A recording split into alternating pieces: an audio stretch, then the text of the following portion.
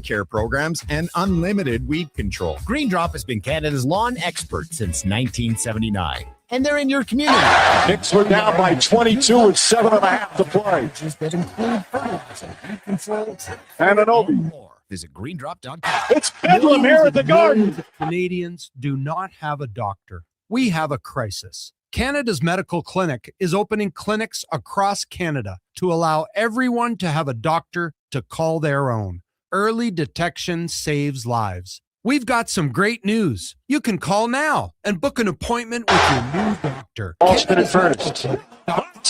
More good news. Canada's Medical Clinic is also now a walk-in. It's the first career home run.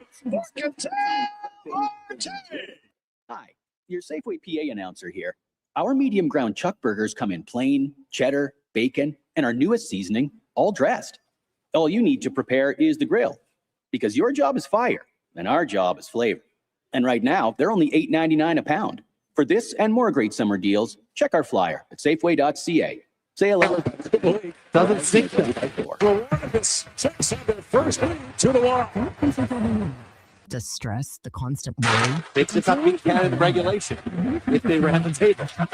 Which might be a bigger if than we thought, but Feelings melt away. I'm Parveen Middleton, licensed insolvency trustee at BDO here in Edmonton. I will create a personalized debt relief plan so you can move forward with confidence.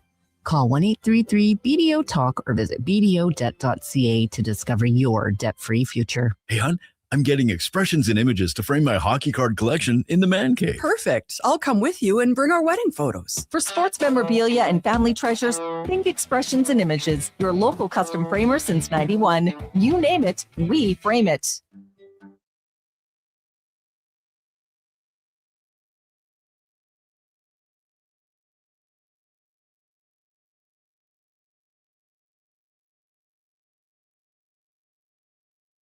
The Jason Gregor Show.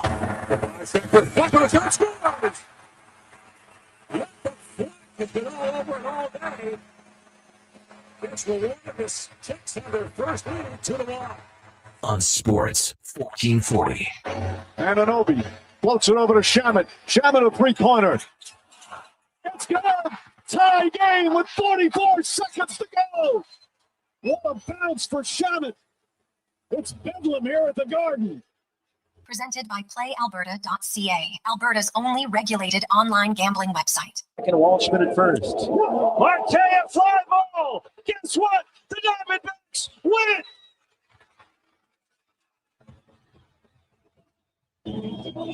It's the first career walk-off home run for Cale Makar.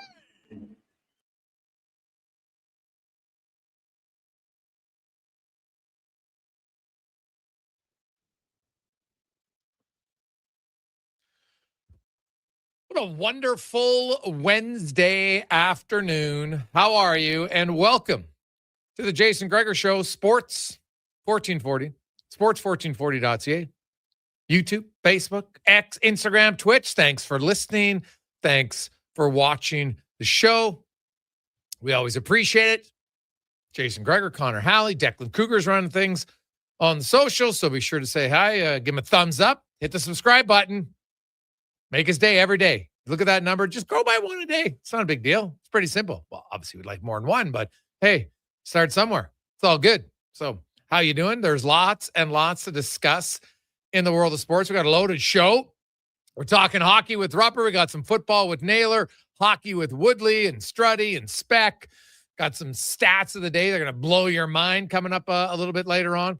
We're also going to hear a scouting report on Bruce Cassidy.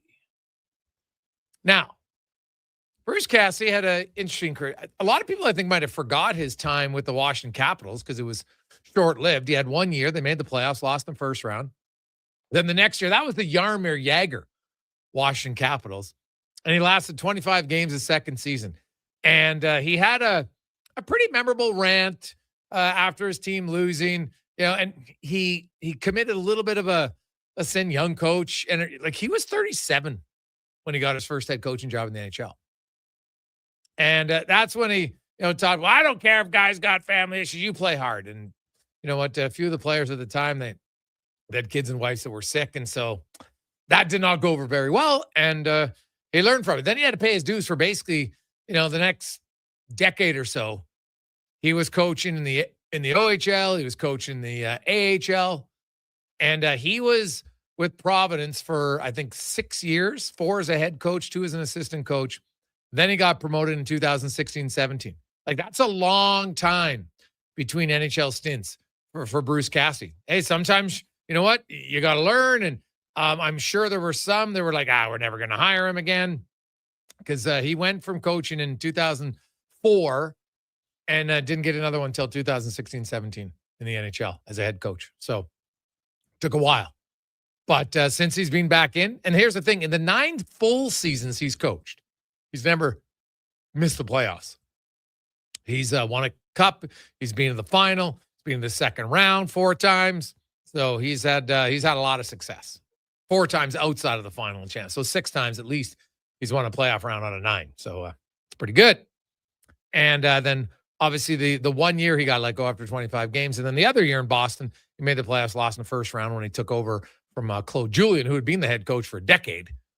And you know what, that to me, they kind of brought him in. They promoted him from Providence, and they're just kind of maybe waiting. Claude Julien being around for a decade.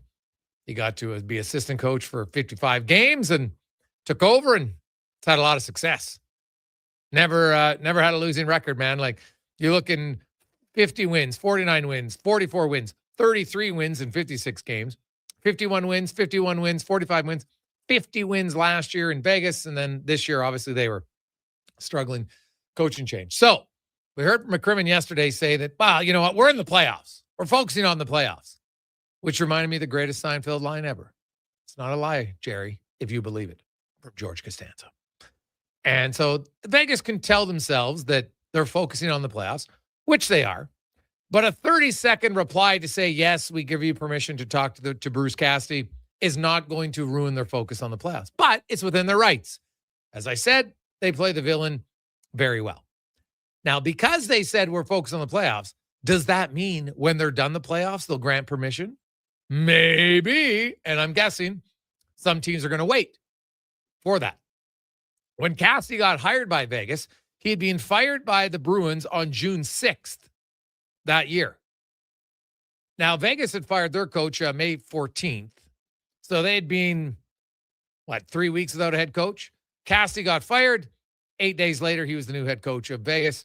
They won the Stanley Cup 11 months later. Pretty good hire. Seemed to work out for them.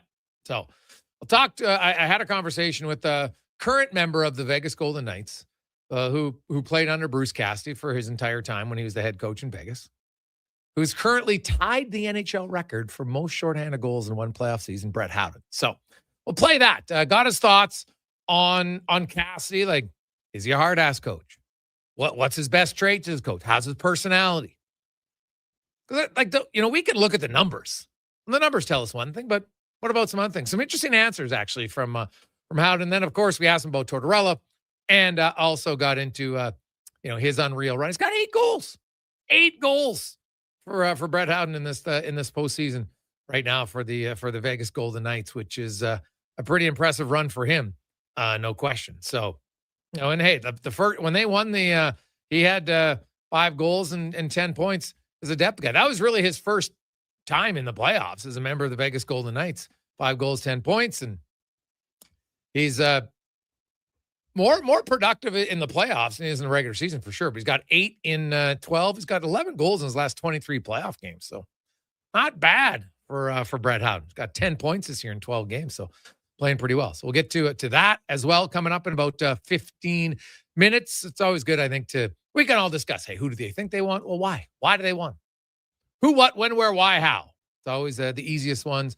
You want to get some answers? We'll ask those questions. So there you go.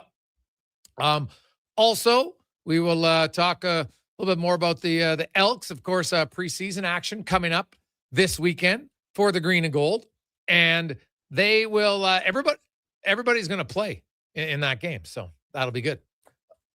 Now, let's kick things off a little bit early as we get to our big guest of the day, brought to you by Silent Ice Center. and a big personality, a big name. Gene Simmons is coming to town at Silent Ice Center. 1,600-seat facility. It's a very small. I find the smaller venues are unreal for concerts. A little bit more intimate. It's great. So if you're a big fan of Gene, you want to get your tickets, silenticecenter.com. As a Stanley Cup winner, former NHLer, ace analyst now on the NHL Network, and my co-host on the DFO Rundown, a daily face-off, Mike Rupp joins us. Rupper, how you doing, my man? What's up, Greggs? How you doing, buddy? Oh, I'm good. I couldn't do it, Rupper. I couldn't do the beard. I tried to shave it. I couldn't do it. I don't know why I'm scared, but I can't go. But I can't do the sideburns below the ear. I thought about it, and I chickened out after our conversation on the pod. It's very freeing, freeing. You know, wait. But here's the problem. Here's the problem. When I experiment sometimes with my beard, if you ever see me without a beard, that means I screwed up immensely. Yeah. So that's what I do. I do it, and then I'm like, oh, that's no good, and I change it a little less. Next thing you know, I got no hair in my head at all. Yeah, that's good. You ever go the goatee? You must have worn a goatee a few times. Yeah, a few times. I just feel like, hey, man, bald head, you got to have some facial hair. Otherwise it looks a little funny on me. Yeah, or glasses, so it's good. Yeah, that's true. I got the glasses lots, so there you go. But yeah, I find a goatee sometimes with shaved head. It's like everybody just assumes you want to be in a motorcycle gang, and I'm not. Yeah, and everyone thinks you're like ready to fight too. Yeah, it's like, no, man, I'm just trying to look normal. That's it.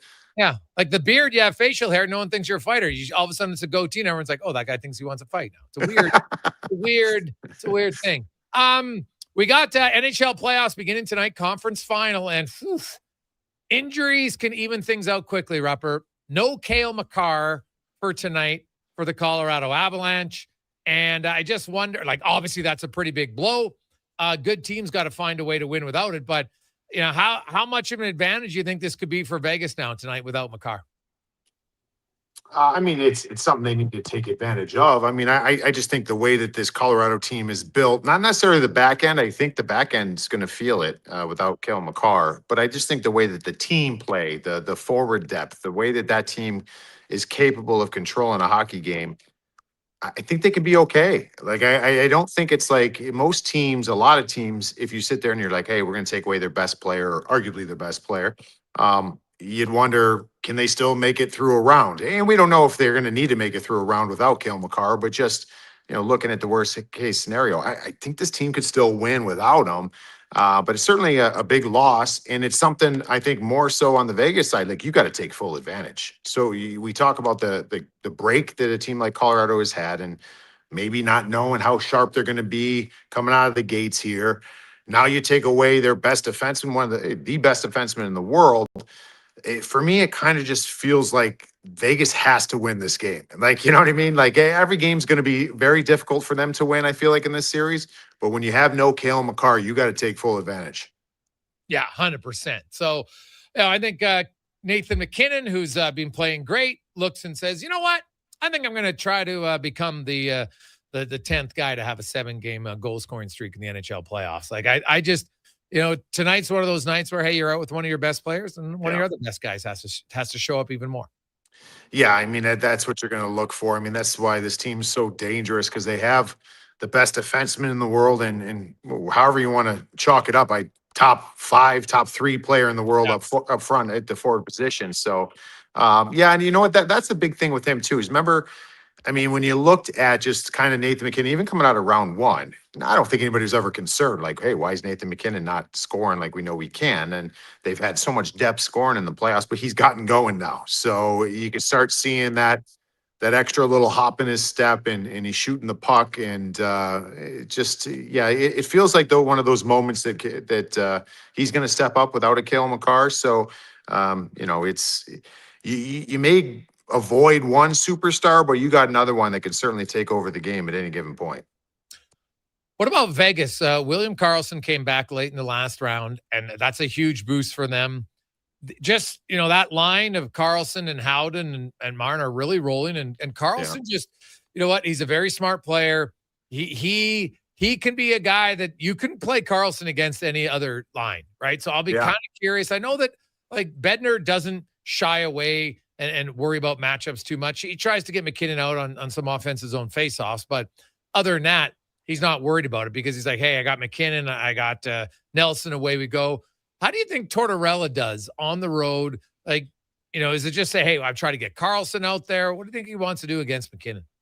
I think Torts is more of a lot of teams will just be more concerned, I guess, with getting the right D pair out there against certain guys. So against Nathan McKinnon, maybe you want to get a particular D pair out there. I don't think he's going to chase forward matchups, but having William Karlsson back is so huge for this team because you've got the likes. I mean, they've got a strong center ice there in Vegas, but we talk about what Jack Eichel's done in the last number of seasons, just how good he's been on both sides of the puck. They need him to generate offense. They just simply do against a team like Colorado. So having William Karlsson back can take away some of that focus on him to do too much and take some of that off his plate. But I think it also can free up Tomas Hertl quite a bit too. So when you got a William Karlsson on the line with Mitch Marner, and Mitch Marner's a Selke finalist in years past, where hey, I mean, these two going out there, I mean, maybe that is something that Torres can do. Just try to sit there. I don't think they have a real favorable D matchup that I would feel very comfortable with that's going to really slow Nathan McKinnon down. But you don't want to disrupt too many things in your forward group as well. But William Karlsson's kind of that X factor for me. So I can't wait to see what he brings, how he's used. But you nailed it. He's a guy that can throw a wrench in the other team's plans. Mike Rupp joins us from the NHL Network. Tomorrow night, we got Carolina finally. They're actually still in the league. They just haven't played in 2 weeks, but they will be playing against the Montreal Canadiens. The Hurricanes have gone the fewest possible games to get to the conference final. Montreal has played the maximum at 7 games each, whereas Carolina's 4. Do you think the fatigue will be that much of a factor, or is Carolina just too good regardless of rest? I mean, the fatigue, I think, will be a factor later on in the series. I think it's kind of the same thing that we just talked about as far as Vegas and Colorado. Like, I think Montreal needs to strike early in the series and try to take advantage of any kind of hesitation or just a lack of game speed and game influence that they've had in the last like 2 weeks because they haven't played. So, but it feels like it's a lot. Like you need. I mean, man, I'm not trying to take anything away from what Montreal has done, but I mean, you've had 2 game 7s that they've kind of, gotten the bounces or kind of got a little lucky, I think, in those game 7s. I just don't feel like you're gonna need more than just luck against a team like Carolina. So I think that that their power play has been really good for them, Montreal, in the playoffs. Can they do that against an elite PK? I mean, they're going to show you something different looks. They're going to pressure you. I mean, for me, that's the one way they can kind of hang in the series is if they have that power play cooking hot. But then again, who does that against Carolina? Nobody. So it's going to be a struggle. I can't imagine Carolina having a tough time, but it's the NHL playoffs. I mean, we've seen Jakub Dobeš steal a game. I mean, I think you're going to need 2 stolen games in the series. Like you're going to need at least 2. Was it a goaltender performance? Is it, a lackluster performance in the goaltending department for Carolina? Like maybe that's 1 game. Like I don't believe that Montreal is going to outplay the Carolina Hurricanes 4 times. Yeah, I'm kind of with you. And it's not that Montreal's not a good team. Carolina right now is rolling, and they're going to have to find a way to slow down the Hall line because they're killing. Like they destroyed Ottawa, dominated Philadelphia. To me, that's going to be the test. At some point, I still got to think that Svechnikov, Jarvis, and Aho are going to really make an appearance. I know, like Aho scored 2 empty net goals in 1 game, but look at his overall production. It really hasn't been there, and they haven't needed it, which is crazy to say because that one line has been so dominant.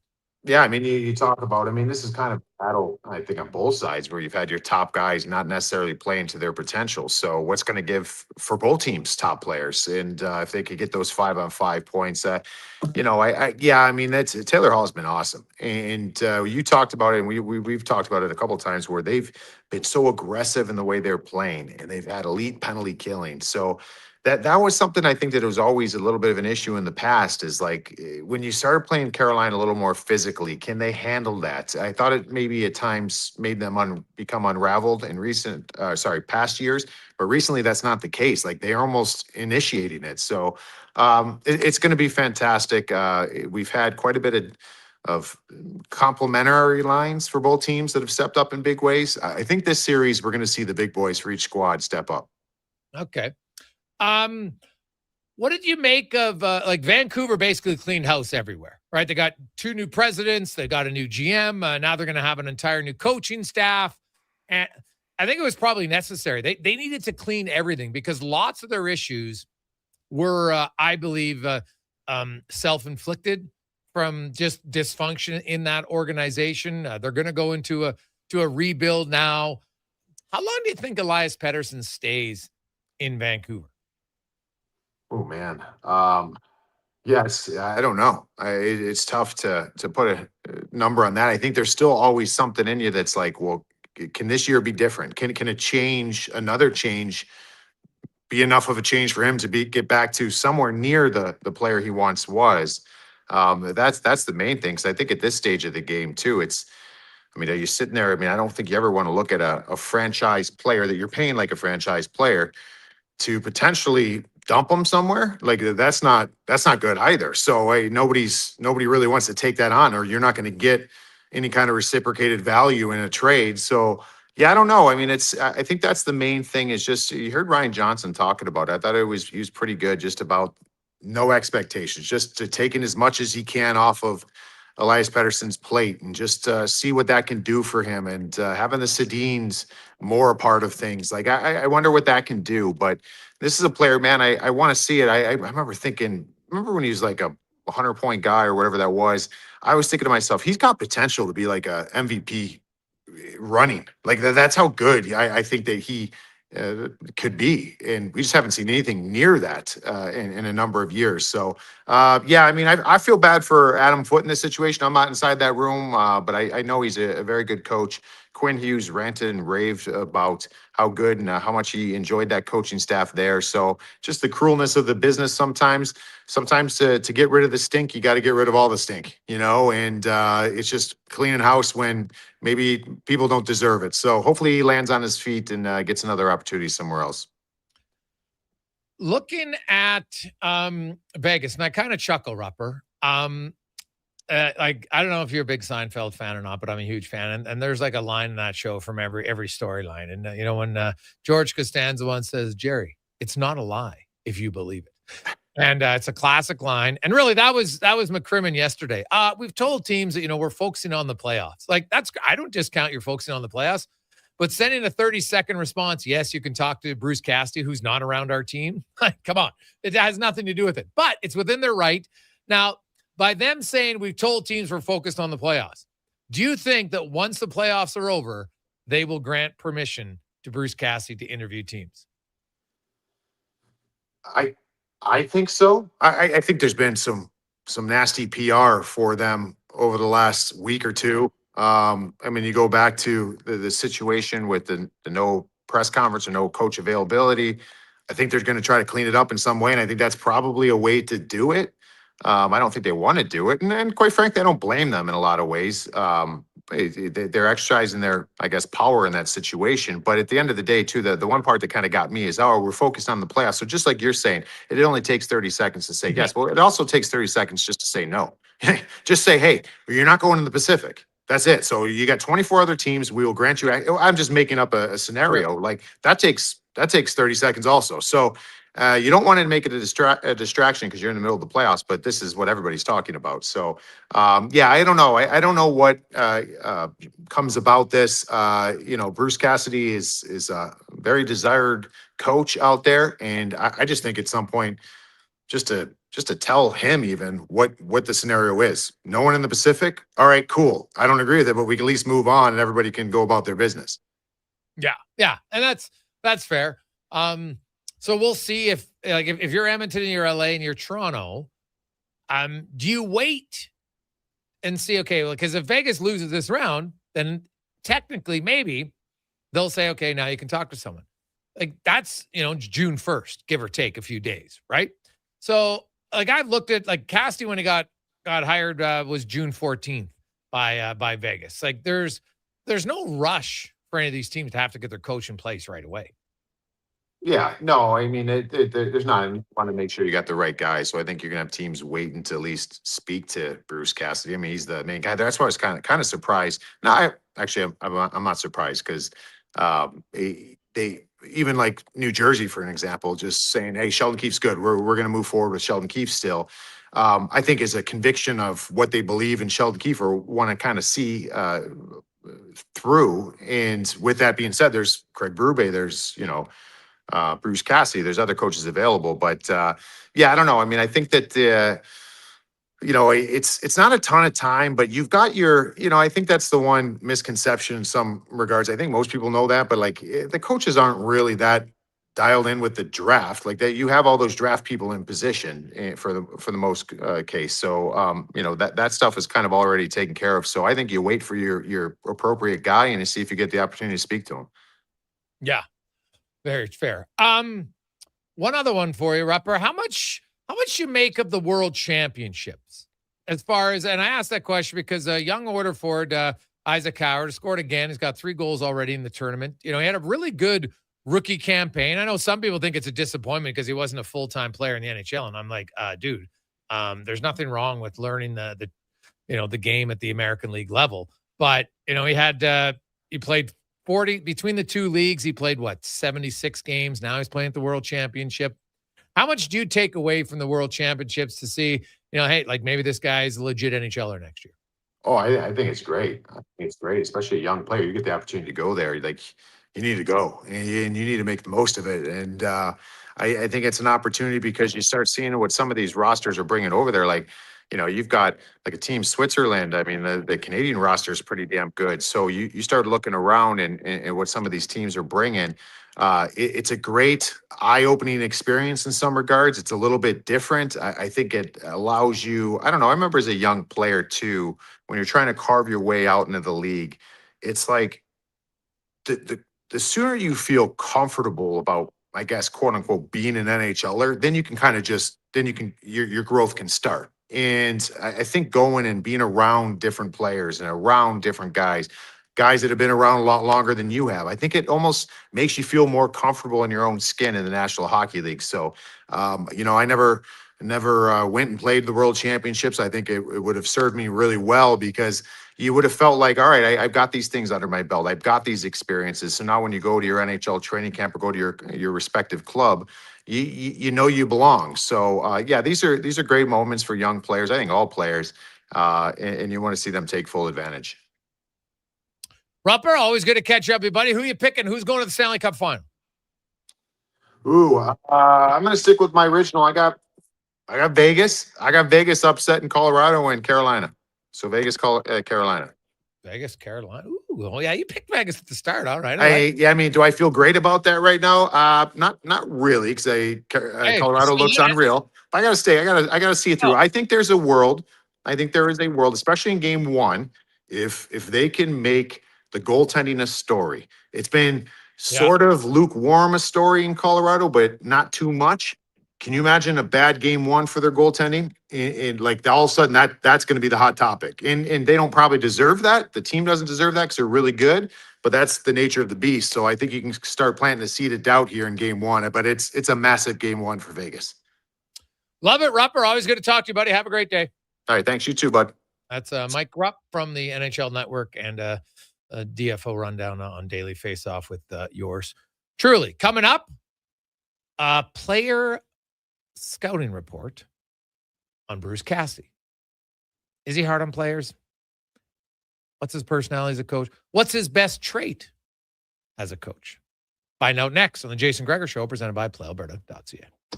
The job isn't done until the last load is hauled, and having a semi-trailer out of commission is not an option. Whether replacing or adding to your convoy, Edmonton Trailer has a huge inventory of new and used semi-trailers, trusted by the gravel, logging, oil field, fluids, and freight industries. Find a trailer right for you online or at one of their 3 locations. For sales, service, parts, rental, and finance. When you're in it for the long haul, Edmonton Trailer. At Hughes, it's all about getting in and out quick and clean. No cash, no problem. With Hughes' new tap and wash system, all you need is your debit or credit card to get your vehicle sparkling clean. Find us at HughesCarWash.com. The sun's out, the pavement's warm, and that low rumble of a Harley rolling by? Oh yeah, that's calling your name. This is riding season, and if you've been thinking about a new ride, Harley-Davidson of Edmonton has the one that'll get your heart pumping. With a huge selection of new and pre-owned bikes, there's one waiting for you. Whether you're upgrading or just getting started. And while you're there, ask about test rides, because the only way to know is to ride it. For more details, visit Harley-Davidson of Edmonton on the Yellowhead Trail, locally owned and operated since 1980, or at hdedmonton.com. It's the final weekend of the Brick's Famous Tent Sale.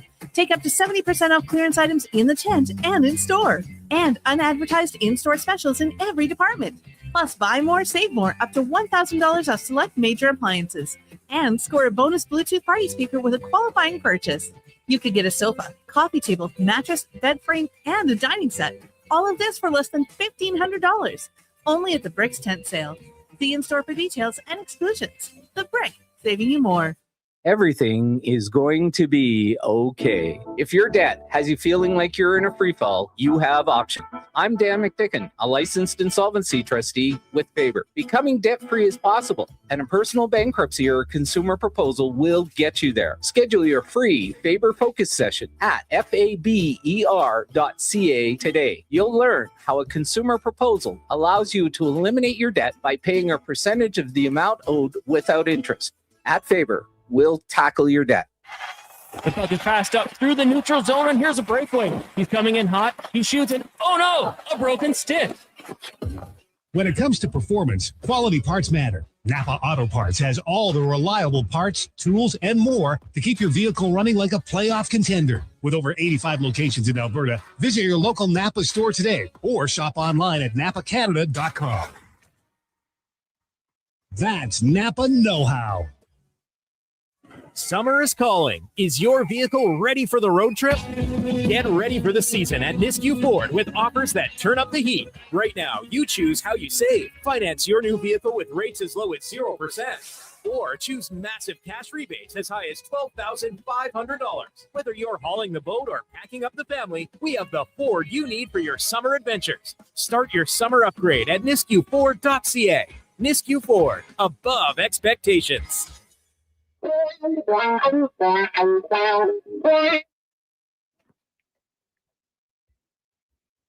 Portions of this hour brought to you by UL. Helping you finish your electrical project is their goal. From pot lights to electrical panels, the gear you need is at ul.ca or in person at one of their Edmonton area locations. ul.ca, your partners in power. This is Sports 1440, where Edmonton talks sports. On YouTube, Facebook, and X. Here's Jason Gregor. Brought to you by playalberta.ca.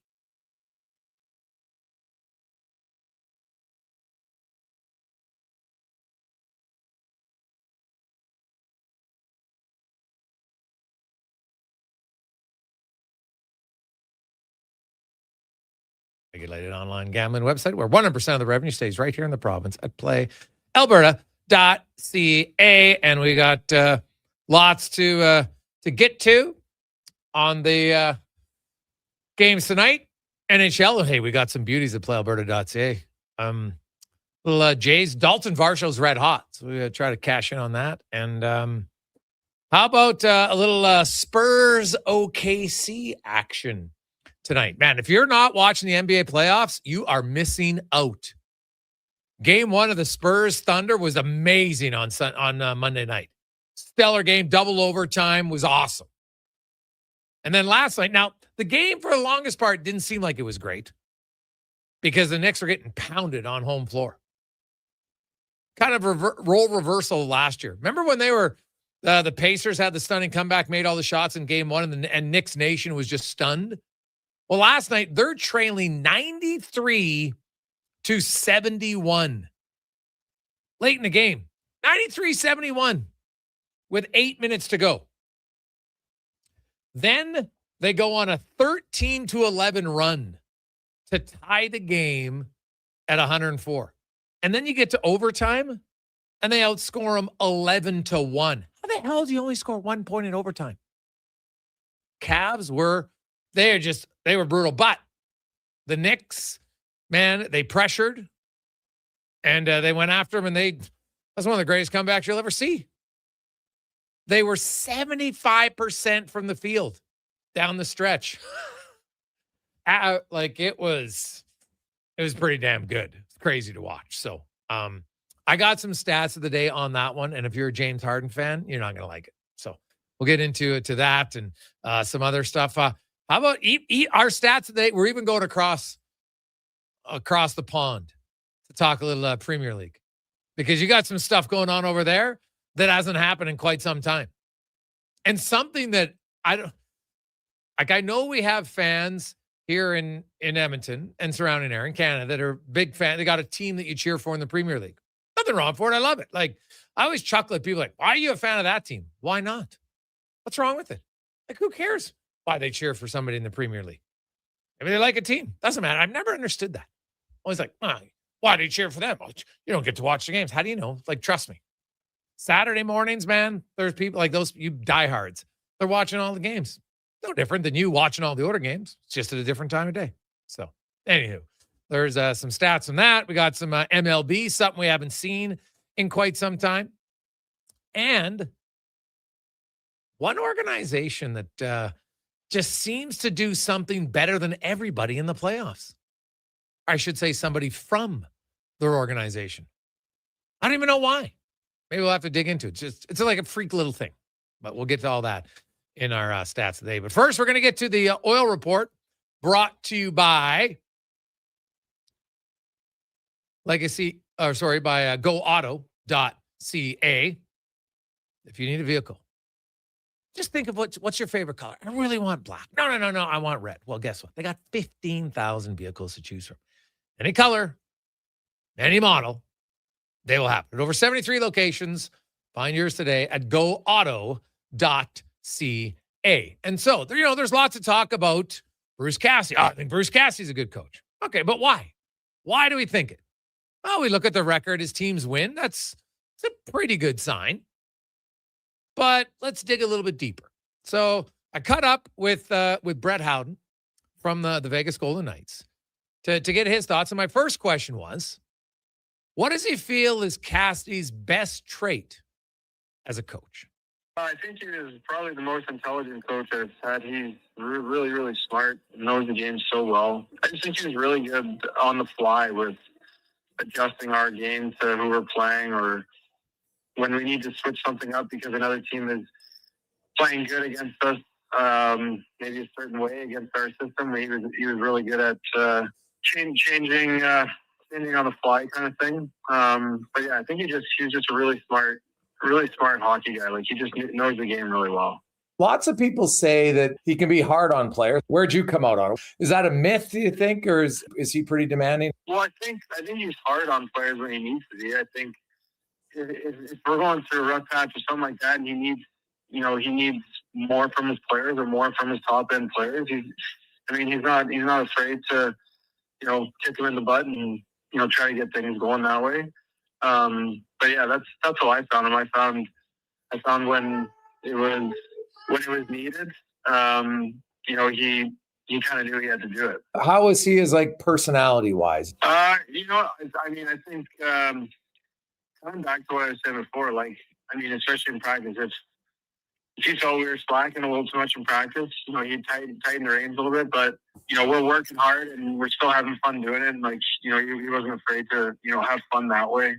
I think he got a good feel for a room when he came over from Boston, just realizing that, we work hard, but we like to have fun doing it. And I think he kind of, embraced that a little bit early when he came over. So I think that's some of his qualities, that he can go both ways, where he can have some fun, but when it's time to get serious, it's time to tighten it up. You mentioned he wasn't afraid to hold his top guys accountable. How did he make sure, every guy in the team felt involved? Well, the year we won, I'm just thinking back. Actually, I do remember one speech he gave us. So we were up 3-0 against Dallas in the conference finals, and we lost the next two. We were up 3-2 going back to Dallas, and we were going there for Game 6, and we had a meeting the night before. I remember when we all left the meeting, we were ready to go, and it was the night before. I just remember, it's so vivid. I just remember the meeting being, enough is enough. We were slacking the last two games. What did we want our legacy to be, kind of thing. And I think it was a much needed meeting for us. And And we went out there. I think we won 6-0 that next game. Like I said before, I just think that when he knew it was time to, push the buttons a little bit of the top guys, like he knew he'd have to do it. But you look at most players in the league. I mean, they have an idea of when they don't have it. They know, but sometimes you need to reiterate that too as a coach. Well, there you go. Pretty good scouting report on Cassidy. Probably the most intelligent coach he's ever had. Can demand it on players when you need to be. And like what he said, it starts with your best players. That's just a fact. You've got to get on the same page with your star players. Ken Hitchcock has said that many times. Said, man, you need your best 6-7 guys. They've got to believe in your message because then they repeat it to the rest of the team. But also, you need to show the rest of the team that if things aren't going the way you want and it's your best guys, well, then they're going to be held accountable. And that has to happen. No question. Now, I did ask Howden because, it's unique. Like a lot of people are very high on Bruce Cassidy, and it's funny. Like Bruce Cassidy got fired. I love Bruce Cassidy. Chris Knobloch got fired. Well, Knobloch's terrible. He's brutal. He's the reason they lost. Interesting. Right? It's funny how perception is. Now, because Cassidy could be a new coach, everybody's excited for him in Edmonton. They want to disparage Knobloch. I think both are false. Right? They're different coaches. They both had success. Right? Different reasons. No problem. But they both had success. And I think Chris Knobloch will be an NHL coach again when he wants to put his name back in the ring. Don't think it's going to happen right away, but we'll be down the road. I could see him taking some time off, but you get into next October. Like right now, it's easy to sit back. Hey, you know what? I got to catch up and lots of time with the family. It's awesome. It's going to go to Saskatchewan, many other places. Then you get into hockey season. All of a sudden, it's like, well, what the hell do I do now? Right? Summer, you're kind of used to having some time off. You get into the season, and that's every coach is telling me that first kind of September, October, or even August, where you kind of start planning. All of a sudden, you're like, "Oof, geez, what am I doing?" So we'll see. Anyway, I did ask Howden about Tortorella, and was there anything different? What changed? Why the team able to kind of get on a real roll with the coaching change? He just got traction. I think that was the biggest thing when he first came. It was just a new energy, kind of something new, and we kind of started playing a little bit better the first couple of games, and then we just kind of got on a roll, and then that's when everything just kind of kept flowing a little bit. And what about you, buddy? 8 goals. You're on fire here in the playoffs. Obviously, you've won a cup, so that's a pretty big deal. But and you were a contributor then too. But right now, man, like shorthanded, you've tied the NHL record already with 3 shorties. And 8 Genos. Like, buddy, you must just be feeling it. The net must look like a soccer goal to you, right? I don't know. It's crazy. I mean, someone told me that stat. I think Tony told me that stat today. I heard it in the media the night that we won in Anaheim, but Stoney told me today, and I just thought it was funny because, like, I don't know, when I'm on the PK in the regular season, I rarely get chances, and then me and Mitch have started PKing a little bit together, and whenever he gets the puck, it's like everybody backs off. So it kind of creates some space, whereas when I get the puck, everybody's coming at me. So it's kind of funny, though, but yeah, I don't know. It's just, things have been going pretty well. It's nice we got Carlson back, too. That's a huge add, so hopefully we can keep things rolling here. We'll find out tonight. Vegas against Colorado. Game 1. No Cale Makar. Obviously, that's a benefit for Vegas. They got to take advantage of it. Like, that's the thing. When you're presented with an opportunity, when one of the best players in the opposition is out, you got to win that game. Because I assume Makar is going to return at some point in the series. We don't know when. Might be game 2. You don't want to lose the game without him, and then the other team gets an even bigger boost when he returns. And if, let's say, Colorado loses game 1, they might say, well, geez, maybe we can give Makar an extra day off now, and now he doesn't have to come back till game 3. Right? Like, you never know, depending on it. So I think this is a big game now for Vegas to try to take advantage of no Cale Makar tonight. 833-401-1440, 833-401-1440. Hey, Gregor, I love the fact you always think different. It's great hearing from a player give their assessment of Cassidy. Hearing he's the most intelligent coach you ever had sounds pretty impressive, but more so the fact that Howden mentioned multiple times that he holds the best players accountable. That's what stood out to me from Nick. He did it multiple times. You're right, Nick. And I do think that's important. right? Howden's not one of their best players. He's an important player on the team. And right now is definitely very important with 8 goals and 10 points in the postseason for them. But you need your best guys. Like, they're going to lead you and you're going to win. Usually you win on the strength of your best players. You have depth guys like a Howden and others who can step up and have great runs. But usually your best scorers, they got to show up in the playoffs. Right? Mitch Marner's producing, Vegas is winning. Jack Eichel's producing, Vegas is winning. Dorofiev's producing, Vegas is winning. Just how it goes. Look at what's Nathan McKinnon running on a 6-game goal scoring streak right now. He's producing. Usually you win. It's just how it goes. Quick break. When we return, we will talk a little green and gold, more on the Oilers coming up, Woodley as well on goaltending and more. It's the Gregor Show presented by PlayAlberta.ca. Did you notice the goalie coach got let go tomorrow? So it'll be yesterday, not tomorrow, got let go yesterday. So we'll touch on that and kind of what the off-season coaching goalie carousel is going to look like on the Gregor Show presented by PlayAlberta.ca. With Play Alberta, backing the home team goes beyond the bets. That's because your picks have provincial impact. Play Alberta is the only app in the province that puts all revenue directly back into supporting programs and services that Albertans rely on every day. By investing in the General Revenue Fund, every play, bet, and buy made on Play Alberta helps make a difference across the province. Visit playalberta.ca/Gregor to learn more. That's playalberta.ca/Gregor. Must be 18 plus to play. If you gamble, use your game sense. Hey there, I'm in the Fountain Tire sidecar, making a list of the things I'm doing this spring. 1. Saving you money, with up to 20% off select tires until June 13th. 2. Water skiing, tricky in a sidecar, but fun. And 3. Saving you more money, with mail-in rebates of up to $100 off a set of 4 select tires and $50 off a $150 service with the purchase of 4 select tires. Oh, that's 4 things. Oh well, restrictions apply. Book online at fountaintire.com. Fountain Tire. We're on this road together, Canada. Wow, get ready for a silly hockey fans. Your partner in power just skated onto the ice. EWEL.ca, the new e-commerce website for electrical wholesalers Edmonton, is ready for the power play 24/7, 365. UL skates to where the puck will be in 5 years. Now that's forward thinking. Killer selection, slamming products from the best brands, and legendary service. Don't sit on the bench. Get your account today at EWEL.ca and win that project. Plug into your partner in power. Get an EWEL.ca account today. Looking for a solid 4x4 that checks all the boxes? The 2026 Jeep Compass is in stock now at St. Albert Dodge, and this is a great value, starting from just $36,900. It's a Jeep, so you've got 4x4 capability, plus features like an 8.4-inch touchscreen, Apple CarPlay, active lane management, a park view rear backup camera, and more. Over 30 in stock right now in just about every color you'd want. Head up the trail and see how easy it is to do business at St. Albert Dodge. You don't just need property services, you need problems handled.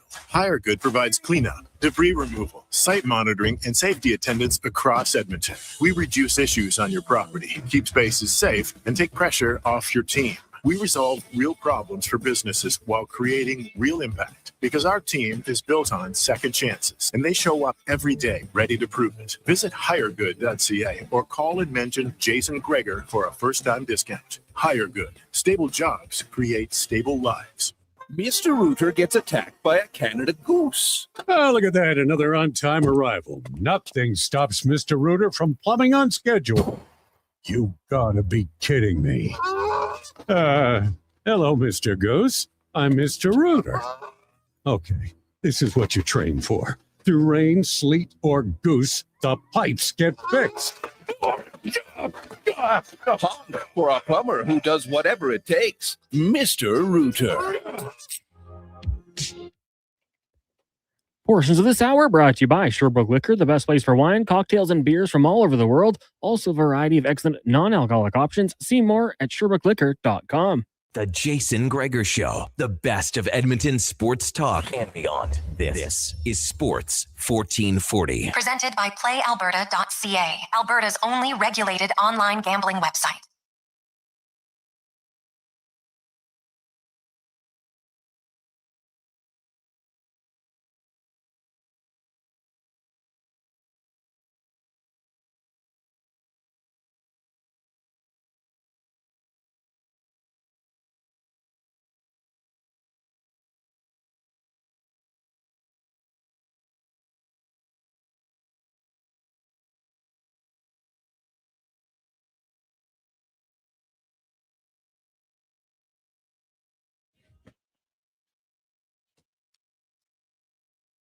2:48.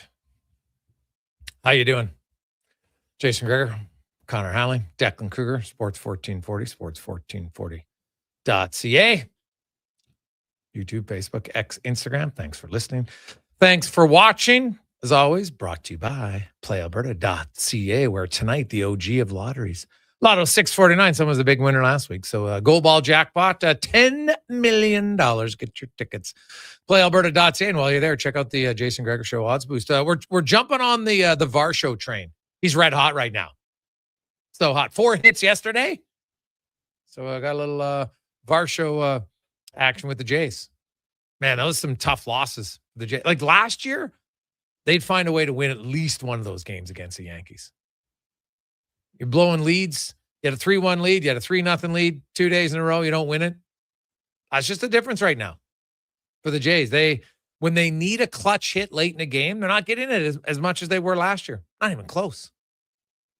Right? Like, yeah, Vladdy hit a home run. Yay. Like, he's got one home run in like 28 games. Everyone's like, oh, he gets one. I'm like, no. Like, it's got to hit the ball. Because it's not even a lack of hits. Watch how many of his outs are just what I call soft outs. You know, infield flies, little 6 bouncer to the shortstop. He's not getting a lot of leverage. He's not getting a lot of pop right now at the plate.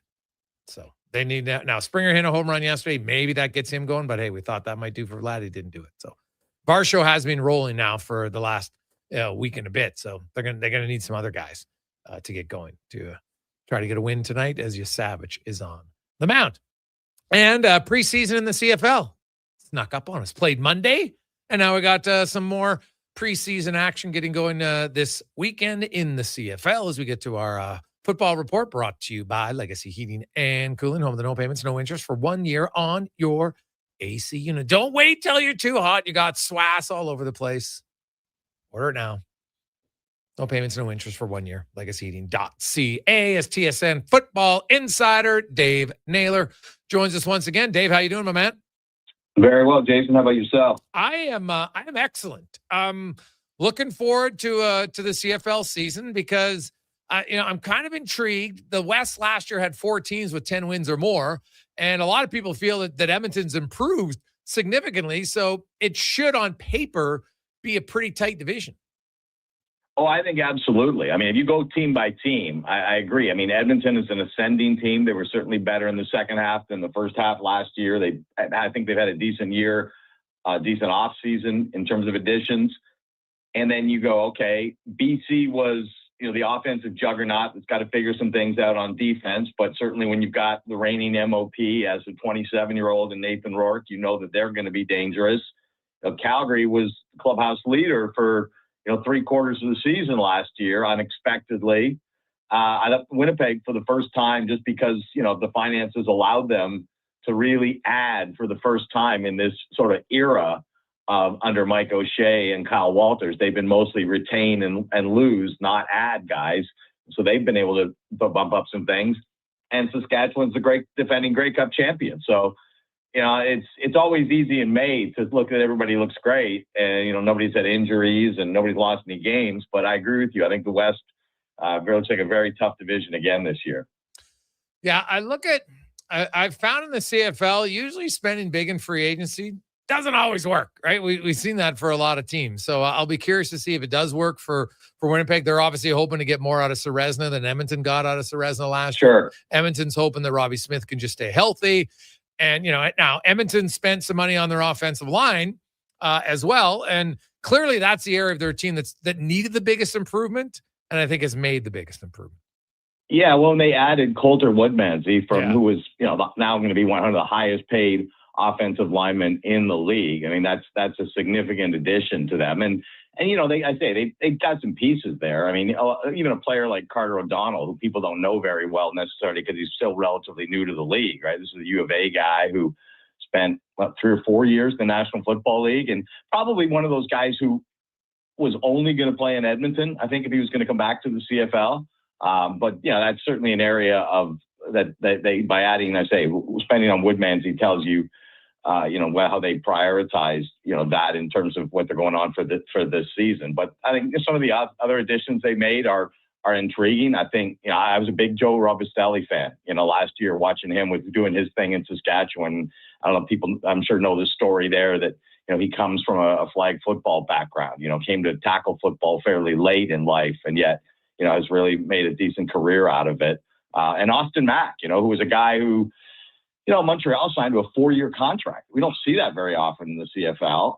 And the reason we don't see it very often is there's not much incentive for the player to sign that because teams can still walk away from them when they decide to. And we saw a good illustration of that. But again, I think he was a real impact player and a guy who I think has got a real commitment to the Canadian Football League and wants to be here. And it's certainly shown during his time in Montreal. He's got a lot of ability. I know even talking to somebody with the New York Giants where he was when he was in the NFL, he said, he was a guy who was right in the mix with them until he had some injuries. And that just so often happens when you're, right neck and neck with other players to make the team and, they're available and you're not. That often is the determining factor.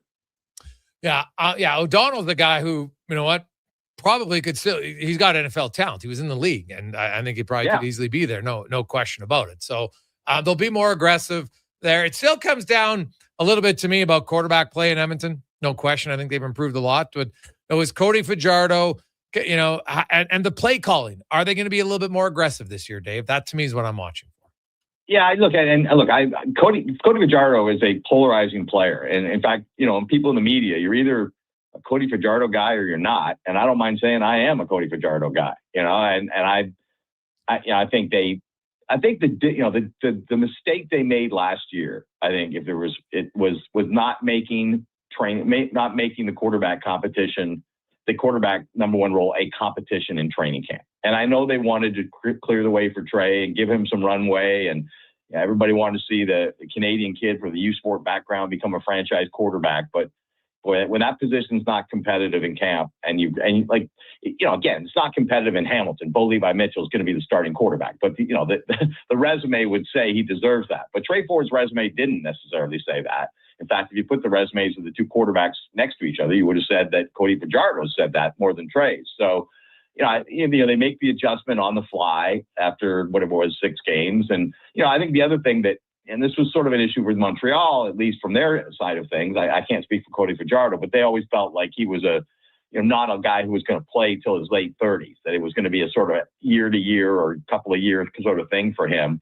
which was why when they made the transition to Davis Alexander, they just didn't feel they could hold on to Cody Fajardo, and let Alexander go when they may be looking for a quarterback in the near future. And I think in signing Taylor Powell, a guy who Hamilton really liked and I don't think wanted to lose, and would have ascended, I think, to the job in Hamilton had Bo, followed through on an inclination he had a year ago that this would probably be his last season, the 2025 I'm talking about. Well, he decides to come back for 2 more.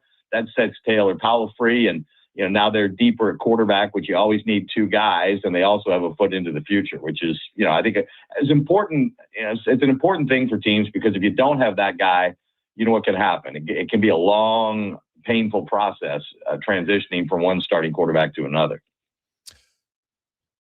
Dave, you look at the league over. Have you got anything new on when's their plan to announce what they're going to do with the draft next year? No, not. I believe they haven't finalized it, but I believe it is going to be before the NFL draft. Yes. Which. It's funny. I was talking to some people about this who go back in the league far enough to remember when it used to be before the NFL draft. Mm-hmm. And then the league kind of lobbied to try to get guys to get it moved so that you wouldn't have the uncertainty of what's going to happen in the NFL. Now, I would say with maybe one exception, I don't know that any of the players, the Canadian players who were in this draft this year, wound up surprisingly somewhere that we didn't expect it. Farhan Lalji and I were talking about this the other day. And I would say this about NFL prospects for the most part. There's not a lot of, intel on who's going to sign them, but in terms of where guys are going to get drafted, who's going to be a UDFA, who's going to be a mini camp guy, those are relatively predictable, I would say. And Farhan pointed out Malik Mega, the receiver that is gone to Carolina, who had played at Penn State and one other school. Farhan pointed that one out as a surprise. But I think for the most part, there aren't that many surprises. And teams, I think, have a lot of intel among NFL teams. Do you think that guy's a UDFA guy? Do you think that guy's a draft pick? Do you think that guy's a minicamp guy? So I think teams are going to be able to be relatively accurate on projecting, what a player's NFL stock is when the CFL draft comes along. I think where it became really difficult, and they fixed this a few years ago, was when you had underclassmen in the CFL draft, guys that were going back for another year of NCAA and had a different NFL draft year. And you end up in a situation of like a few years ago where, the BC Lions take Danny Watkins in the first round, I believe it was, in the CFL draft. And the next year, he's a first-round pick in the NFL draft. Well, they wouldn't have done that if they knew that was going to happen. So I think that was the bigger issue to me than just having the CFL draft before. The issue is going to be that for guys who get minicamp invites, which is, not often does that translate into an actual contract. I can only think of three guys that I think have got minicamp invites and it turned into contracts. Corey Greenwood, Sean Gore, and Taylor Elgersman. Off the top of my head, those are the only three I can think of that got mini camps that actually turned into a contract and you got to go to the full training camp. But guys aren't going to be in camp. They just do the calendar, right? If CFL draft picks are going to wait till the NFL draft to see if they get a mini camp invite to go, spend the weekend with the New York Jets or something, then that's going to keep them out of CFL camps. And as we know, CFL camps aren't very long. So there are certainly some issues there, no question. Yeah. So, it's some issues, but I think it's probably something overall you can figure it out. Some teams might have to, see how risky they want to be at the draft on a player that they think might play in the NFL or not. That's probably what it's going to come down to, I think, for some of these teams, Dave. Now, I know it's super early, but, kind of going around camps and, you saw a few games, Saskatchewan, Calgary. Now, the Elks are going to do something that it used to happen all the time. You talked earlier about how the draft used to be before. Well, I know that in the 90s, you only ever had 7 or 8, 9 maybe O-linemen at training camp. So everybody played in the preseason, right? And you used to have more games. Now it's 2 preseason games, and teams are like, we barely play our starters. Edmonton's going to play everybody in both games. Now, they're not going to play them the whole game, of course. Yeah. But they are going to play everybody a little bit more. And I wonder if we ever get back to teams actually using the preseason to get their guys in a little bit better game, not game shape, but just game crispness. Because I do find at times some of those early games are rather sloppy. Yeah, I don't think you're going to see that because I think the specter of injury just looms too large. I think teams would say, I'd rather have a guy take 2 or 3 weeks to get up to speed than, risk losing him in a game that doesn't matter. And, you've seen different extremes of it. When Mark Trestman coached in Toronto, I couldn't speak for what he did when he was in Montreal because I don't remember, but in Toronto, he didn't play anybody. Like starters did not play, not one snap, So that was the other extreme. And if you look at, certainly what goes on in the NFL, their preseason games are largely about guys who are going to be on the practice roster. You'll see a starting quarterback play a quarter every now and then, but the risk reward of preseason games versus, a guy suffering a medium or long-term injury. I think the Elks are more the exception than the rule, and I don't see that trend changing. No, and again, I think in the CFL, where you've got 18 weeks, and now with the playoff format that's coming, not a lot of huge pressure to win those early games. That may even lean it sort of more in this direction. Dave, as always, man, great to catch up with you. We look forward to having some more preseason stuff to talk about. We'll get some cuts and kind of see how things are here. We're only a few weeks away from the start of the season. Can't wait. Appreciate your time. Excellent. I'll be jumping on the panel Saturday for Toronto Hamilton, so I'm excited to get going as well. Awesome. I look forward to it. There you go. That's Dave Naylor from TSN. And by the way, every preseason game is available streaming. If you diehards want to watch the games for the green and gold this weekend, they do have a game on TSN TV, but they also have every game is streaming. And I've been told, as have many others, that they fixed their technical issues from the past that always had, you try to watch the game and it would just conk out. Couldn't handle it. So commissioner says they've improved in that area. I need to see it to believe it, but I'm hoping it's true. We'll see. When we come back at Kevin Woodley, we got Strutty, Tater, and much, much more. But first, let's get to the con man and a sports 1440 update brought to you by Fountain Tire. Fountain Tire, they focus on one thing, your vehicle. From tires to wheels to automotive maintenance and repairs, they have you covered. Visit fountaintire.com and find a location near you. The Sports 1440 update. Game 1 of the Western Conference Final goes tonight from Denver, Colorado. Avs Golden Knights puck drop just after 6 o'clock. Cale Makar will not play for the Avs. The IIHF World Championship today. United States surviving a scare from Germany, winning 4-3 in a shootout. You also have the Czechs over Italy 3-1. Slovenia blanked by Sweden 6-0, and Switzerland crushing Austria 9-0. Canada back in action tomorrow, taking on Norway at 6:20 a.m. In the association, Thunder Spurs Game 2 from Oklahoma City gets going at 6:30. San Antonio leading that series 1-0. Major League Baseball tonight, Jays and Yankees from Yankee Stadium. First pitch 5:05. We'll join that game in progress immediately following the Jason Gregor Show on our AM radio feed. Elsewhere, Rockies beat the Rangers 4-3. Diamondbacks up on the Giants 6-3, and the White Sox Mariners tied at 1 apiece in the fourth. PWHL tonight, Montreal looks to play their first Walter Cup as they take on Ottawa, leading 2-1. Puck drop 5 o'clock in Ottawa. Coming up in hour 2 of the Jason Gregor Show, we'll be joined by Kevin Woodley of In Goal Magazine, and Cam Tate will take a look at his first potential coach candidate for the Edmonton Oilers. I'm Connor Halley. This has been a Sports 1440 update. This is Sports 1440, a Stingray radio station broadcasting on Treaty 6 territory. Download the free iHeartRadio app and listen to CKJR wherever you go. The sun's out, the pavement's warm, and that low rumble of a Harley rolling by? Oh, yeah, that's calling your name. This is riding season, and if you've been thinking about a new ride, Harley Davidson of Edmonton has the one that'll get your heart pumping. With a huge selection of new and pre-owned bikes, there's one waiting for you. Whether you're upgrading or just getting started, and while you're there, ask about test rides, because the only way to know is to ride it. For more details, visit Harley Davidson of Edmonton on the Yellowhead Trail, locally owned and operated since 1980, or at hdedmonton.com. Whether you're a craft beer connoisseur or more of a wine aficionado, there's always something new to discover at Sherbrooke Liquor, a unique, family-owned, independent liquor store. The selection, incredible. The non-alcohol section is also very impressive. Sherbrooke Liquor, expert, knowledgeable staff with a passion for unique finds. More than just a liquor store, we're a community. Alberta's best, the one and only Sherbrooke Liquor. Wine, spirits, and oodles of beer. Visit SherbrookeLiquor.com.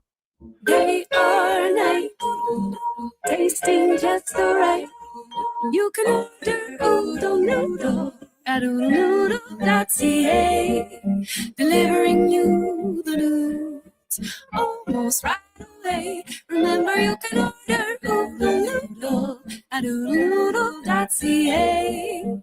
So sit on your couch all day and order oodlenoodle.ca. Oodle Noodle.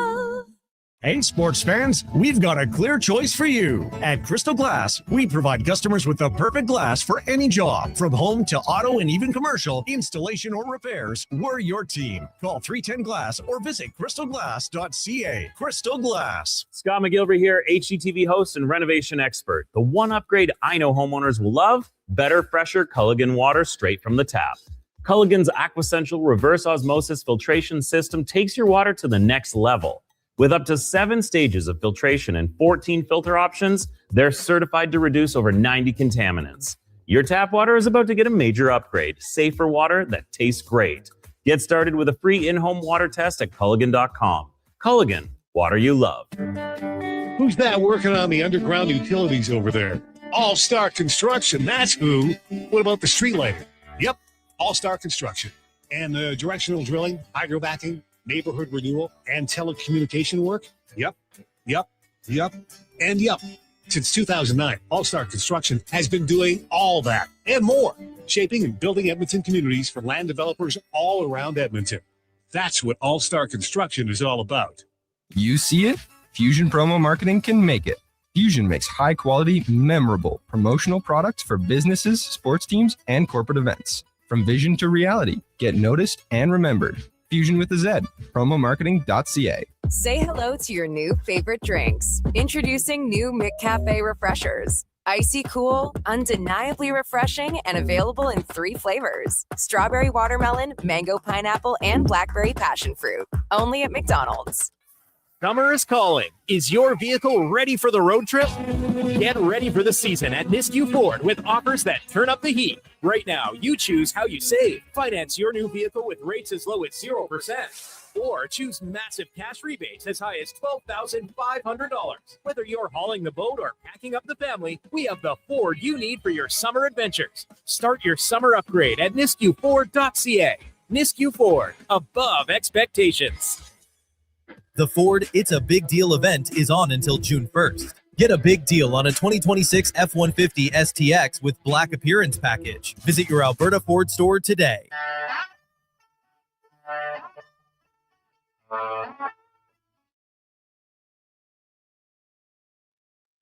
Portions of this hour brought to you by Crystal Glass, your clear choice for residential windows, locally manufactured and installed. Crystal Glass provides a beautiful product and incredible customer services for all of your residential needs. Call 310 Glass or visit crystalglass.ca for a quote.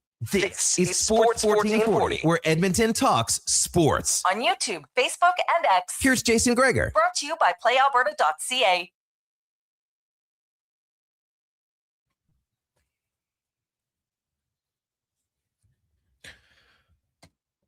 It's after 3 o'clock. How you doing, Jason Gregor? Connor Halley. Declan Kruger with you. Sports 1440, sports1440.ca. YouTube, Facebook, X, Instagram. Thanks as always for listening and watching. Brought to you by playalberta.ca, where if you play the casino or gamble or do anything, make sure to use your game sense. Go to gamesenseab.ca and learn more how to stay within your limits. We got a lot of text to get to. We're going to get to some stats of the day. They're going to blow your mind coming up in a second. But, hey, Greg's just curious. What is the penalty if you were just to go out and talk to Casty without permission from Shanked One? Well, it'd be tampering. And it's a significant fine and can lead to losing draft picks as well. As I said, though, fairly difficult to enforce. Right? Like, how are they going to monitor everybody's phone calls? Right? Like, now I'm not saying you do it, but like, how hard would it be to stop them from finding a way to communicate to each other? Or like, what if you do a Zoom call from somebody that's like, it's a non-employee Zoom? Like, how are they going to track that? Right? Hey, you want to meet up here? I'll be in this city at this time. Okay. Like, I know there's ways to do it if people want to do it. It's like free agency. Do you think the agents have never talked to teams before it begins? Of course they have. You just have to prove it. So I'm sure if they really wanted to, they could. It would not surprise me if you found a way to do it. That's all. But if you got caught, there would be a significant penalty. Fine. Losing draft picks, etc. Hey, Greg, do you think the Oilers could hire him without an interview? Well, I guess you could. Would not be good business sense, I don't think. Why would you? Right? But you can hire him because he's technically an employee of the Vegas Golden Knights right now. And if you're not granted permission to speak to him, that means you're not granted permission to offer him a contract. So, yeah, now I know people have brought up, well, maybe Bruce Cassidy can just quit. It all depends. And I talked to people in the league right now, not in the league, but guys who are, contract lawyers, and says it all depends on the wording of the contract. Would the contract state, okay, if the team, decides to relieve you of your duties, obviously you still get paid, which is in every contract. It's guaranteed money. There's no buyout for a coach. But you don't want to have that says if the coach just wants to quit, that he can quit. Because then you'd have coaches, the league doesn't want coaches to just quit, get off the hook and basically be free agents. Right? They don't want that. So usually it kind of has to be mutual in the sense that the team fires you and then you're like, okay, I'm going to ask for permission, away you go. So I don't think it's as easy as some people think. We'll just quit. No. Right? Like lots of jobs you don't have a signed contract at the job. Maybe if you're a contractor, yes. But if you're an employee, right, there's nothing that, like, you can give your few weeks notice. Some of you might have no compete clauses, right? Those happen. So that's what they would do. Like, hey, if you quit, great, but then you can't work in the league for a year. You could probably put that wording in there. Now, would a guy, you'd probably have to really dislike the situation you're in to want to just forfeit millions of dollars to wait a year to get another coaching gig, right? And Gregor, Vegas needed permission from the Flyers to talk to Tortorella. These guys are so annoying, Steve. Hey. Just because Philly granted. And now they're going to say, yeah, but Philly gave us permission during the regular season. We're focused on the playoffs now. We can't waste one 30-second block to reply to people that, yes, you can talk to our coach. Can't do it, man. We're focused. We are laser focused. Yeah, but your head coach isn't with your team. It doesn't matter. We don't want distractions. And if our coach is interviewing with the enemies, that's a distraction. It's not a lie, Jerry, if you believe it. Just remember that. So, guys, Vegas, genius organization, fired Cassidy before the playoffs, hired a controversial coach because they knew they'd get the coaching bump. They won the division in their conference finals. Oilers are passive and maybe should take lessons from Vegas. Well, sure. If you think the new coach would have somehow magically had no injuries to McDavid, Dickinson, and Henrique. I don't say Draisaitl because he got hurt with 13 games left. So, right, injuries are a major reason why the Oilers aren't playing. Like, at least be honest about it. To pretend that that's not a major reason why they're out is a little misleading, I think. A little misleading. So.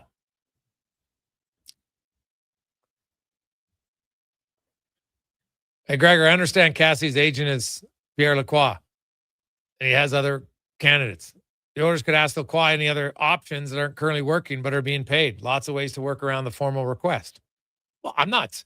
There's no ways to work around the formal request. Now, you can talk to him, yes, and you get charged with tampering. That's not a debate. It's not a discussion. And just because you talk to him, you can't hire him. So they're kind of like, yeah, okay, we talked to him. Yeah, he wants a job. But until Vegas signs off on it, there's nothing you can do. You can't hire him. Point, yes, you can talk to him. You can be in love with him. Oh my God, he's going to be the greatest coach ever. But we can't hire him. You could do it. Like the Oilers, hey, they got time here. They don't have to hire a coach on June 20 or May 20th. Heck, they don't really have to hire a coach by June 20th. You would probably like one in an ideal world. You would like the coach available before the draft. Not because he's going to have any input on who you draft. He would have none, or he should have none, unless he was magically scouting junior hockey or NCAA this year. I would guess the coach would have none. Most coaches don't. They're like, dude, stay in my lane. That's not my lane. But why you'd want him before the draft is because there are a fair amount of trades at the draft. Some years more than others. And then leading up to free agency, some other trades, maybe free agents. You would like some input from the coach on what he feels. You don't want to sign a player, the coach is like, I've coached this guy before. He's dog babe. I don't want him. Right? Like, you don't want to be in that situation. You want to be on somewhat of a similar path as far as the players that you think can help your team. So that's why I think you'd want him at the draft. But the draft is on June 26th. So we do the math. They got 37 days. They got over 5 weeks before the draft. So there's still lots of time to look at it. So like I said, though, the terminating the contract, this is not remotely the same. And I think people are really uninformed if they think, well, Cassie could just quit. No, he can't. He can't do it. Okay? You can't just walk out on the contract. It's not how the NHL, they don't want that. They don't want to set a precedence there. Now, I know they don't love this precedent by Vegas, but it's not illegal. That's why you have a legally binding contract. It is not illegal. Now, let's get to some stats of the day because we got a doozies for you now, brought to you by All Star Construction, founded in 2009, specializing in underground utilities, power, gas, telecommunications, street lighting, and more. Also directional drilling, hydrovacing. They do it all. allstarconstruction.ca. So here's a few to get to. So I'm going to kind of do it from last night and then heading into tonight. So I mentioned about the Knicks. In 13 minutes, they outscored the Cavaliers 44-11. There was 8 minutes left in the game. They outscored them by 22 in the final 8 minutes to tie the game, go to overtime. Then they outscored them 11-1 in overtime. And in that game, for the 48th time in his playoff career, James Harden had as many or more turnovers as made field goals. He's played now 188 playoff games. So that means a quarter of his playoff games, he's had more turnovers than field goals made. Capital U, capital G, capital L, capital Y. Ugly. Like, are you kidding me? And before last night's comeback, in the last 30 years, NBA teams were 594-1 when leading by 22 or more points in the fourth quarter. 594-1. And the Knicks said, not today. Not today.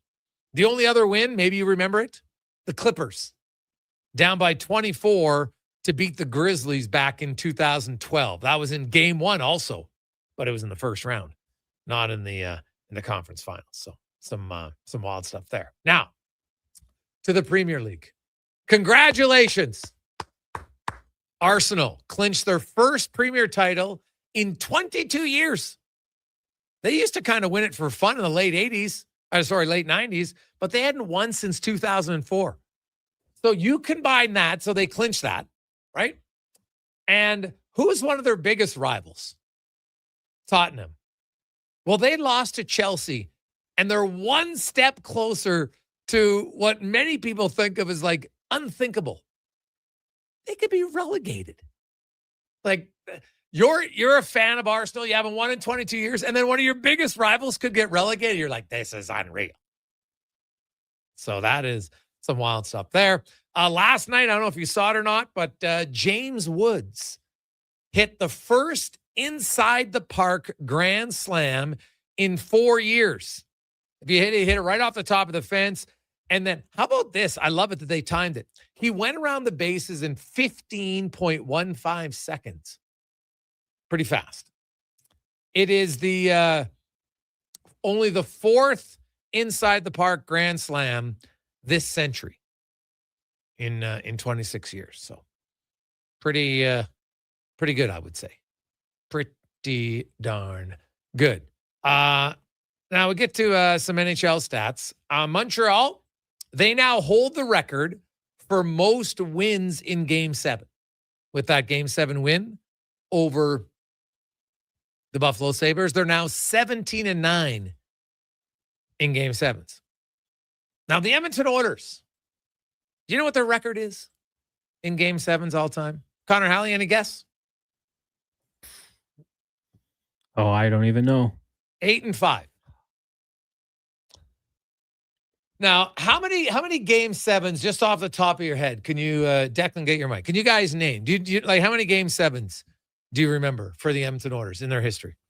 Cons, let's see what the 13. Let's see how many you remember. Well, of course, the Marchand goal. Yeah, that's 97. Hate to bring it up. The 2 losses to the Stanley Cup winners. Yeah, Carolina and Florida. That's 3. Did they beat Colorado in 7 back in the 90s? 98. Yes, that's 4. Deck you. Did you mention Vancouver? No, that's 5. Vancouver, 5. Yeah. LA Kings in 2022. Kings, yeah. Right. Anaheim, they lost to in 2017. Grabbing the pad, yep. Yeah. Then you got to go back a little bit farther to the Esa Tikkanen hat trick, 1991. Remember, Messier's playing on one leg, could barely step off the bench. The Flames blew a 3-0 lead in that Game 7 on the road in Calgary. What about the infamous comeback down 3-1 to the Jets, 1990? They win games 5, 6, and 7. 1989, they lost to the Kings and Wayne Gretzky. 87 Stanley Cup, they won a Stanley Cup final in Game 7. 86, the Steve Smith goal. Mm-hmm. And then, of course, 84, that was the first time they went to Game 7. They beat the Calgary Flames in round 2 and then went on to win their first Stanley Cup. There's only one team who has played a Game 7 because Columbus hasn't played one. Utah hasn't played one. There's only one active NHL franchise that has played a Game 7 and never lost. And they actually played a Game 7 last year, if you recall. The Winnipeg Jets. Look how never, hey? Yes. Look how close they were to losing. Remember that? Literally 1 second. So yeah, the Jets are only 2-0 in Game 7s, but still, they're Game 7. What about Schwarber? The guy's killing it right now. He became only the 8th player in MLB history to hit 20 home runs before his team's first 45 games. The most guy prior to do it was Albert Pujols in 2006. Barry Bonds and Luis Gonzalez did it each in 2001. Mark McGuire did it twice in 98 and 2000. Roids. Ken Griffey Jr. did it twice, 94 and 97. Mickey Mantle way back in 56. And Cy Williams in 1923. Now, he's on pace for 70. We'll see if he does it. But Schwarber is off to an unreal start. I mentioned earlier about the SGA when he won his MVP. He was the 14th player to win back-to-back MVPs. But the ones who won the MVP back-to-back, how many of them won back-to-back championships? Well, you look at Bill Russell, 60. He actually did it 3 years in a row, 61 to 63. MJ, 91 and 92. LeBron, 2012, 2013. Now, Bird came close because he won 3 MVPs in a row in 84, 85, and 86. But he won 84, lost in 85, won the ring again in 86. So, but recent guys who have won it back-to-back years, Giannis, he won 2 MVPs, didn't win the title until the next year in 21. Same with Jokic. He won it in 21 and 22, didn't win until after. Magic in 89 and 90 also won back-to-back years MVPs, but didn't win a ring. And same with Kareem in 76 and in 77. So you look at SGA, he's in a pretty good category. And lastly, if you're looking for a little fun stat at playalberta.ca, tonight, Mr. Nathan McKinnon, he's looking to become the, 1, 2, 3, 4, 5, 6, 7, 8. Yeah, he's coming to become the 11th player all time to have a 7-game goal scoring streak in the playoffs. And he could become the 4th Colorado Avalanche to do it. They know how to score 7 in a row. Joe Sakic did it in 96, Claude Lemieux in 97, and Valerie Nichushkin did it in 2024. Of course, Braden Point had a 9-game streak in 2021. That's the second longest behind. Do you know which player? The only player in NHL history to have a double-digit game goal-scoring streak in the playoffs. 10 games in a row with a goal. We'll leave it on that. We'll see if any of you know the answer. 10-game. Don't look it up. Anybody can Google. Anybody can. ChatGPT it. Don't do it. Let's just off the top of your head, think about it and see if you can name the only player in NHL history in the playoffs to have a 10-game goal-scoring streak. 833-401-1440. That's our stats of the day, brought to you by All-Star Construction. Will return with Struddy on the Gregor Show, presented by PlayAlberta.ca. With Play Alberta, backing the home team goes beyond the bets. That's because your picks have provincial impact. Play Alberta is the only app in the province that puts all revenue directly back into supporting programs and services that Albertans rely on every day. By investing in the General Revenue Fund, every play, bet, and buy made on Play Alberta helps make a difference across the province. Visit playalberta.ca/Gregor to learn more. That's playalberta.ca/Gregor. Must be 18 plus to play. If you gamble, use your game sense. New at Papa John's, the spinach Alfredo chicken tomato pizza. Say it with me now. Spinach Alfredo sauce, grilled chicken, fresh Roma tomatoes, all on our fresh, never frozen pizza dough. 4 favorites, 1 pizza. So let's run it back. The spinach Alfredo chicken tomato pizza.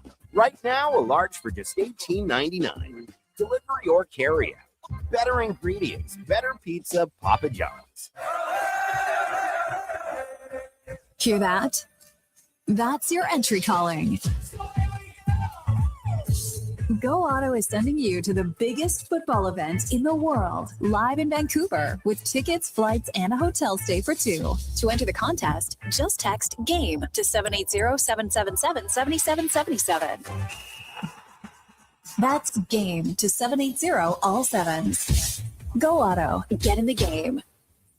Novo Blinds is your home ice advantage for window coverings. Edmonton's own custom manufacturer with over 300 five-star reviews from homeowners, builders, and commercial contractors. Book a free in-home consultation at novoblinds.ca. Attention Alberta construction pros. For over 50 years, Japa Equipment Rentals has been your go-to for top-notch equipment and stellar service. Whether you need rentals or expert maintenance, we've got you covered. Stop by our Edmonton or Calgary locations today. Do you have neck or back pain? Ever go for treatment hoping for a simple fix only to realize your stubborn spine is basically a science project with attitude? Hey, we get it. And honestly, we're a little sorry because great rehab does take proper experimenting. But at Leading Edge Physiotherapy, we don't just toss exercises into the beaker and hope it doesn't explode. We start with the right diagnosis, then mix hands-on care, precise manual therapy, and evidence-based technology. The formula your body actually needs. Science and skill with gratitude, not attitude. LeadingEdgePhysio.com. You don't just need property services, you need problems handled. HireGood provides cleanup, debris removal, site monitoring, and safety attendance across Edmonton. We reduce issues on your property, keep spaces safe, and take pressure off your team. We resolve real problems for businesses while creating real impact because our team is built on second chances and they show up every day ready to prove it. Visit hiregood.ca or call and mention Jason Gregor for a first-time discount. HireGood. Stable jobs create stable lives. You've got a go-to coffee spot, a trusted barber, even a lucky game day jersey. But when it's about looking your absolute best, there's only one name you need, Mr. Dirk. Family run since 1939, we're experts in crafting impeccable tailor-made suits and offering a wide variety of everyday styles. Pair that with personalized one-on-one fittings and the convenience of on-site tailoring. Mr. Dirk elevates your style game. Visit our Edmonton store or explore MrDirk.com. Score big on style with Mr. Dirk. Hey there, it's Brandon Douglas from Sports 1440. If you're tired of slow, unreliable internet connections like I am, check out Starlink. It's fast, reliable, even in bad weather, and even works for 4K streaming for movie nights, online gaming, and more. Growing up on the farm in the sticks of Central Alberta, we tried everything to get reliable internet, but we're always left with buffering video and half-loaded websites. There's nothing worse than losing your connection while streaming the big game. I'm getting mine set up soon and can't wait. If you're ready for better internet, order online in 2 minutes at starlink.com/radio or call 1-800-GO-STARLINK. Bashaw Concrete Products. From concrete and septic tanks to blocks, precast water pads, Jersey barriers and aggregates. Farmers, contractors, homeowners. Plan your next project at BashawConcrete.com. Family owned, over 60 years pouring. Bashaw Concrete Products. Once again, start here. BashawConcrete.com.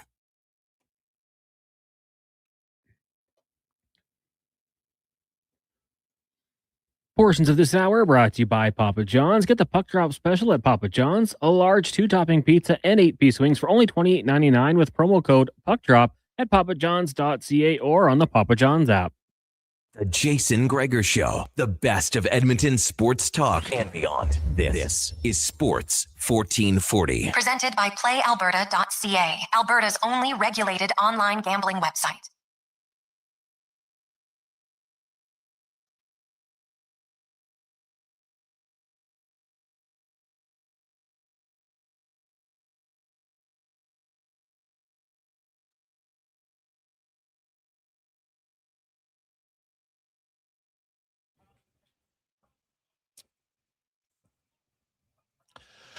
.331. Welcome back, Gregor, Halley, Kruger, Sports 1440, sports1440.ca. Thank you for being part of the show, for listening, texting in. We always appreciate it. 833-401-1440, 833-401-1440. Dave did get the answer correct. Reggie Leach holds the NHL record for the longest consecutive game scoring streak at 10. He did it back in 1976. That was the same year. Well, that was the year he set the NHL record for most goals in a playoff season. He had 19 goals in only 16 games. He was on fire. Reggie Lee, that was the year he scored 61 goals in the regular season. Like, what a year it was for Reggie Lee. He had 61 goals. He did have 50 a few years later for the Flyers, and he had 45 the year before, but like, he was hot as a pistol that year, man. It was unreal. But, you know, you look at his playoff production, 47 goals in 94 games, basically a half a game goal scorer. In the regular season, 381 and 934. So he was a guy who easily elevated his game in the postseason. But 19 goals in 16 games in 1976. Of course, Jari Kurri tied that record. And the crazy part about Kurri tying that record was Jari Kurri, the year he scored 19, he had 18 going into the Stanley Cup Finals against the Flyers, and then only scored 1 goal in the final. A lot of people thought, he's going to break the record for sure. But it's hard to score goals, man. Hard to score goals, especially if you got good goaltending. And hey, speaking of goaltending, let's get to it. We go in the room, brought to you by Action Electrical. And you've been thinking about it. Commercial solar, commercial building owners, you install solar, you can qualify for a 30% federal tax credit, plus accelerated capital cost benefits and more. Lots of good savings in there right now. So if you're thinking about it, do it. Action Electrical can walk you through it. actionelectrical.net. As Kevin Woodley from In Goal Magazine and NHL.com joins us once again. Woodley, my man, how you doing? I'm good, Jason. How are you? I'm sorry I wasn't able to join you yesterday as scheduled. Obviously, little breaking news here in Vancouver, and some big changes started and more coming, I think. Yes. Do you now I know they got rid of all their assistant coaches. Did they get rid of their goalie coach? They did not, and his contract is up at the end of the season. Unlike the rest of the staff who had 2 more years left on their deal, he is on an expiring contract. But Ryan Johnson indicated that they were working towards or hope to have him back. My understanding is that the indication is that, at least for a year, which is interesting because they haven't hired a head coach yet. And so, to me, that tells me there's going to be some separation between those two positions. We've seen on some teams that position is chosen by the head coach. Like, you might want to bring in his own guy. We've talked about departments in the past. We've talked about directors. We've talked about some of those different things. And I prefer there to be some separation between obviously the goalie coach has to get along with the staff and work with the staff. But sometimes guys just want to bring in buddies, people they're comfortable with. And in a position where we often hear head coaches talk about, that matters, I understand, but we often hear head coaches talk about, goaltending is the one thing I don't understand. We heard Marty St. Louis say it the other day in regards to calling up to Marco Marciano about, whether to pull Jakub Dobiš in, I think it was Game 5. So I prefer a little separation there. And actually, Montreal's a great example. I think one of the reasons they kept their goalie coach for so long was the relationship he built with Marty St. Louis. When ultimately they did make this change this year, their goaltending's taken off under Marco Marciano, who I think I mentioned this to you before. They were lucky to still have in the organization. He actually turned down the Detroit job. And so you should add all these things up and how you treat the position and how you pay the position. There are teams that do it right and teams that don't, and the teams that do it right tend to have better options kicking around. The curious thing to me, if Marco Terranis is back in here in Vancouver for next year, is what is the future of Ian Clark, who was the previous goalie coach, walked away from that because he said his body couldn't handle the day-to-day rigors of it anymore, was removed as the director, had that title stripped, but a year added to his contract, and has largely been working in development and scouting since. Do they consider him in a director role to extend and be a part of this, or do they move on from him, or do they give it 1 year? I'm really curious to see. There's a working relationship there with Ryan Johnson. He spoke glowingly about Ian Clark yesterday, as well as with the Sedin twins. But, a lot up in the air. At the end of the day, I'm just glad that it seems like the organization is going to treat goaltending somewhat independent as much as you can from your coaching staff and the decisions they make. What'd you make of the Devils goalie coach getting let go yesterday? we could kill the whole segment here. Was a little surprised, was surprised by the move, but shocked by the reaction in New Jersey. If you go and check the tweet, I guess the post that the Devils put out on X and hit the reply, like look at the replies to it. Yeah. Oh my, like you and I have been through this. We saw how the fans had a visceral reaction to Dustin Schwartz after all those years in Edmonton. I think this might be worse. Like unhinged commentary for Dave Rogalski, who I know is an excellent coach. And I was just going through the numbers. We ran our year-end sort of Vezina Trophy, who deserves what, and he didn't play enough to be in consideration. But in the top 5 of every category was Jake Allen for the New Jersey Devils, despite having an expected save percentage of .880, well below league average. Now, I know a lot of the commentary is around Jacob Markstrom, but it kind of reminds me a little bit of Edmonton. Do you think the goalie coach made the decision to trade for and extend him? Do you think the goalie coach made the personnel decisions, or did he just coach what he was given? And even in Markstrom's game, I can find things when I break it down, like a lot of his numbers were created by some sort of late in the game where they'd be up big and they just fire wagon it and give up a couple goals late. Like we saw it in Edmonton, right? Like I think Peter Aubry's an excellent coach as well. I think Dustin Schwartz was an excellent coach. It's about more than just the goaltending coach. And the way that went down in New Jersey and just the reaction to it, I was scared to go on Twitter and reply myself.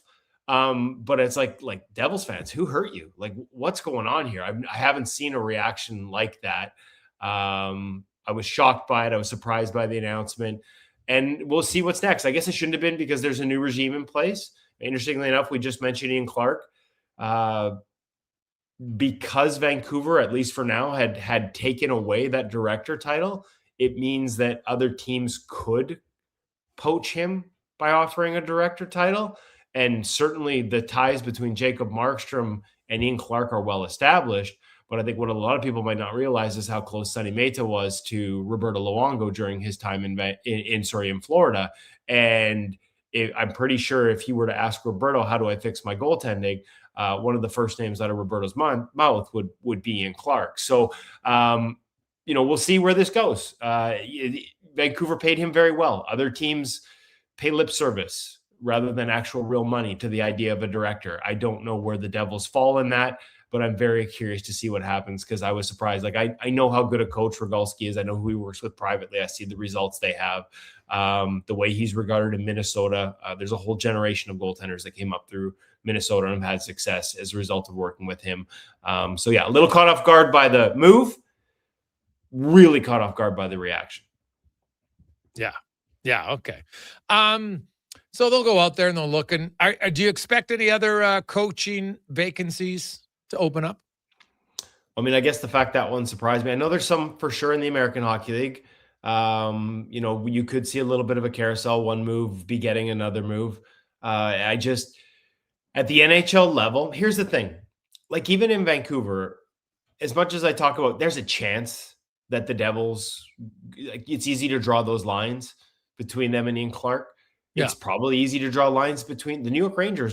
Benoit Allaire just retired, right? From a director of goaltending job that he didn't really want to do, but they talked him into doing it after moving on. Like I think he really wanted to retire 2 years ago. They got 2 more years in that role. He moves on. I think there are people in Igor Shesterkin's camp that would welcome Ian Clark, not as a goalie coach, but if he comes in that director title. So there's another option. And all of these moves would have spin-off moves. But from a goalie coach perspective, this one caught me off guard. And there's one I've got an eye on, but I'm not sure yet whether it's going to happen. And if it does, then again, we could see a little bit of a carousel because there's relationships, much like I mentioned with Clark, and sometimes it is coaches, as I talked about earlier, where that coach has a relationship with the goalie coach he's built trust in, and you might see some movement based on that. The big thing to me is, do we see teams invest a little more? Again, the Montreal example of them having an option in the American Hockey League because he said no to Detroit because Detroit wasn't investing, frankly, as much money in their NHL goalie coach as some teams do in their American Hockey League goalie coach. And that's where this gets a little interesting. Kevin Woodley from Ingo Magazine, NHL.com joins. So, Kev, everybody sees Dobush and they're like, okay, who's the young goalie that we can have that's going to come in and blow the doors off of it for a team? And it's hard to predict, right? It's difficult to predict. Are there any young goalies you like? DiPietro still in Providence. Is that a guy you look at? Where do you come out on maybe some younger not that DiPietro's young, he's 27, but are there other goalies you think that given an opportunity could be very good next year? Well, I mean, it depends what we're talking about. Like, do I think that Devin Cooley has shown enough upside in Calgary? I mean, they re-signed him, but, they've got two really good goalies. And if you're a team that's like, hey, I think there's more here, we can make him a number one, what would it cost to get him out of here? Like, I think the potential for him to have a Jakub Dobush-like impact on a team, he's got the size, he's got the same explosive mobility. I think he actually has a slightly more contained, controlled game than Dobush has, although that's been a big part of Dobush's success, reining in some of those positional tendencies that hurt him earlier in his career. Like, it's hard. Do I think Michael DiPietro is ready for the National Hockey League? Absolutely, and that's based on talking to people that know him well, that are around him, teammates. Yeah. But it's hard to sort of project like that Dobush level impact, Jason, because this impact has been like, he's been so good. And yeah, there's been ups and downs, and there's going to be under the pressure of this. But when you look at the package, it's not just the size, it's the length. His ability to get and compete and get to second chance and backdoor opportunities that other guys, like, even if they're as tall, they aren't able to extend the way he is and sort of build out, use that height as length. The compete level in his game, the mental side of it, we talked about, works with Pete Fry, the goalie mindset guy. I know that's gotten a lot of attention. He's somebody we worked with here in Vancouver. He comes across as a goofy goalie. We see the quotes about, going home and watching Game of Thrones and being a goofy goalie. But I do think there's a real maturity to his game that's developed over time. I think they've done a really nice job bringing him along. And as much as I talked about Marco Marciano taking over as the goalie coach, I think you also have to give Eric Raymond, the goalie coach there before, credit for starting to rein in some of those elements. He's a Benoit Lair disciple. Positionally, he would have tried to pull some of those aggressive tendencies in. But are there big goalies with upside? Yeah, look at Nikita Tolopilo in Vancouver. Just as poorly as it finished behind a terrible defensive team, there was some success early. There are some size elements that are similar. Does he have the same explosive ability as Dobush? I'm not sure. Does he have the same mental? Like, can he handle the spotlight the way Dobush is? Like, it's just what Dobush is doing is so special that I don't know that it's fair to compare this next generation. Like, I think there's a lot of guys out there that might be the next Brandon Bussey, and he had an incredible regular season.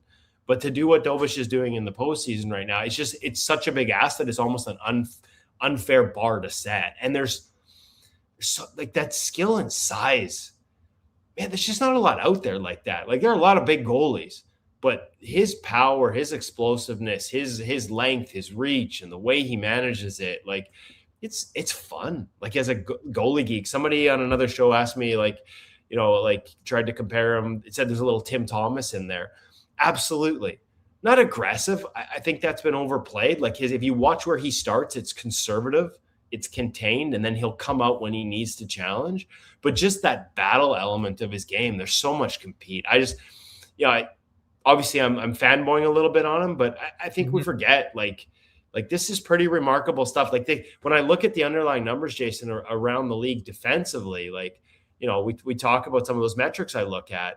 High danger, expected goals against, even strength, 5-on-5. Like, Colorado's second, Vegas is fourth in the playoffs, Carolina is fifth. Like, they're all up there where they're supposed to be in doing this. Montreal's 14th out of the 16 teams in the Stanley Cup playoffs. Like, a lot of what we're seeing right now is, yeah, they can score, but a lot of what we're seeing is go Jakub Dobush. He is carrying them through an underlying defensive profile that I think I said going into the playoffs, I didn't expect to have success because it leans so heavily on goaltending.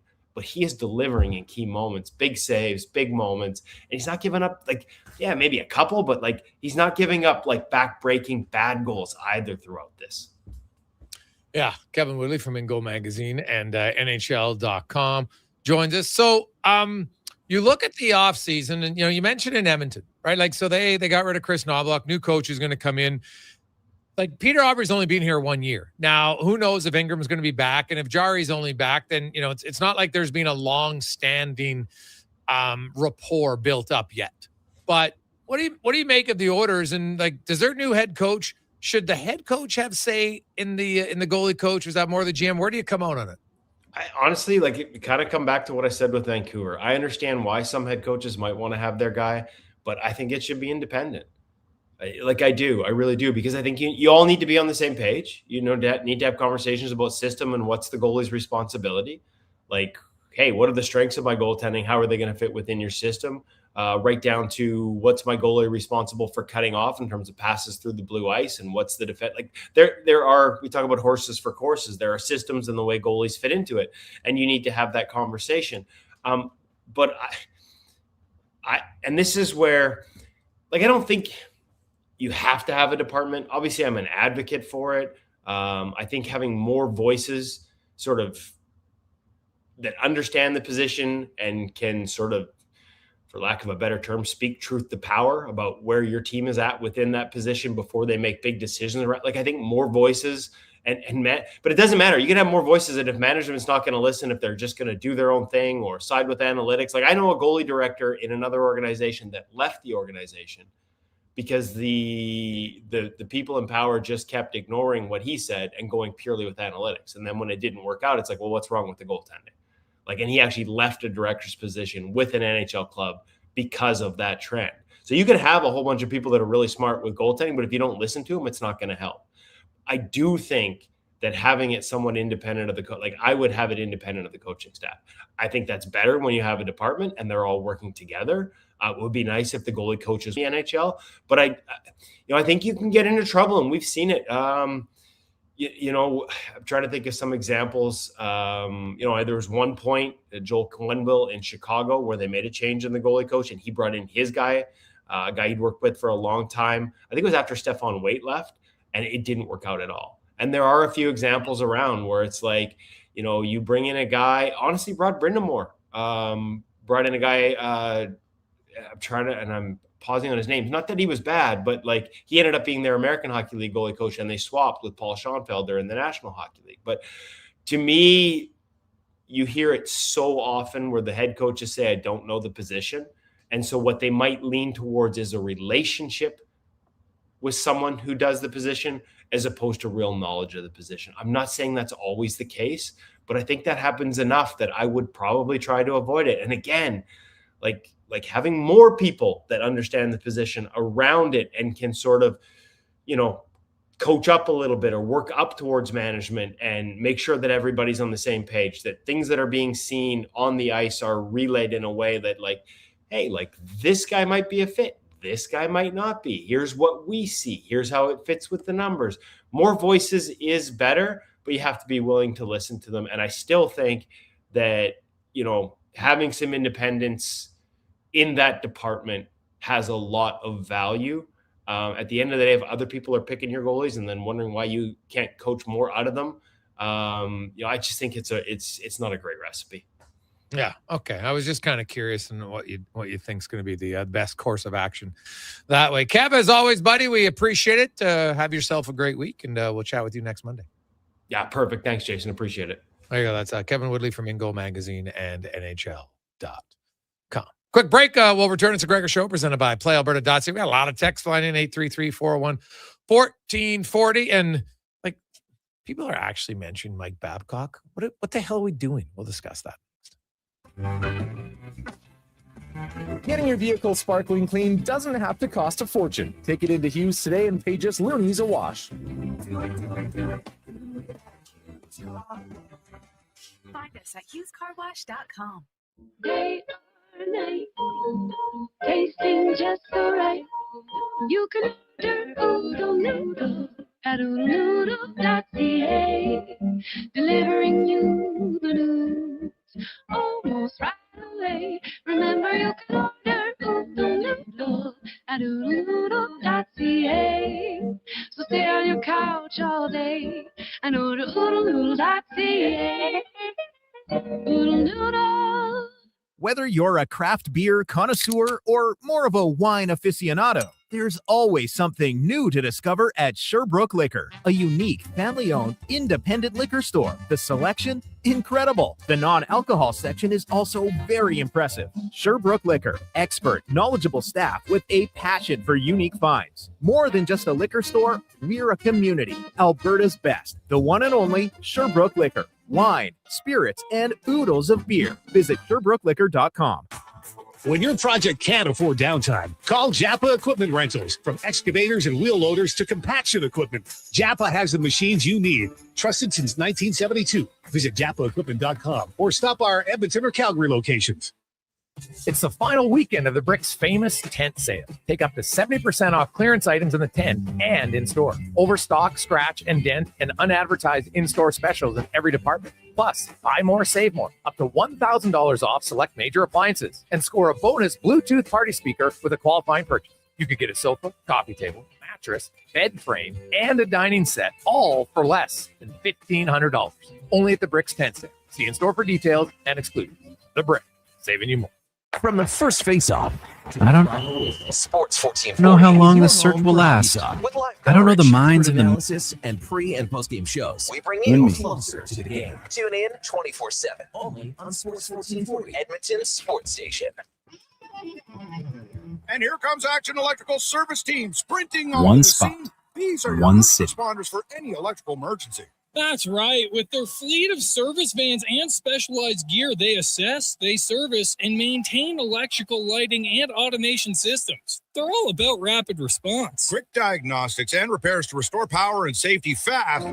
Hire the Action Electrical team to bring home a win for your project. Visit Action Electrical. The player coach was reborn. May brings more of what Bobby you're looking Hull. for at Wolf GMC Buick. The selection never better. The savings up to $12,000 when you combine cash discounts on your new 2026 Sierra 1500 pickup. Up to $1,750 in cash rebates on remaining 2025 Terrain SUVs. Plus 0% financing up to 72 months on most models. And ask about the truck trade-in bonus of up to $1,500 on select new in-stock Sierra 1500s.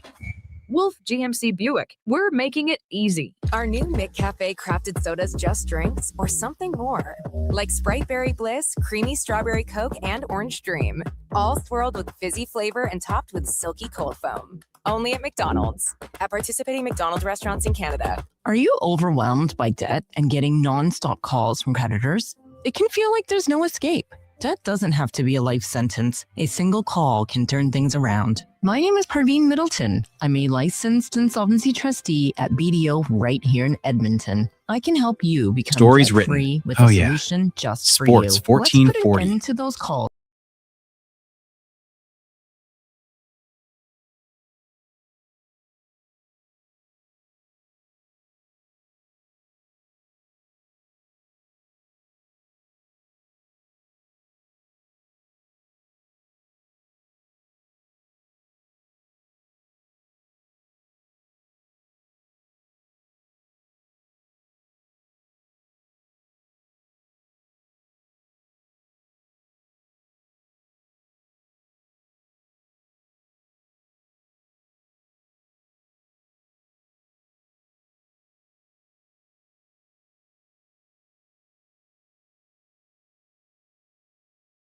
Canada, where extreme isn't theoretical. Find your solution at cantork.com. The Jason Gregor Show, the best of Edmonton sports talk and beyond. This is Sports 1440. Presented by PlayAlberta.ca, Alberta's only regulated online gambling website.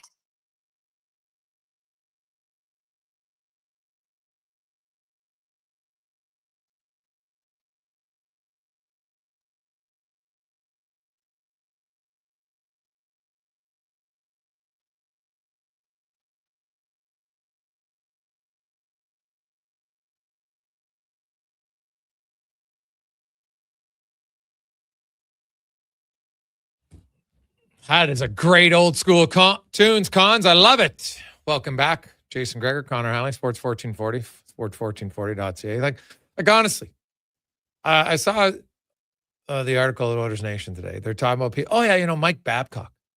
Are we? What? What the hell? Why is that name even an option? So He hasn't coached in the league since 2020. Okay? And yeah, he apologized because he got caught. He didn't apologize beforehand. Apologized because he got caught. Hey, Mitch Marner, which one of your teammates works the hardest? Rank him. And then you go and tell the teammates. Like, you know what type of lunatic you need to be to do that? And then just be like, oh, I made a mistake. No, you didn't. That is a well thought out, diabolical plan. Call a spade here, people.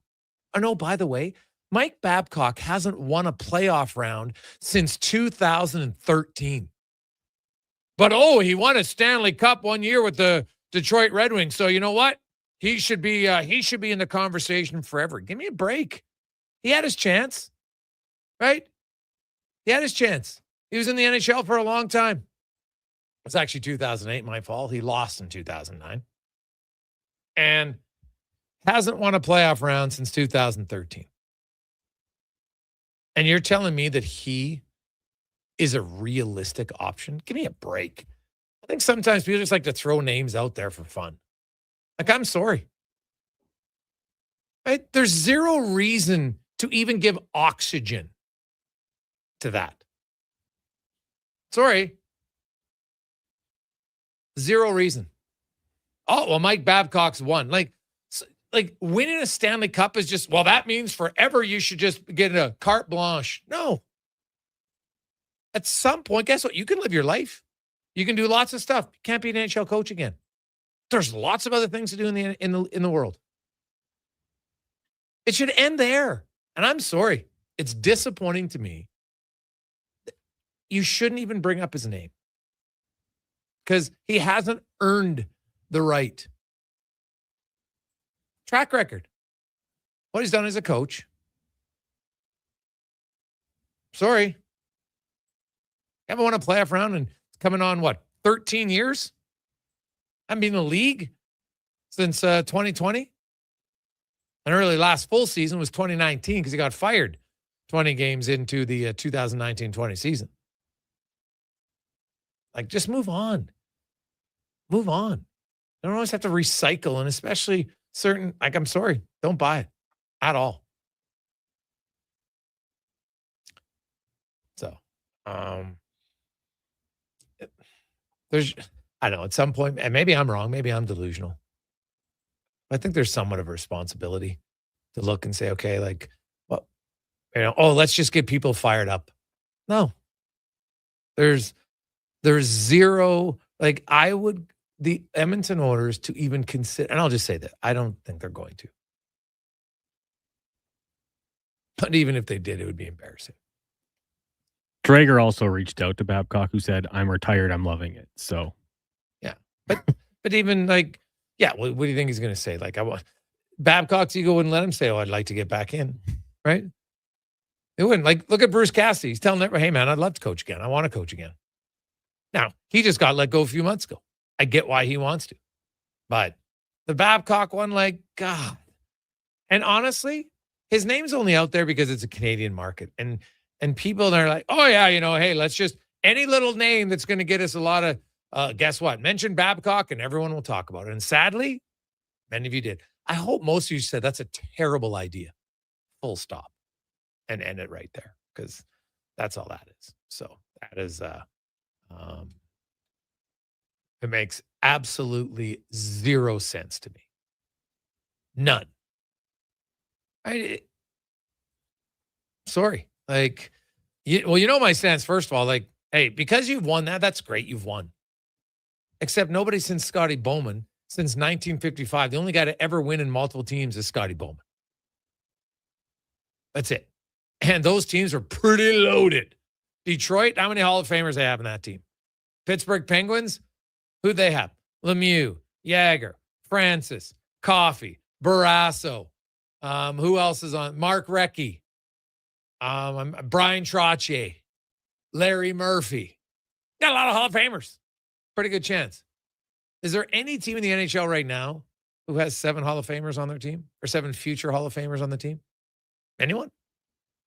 Like Tampa Bay's got Vasilevsky, Kucherov, Hedman. Those 3 are locks. I think Braden Point is probably on target to be one. That's it. Colorado's got Makar and McKinnon. I don't know if they have anybody else. Dave and Draisaitl in Edmonton. Does Vegas currently have anybody who's going to be a Hall of Famer? Like, I don't think Mark Stone's Hall of Famer. Shea Theodore? Mitch Marner? Maybe. Right? Like, there's no team that have that. So, pretty stacked team. So, I know it's great that people, got to have a Stanley Cup winner. Sure.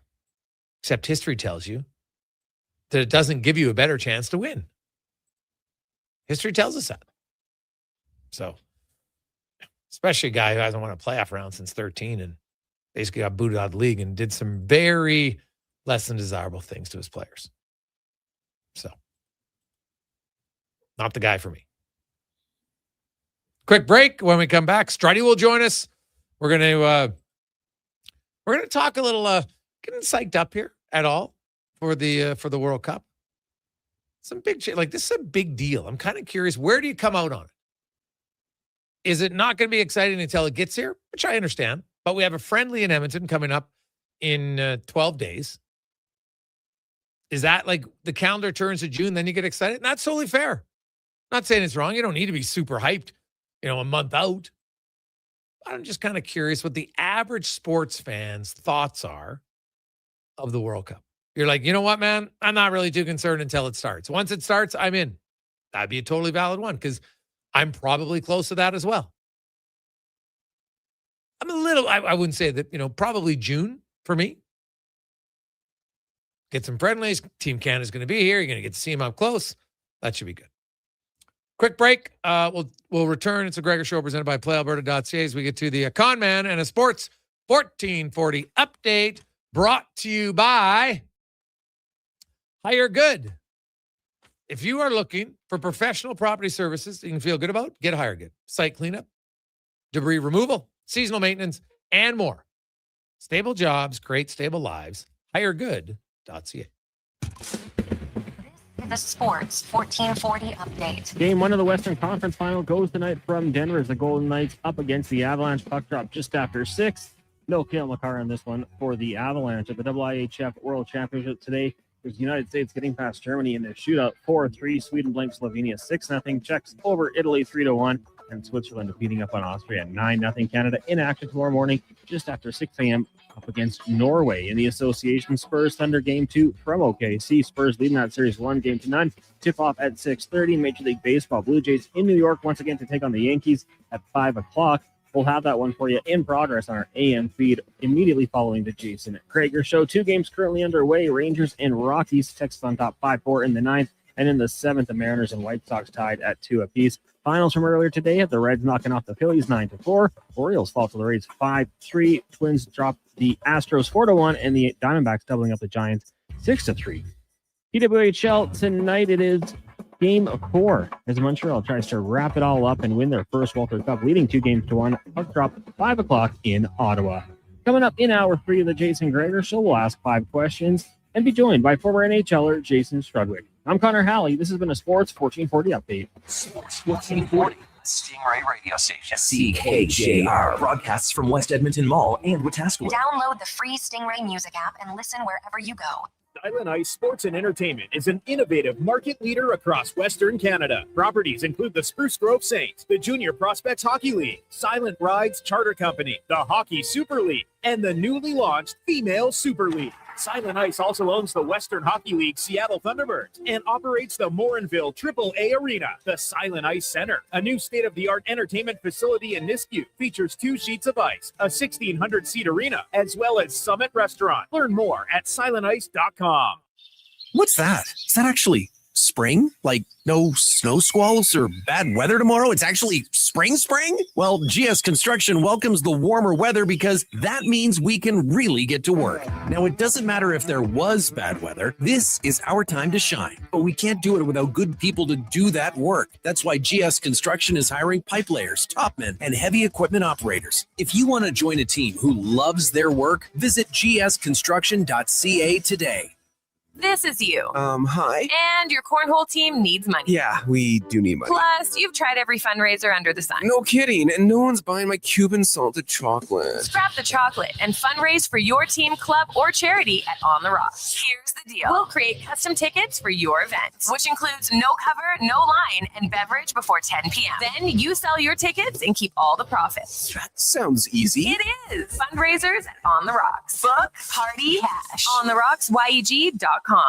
Edmonton's go-to station for all things sports is Sports 1440. From Low Tide to Kevin Carrius and Jason Gregor, we deliver the latest on your favorite teams. Tune in 24 hours a day, 7 days a week. To Sports 1440. I'm Colin Livingston, president of Cantork. Cantork has always been a forward-thinking company, but now that we've turned 25, I can't help but take a minute to take a look back. Thank you to everyone that's been with us along the way.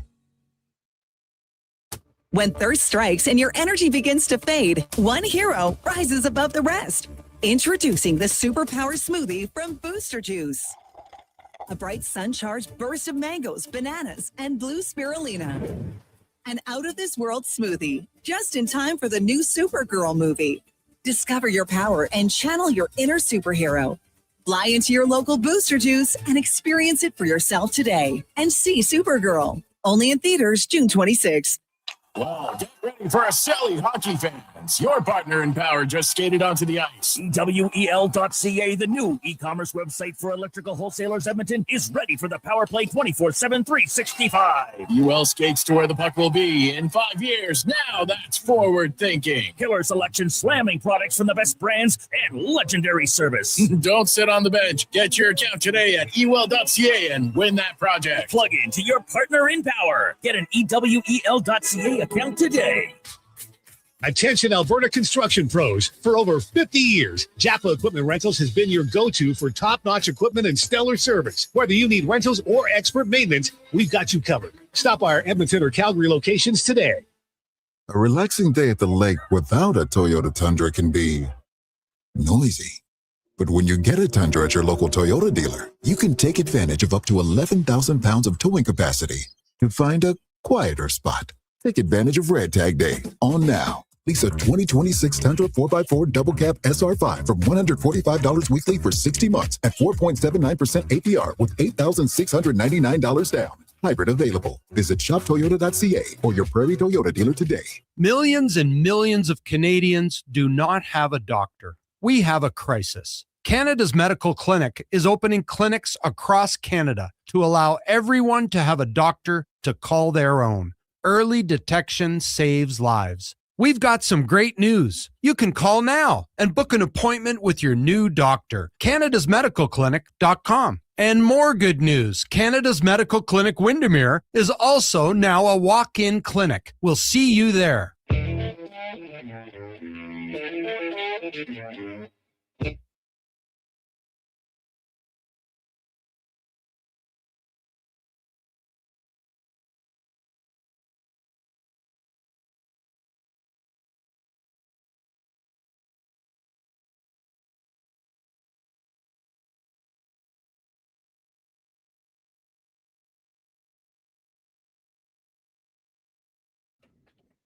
Portions of this hour brought to you by Leading Edge Physio. From weekend warriors to professional athletes, kids playing soccer to grandparents in the garden, rotator cuff tears and tendonitis to post-surgical knees and hips. We fix your body. Life shouldn't hurt. LeadingEdgePhysio.com. The Jason Gregor Show. The best of Edmonton sports talk and beyond. This is Sports 1440. Presented by PlayAlberta.ca, Alberta's only regulated online gambling website.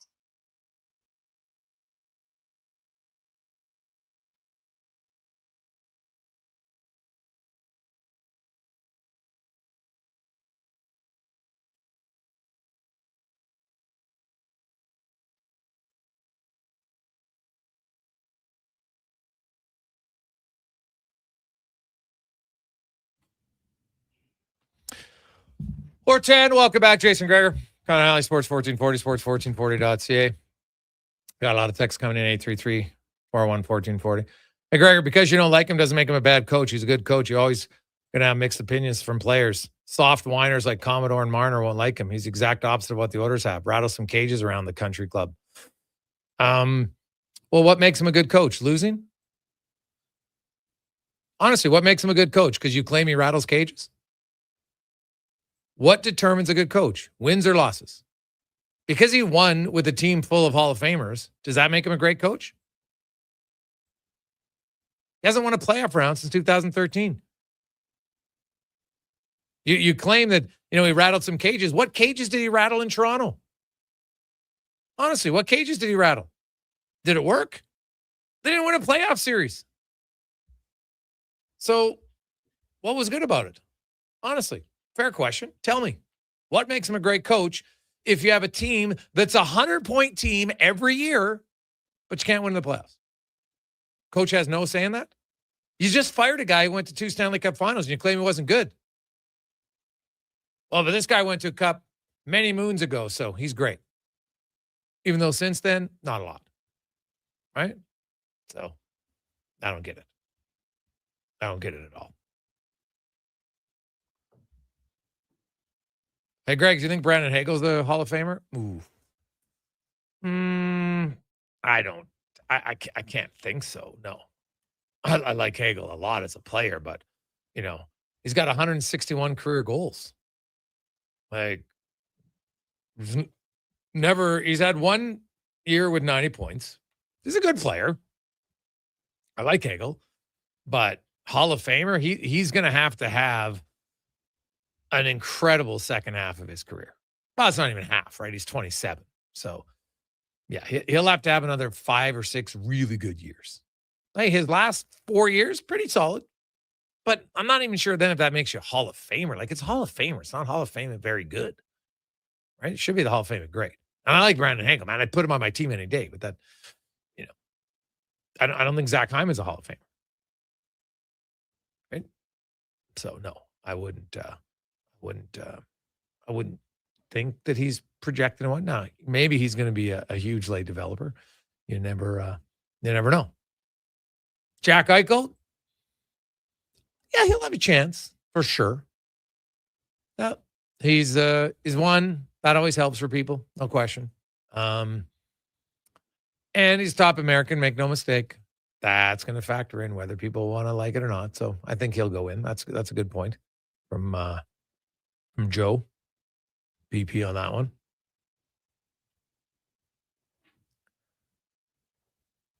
Hey guys, don't forget, Babcock got hired again, and what happened? He didn't even make it to the start of the season. True, very true, Andy, in Columbus. That. Oh yeah, you remember that one? Like, imagine getting hired in the off season, and then you do things that get you fired before the season even starts. Like, he didn't change. But if your prerequisite is, I got to list every coach who's ever won a Stanley Cup who's available, then I guess so. Sure. But I don't see any reason why it would be. And honestly, I don't think it's going to be a consideration. Hey, Greg, I'm watching online. That's a great jacket. Where'd you get it? From Ranger Nick. Hey, Nick, I like that you got a good eye for fashion, buddy. I got that at Mr. Dirk. Sick place, buddy. You go in there with Sterling or Dan, whew, buddy. They will they'll get you looking good. This is like probably become like I don't even know if I guess it's kind of like I don't even know what the proper term is for this. Is it a dress jacket? I'm not sure. But it's light. It's perfect for like early spring into the fall. Love it. Very comfortable. Big fan. Good eye, Nick. Good eye. I like it. I got it. Maybe Hagel will play like Marty St. Louis the rest of his career. Fair point. There's always late developers. He could do it. But he'd have to, like Marty St. Louis also won an MVP, right? He won scoring titles. So there are, like I'm a big believer in that. It's not for all nice guys. Of course you want good people, but like you got to be great, right? Like Marty St. Louis was a top 5 scorer. I think for a 5-year period, or maybe it was even longer, from 2004 to 2011. I'll go look it up. I think Marty St. Louis was like a top 5 scorer combined in the NHL for that period of time, if my memory's correct. But I'm going to double check right now just to make sure. And like that's it's a pretty decent period of time. Third, yeah, he was third. Joe Thornton had the most points, 653. Ovechkin 614, played fewer games, and then Marty St. Louis 613. If we went over points per game, Ovi, Crosby was first, Ovi was second, Forsberg, Malkin, Marty St. Louis still top 10, right? So if you look at it now, and even if we just go just his last 4 years for Brendan Hagel, right? Where would he rank in points, do you think? Just over the last 4 seasons, where he's been a good player. But he's not even in the top 30. So I can't have him as sorry. That's let me double check. Here we go. For 4 years, Brendan Hagel was going down the list. He is ranked 32nd. Alongside of tied with Zibanejad, Reinhart, and Tage Thompson. Are any of those guys Hall of Famers? So let's just say he maintains that for another 5 years. It's not good enough. He's going to have to be better than he was. And that's hard to do. Like, it's hard to be a Hall of Famer. This guy scored 30, 26, 25, 36 goals. Good. 64, 75, 90, 74 points. Solid, for sure. But I just, like, those are his 4 best years. And his 4 best years put him 32nd in the NHL. Over a 4-year span. And that's only 4 years. If you go longer, obviously, he hadn't really blossomed yet. So over a 7-year span, he's going to have to go on fire to get up into it. Like he's 200. Now, McDavid's maybe unfair, but he's 200 points behind Kucherov. He's 200 points behind McDavid. Like I don't know. I don't see it being a realistic choice for him. Like I look at other young players, like in that time, Jake Gensel, see a Hall of Famer? No. I like Jake Gensel. Good player. Not a Hall of Famer. So don't see it.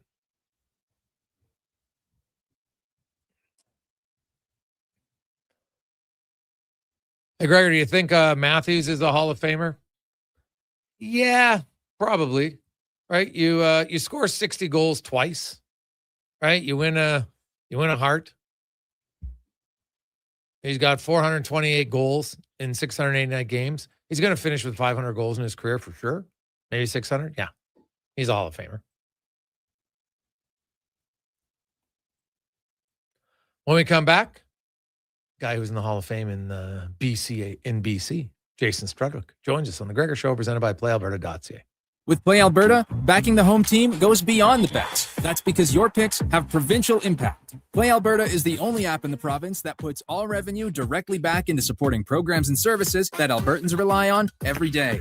By investing in the General Revenue Fund, every play, bet, and buy made on Play Alberta helps make a difference across the province. Visit playalberta.ca/Gregor to learn more. That's playalberta.ca/Gregor. Must be 18 plus to play. If you gamble, use your game sense. Come for Canada's largest trade shows, the biggest names in entertainment, exhilarating sporting events, and more. And stay for the experience at the Edmonton Expo Centre. Looking for the perfect place to host your next big event? From trade shows to galas, meetings, and concerts, the Edmonton Expo Centre has the space, event expertise, and service to make your next event unforgettable. With over 522,000 square feet of flexible event space, in-house catering, and operational expertise, they bring your biggest vision to life. Learn more at EdmontonExpoCenter.com today. Hi, Mike here from Northgate Chevrolet Buick GMC. No one's ever accused car shopping to be fun. I mean, think about it. Awkward standoffs to get a price. Let me go talk to my manager. Dealers asking for your credit card, then melting your phone if you say no. See, not fun. At Northgate, I promise you a different experience. We make it fun. And you will like us, I promise. 0% financing, a great selection of new and pre-owned units. So for some fun, stop in today. 13215 97th Street or visit us online at northgategm.com. You're in Northgate country. Your weekend hotspot is at On the Rocks. Party with Edmonton's best bands every Friday, Saturday, and Sunday. And we got them all. From the Varkels to Tallboy, Radioactive, Curves, The Brute Squad, Morningwood, Roxilla, Punch Buggy, and more. Plus, the guy who keeps the party going every weekend. DJ Kenny K on the ones and twos, live. Get ready to have a good time this weekend. Your bar, your party. You're On the Rocks. On the Rocks. Jasper Ave and 118th. Say hello to your new favorite drinks. Introducing new McCafe Refreshers. Icy cool, undeniably refreshing, and available in 3 flavors. Strawberry watermelon, mango pineapple, and blackberry passion fruit. Only at McDonald's. The job isn't done until the last load is hauled, and having a semi-trailer out of commission is not an option. Whether replacing or adding to your convoy, Edmonton Trailer has a huge inventory of new and used semi-trailers, trusted by the gravel, logging, oil field, fluids, and freight industries. Find a trailer right for you online or at one of their 3 locations. For sales, service, parts, rental, and finance, when you're in it for the long haul, Edmonton Trailer. Legacy Heating and Cooling jingle auditions take 1 for Gene Principe. Hey, thanks for being on time. I'm always punctual. Now, how about some cool beats while I drop the heat? Ready when you are. Call Legacy. Call Legacy. Nice. Boom! I'm a musical genius. Legacy's going to love this for AC season. What's not to love with no interest and no Principe payments for 1 year? Are you always like this? Yep. Unlike Legacy, I never know when to cool it. Legacy Heating and Cooling. It's the final weekend of the Brick's famous tent sale. Take up to 70% off clearance items in the tent and in store. And unadvertised in-store specials in every department. Plus, buy more, save more, up to $1,000 off select major appliances. And score a bonus Bluetooth party speaker with a qualifying purchase. You could get a sofa, coffee table, mattress, bed frame, and a dining set. All of this for less than $1,500. Only at the Brick's tent sale.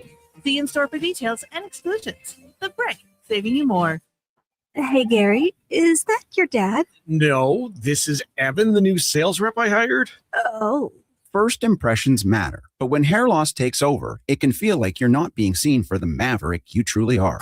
Hi, I'm Dr. Vance Elliott. At Advanced Hair and Skin Surgery, we know that hair loss is more than just a cosmetic issue. It's personal. Let's discuss all the cutting-edge options available so you can make a great impression every time. Book a free consultation today at drvanceelliott.com. Who's that working on the underground utilities over there? All Star Construction, that's who. What about the street lighting? Yep, All Star Construction. And the directional drilling, hydrovacking, neighborhood renewal, and telecommunication work? Yep. Since 2009, All Star Construction has been doing all that and more, shaping and building Edmonton communities for land developers all around Edmonton. That's what All Star Construction is all about. New at Papa John's, the spinach Alfredo chicken tomato pizza. Say it with me now. Spinach Alfredo sauce, grilled chicken, fresh Roma tomatoes, all on our fresh, never frozen pizza dough. 4 favorites, 1 pizza. So let's run it back. The spinach Alfredo chicken tomato pizza. Right now, a large for just $18.99. Delivery or carry out. Better ingredients, better pizza, Papa John's.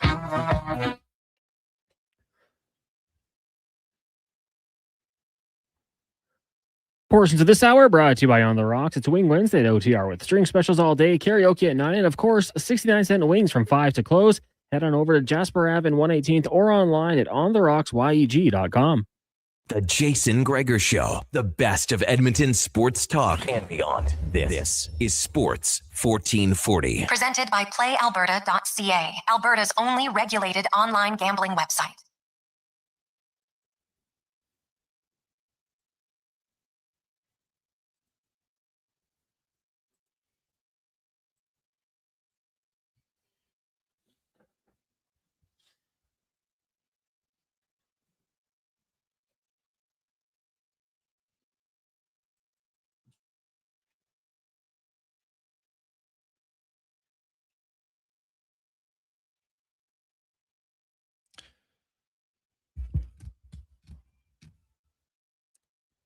$4.27. How you doing on a Wednesday afternoon, May 20th? Of course, conference finals kick off tonight in the NHL. No Cale Makar for the Colorado Avalanche as they host the Las Vegas Golden Knights, who are so focused on the playoffs that they don't have time to grant their former head coach opportunities to talk to interview for jobs. So maybe when the playoffs are over, but maybe then they're going to have to do like, hey, wait a sec, season's over. Now we got to do an evaluation of our campaign. We'll see what's going on. Might not be the right time. So they might just play some games with other teams, which will probably annoy them. But sadly, it's within their legal right to do. And I'm not really sure what the NHL can do at the end of the day. You can dislike it.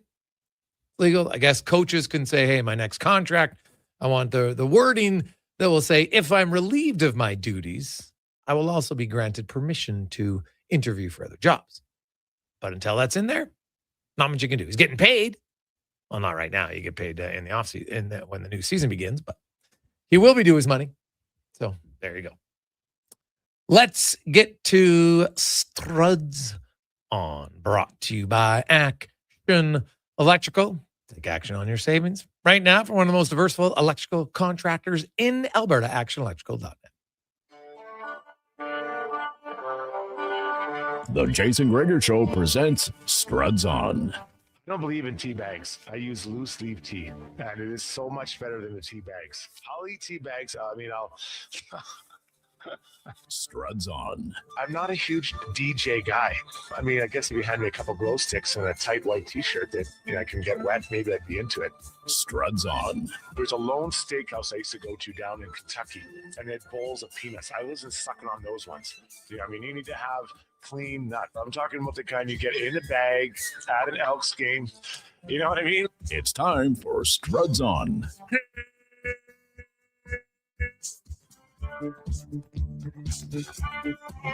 Struddy, good afternoon. How you doing, buddy? Good. How you making out? Oh, living the dream, Struddy. Living the dream. Life is life's good. All right. Got all my yard work done early this year, so everything's good. So way you go. So it's fun. Not like I don't have it. I made when we built our house. I'm not a big yard work guy. I haven't grown up on the farm for years. It was one thing I was just kind of like, I'm kind of done with it. So, got the turf in the front. You got to sweep it once. There's not much else to do. So, got a few flower beds to clean. It's pretty minor. So, like I walk by some people's yards and I'm like, God, that looks good, but that's a lot of work. So, not my thing. Not my thing. So, how about you? Yeah, I'm on the same path. I'm kicking away or chipping away at the yard work. I think it's getting close, but we need a little bit of rain, right? Not to sound like a farmer, but we need a little rain to green things up. A little heat. The old combo. Oh, buddy, it's important. A little rain, a little heat. It's always good. Where do you come out on the order? How long? Like, I don't think there are any rush, but how long would you wait to make your coaching decision if it involves the potential of interviewing Bruce Cassidy? Well, if this is your number one guy, or if this is who you believe to be your number one guy, then you do have to be patient, I think, and then make sure that you let that process run out. The problem is, will other, teams like Vancouver or LA or Toronto, will they move on? Although I think we know who Vancouver is going to take, but the other two teams, will they take somebody else that you may be your second choice? And now maybe you're down to your third or fourth choice. So, you do have to keep monitoring, but if this is your guy and you feel that, this is what you want, then you got to make sure it fits. The other issue is the assistant coaches, right? And I recognize that the head coach is, job number one, but you also want assistant coaches that'll mesh together and that Bruce can find guys that work with him and that work with what he needs. So that's also something to keep in mind as you tick towards the NHL calendar year ending up in the end of June. Yeah. So that's kind of how I see it. So they can take their time. They'll interview their coaches and, where they go. What about like coach is one element. It's not like, they get a new coach and all the problems are solved with this team. I don't believe that for a second. Connor Murphy, to me, he's priority number one for the Oilers, and players, potential free agents, they got to get him signed sooner the better. Yeah, and I agree. I think he was a good fit, good partner for Darnell, obviously. So you got to sort that out. What does that look like? What does he want? And maybe those are conversations happening right now. I don't know. We know Lindy Ruff today signed. I know he's not a player, but business is getting done at this time. So I would like to see him brought in. So you kind of have this is what that is. And now we know we have X amount to spend, because you got Janmark coming back in the fold next year, although he's not a massive hit. He does, seem to help the penalty kill. You got to figure out, a backup goalie. If Jari's your guy here, there's a few other areas you got to shore up. So it's, it'd be nice to know what Murphy's number is, and if that's just a starting point for your off season. Yeah, no, that's true. Obviously, you can do multiple things at once. I think if you're the GM, you can be talking to coaches, you're talking to the agents, and you should have a feel kind of a Murphy. And I don't really know, like when I look at Connor Murphy's draft, I don't need a new coach to tell me, oh, this is a player I should sign. I look at the free agent market. I look at my team. I look at the need to have a right defenseman. Like, it's a no-brainer. Like, this is a guy I can sign regardless of who my head coach is going to be. Well, the nice thing is, and then you have your top 6, right? Well, actually, your top 7, I'm guessing, because it'd be Emerson and Stastny at 7, somewhere in there. You know what it's going to be. So you're like, okay, we're set on the back end. Now we can focus on, the goaltending situation, and then whatever we want to do up front. Do we want to, throw Nuge at center and then, try to add something a little bit bigger up top? Or do we want to keep Nuge up there and find a third line center? Does that include Dickinson? Or what about the guys we have already? All those types of things. So that all has to be figured out for this group. But I would focus extremely hard on my, making sure my deal are organized, and then the goaltending situation as well. What are you doing for goaltending? Honestly, Struts, what would you do? I mean, the Tristan Jarry contract is a challenge for the team, the way that he played after the injury. He looked like he lost some confidence and he wasn't feeling good about himself. Now, we've seen goalies go from ones to tens, in off seasons for sure, and the way that they played and what they do it. So, the organization has to figure, okay, what do we need here? Is this our guy? And if it's not our guy, can we get another guy to play beside him so we have a 1A, 1B? So does Ingram want to come back? And do you want to have those two guys? Is that what you want? I mean, there aren't going to be a lot of goalie situations out there with teams with 3 goalies. I think of Freddie Anderson in Carolina with, he'll be a free agent. The Oilers don't have a ton of assets to go out and trade for goalies. I've heard some talk about Buffalo. Montreal was still in there. Has Sam Montembeault, who is on Team Canada now, not even dressing for the playoffs. Is that a guy that you can tick up? I think he's 3.1 grades or something off the top of my head. So, there are going to be opportunities out there, but A, do you want to spend to get those? Or B, do you want to try to go into free agency and not have to trade assets so you can use those assets for other things to bring guys in? So it's quite complicated, but I'll say that there's going to be a lot of options back there. And I feel like the Oilers goaltending core is going to be much more expensive than it has been in recent years with Skinner and whoever was his partner. Yeah. I'll be curious to decide what they do and look and say, okay, so like Connor Ingram, exactly what you're getting, right? You know what you have. I think they have to look last year. I thought the mistake the organization made, honestly, was they were too loyal to Calvin Pickard. And I love Calvin Pickard. He's a great guy. I thought they were too loyal to him. You could have brought in DiPietro. Heck, you could have called up Ingram when you had Pickard here just to see what you had before you had to make a terrible trade to get rid of Skinner. Yeah, then that's exactly. I mean, right now it'd be quite ideal to have no one under contract here, right? Sitting here would have been maybe Skinner and Ingram. They're both contracts expiring. You're sitting, okay, what do we want to do? Which way do we want to go? So now you don't. You have the buyout of Campbell. You've got Tristan Jarry's, $5 million sitting there. So it's quite a bit already. One guy is not with you anymore. The other one was here, but you're not sure what, maybe where your confidence level is in him. And you probably have to go and spend again another, 2, 3, 4 million, whatever, to bring in another guy to try to support the two guys. Well, the one guy is not here, another guy who is there. So it's really a challenge. And so when I look at it, yeah, Connor Murphy, yeah, let's sign him. Obviously, there's got to be a number that makes sense for everybody. But then after that, everything is on hold, player acquisition-wise, until I sort out this goaltending situation. Because, it'd be nice they could say, well, we're going to bring back Ingram. This will be it. But is that enough? That the play in front of them is going to improve for sure. That's going to happen because the new coach will be, I'm sure that'll be one of the mandates he has.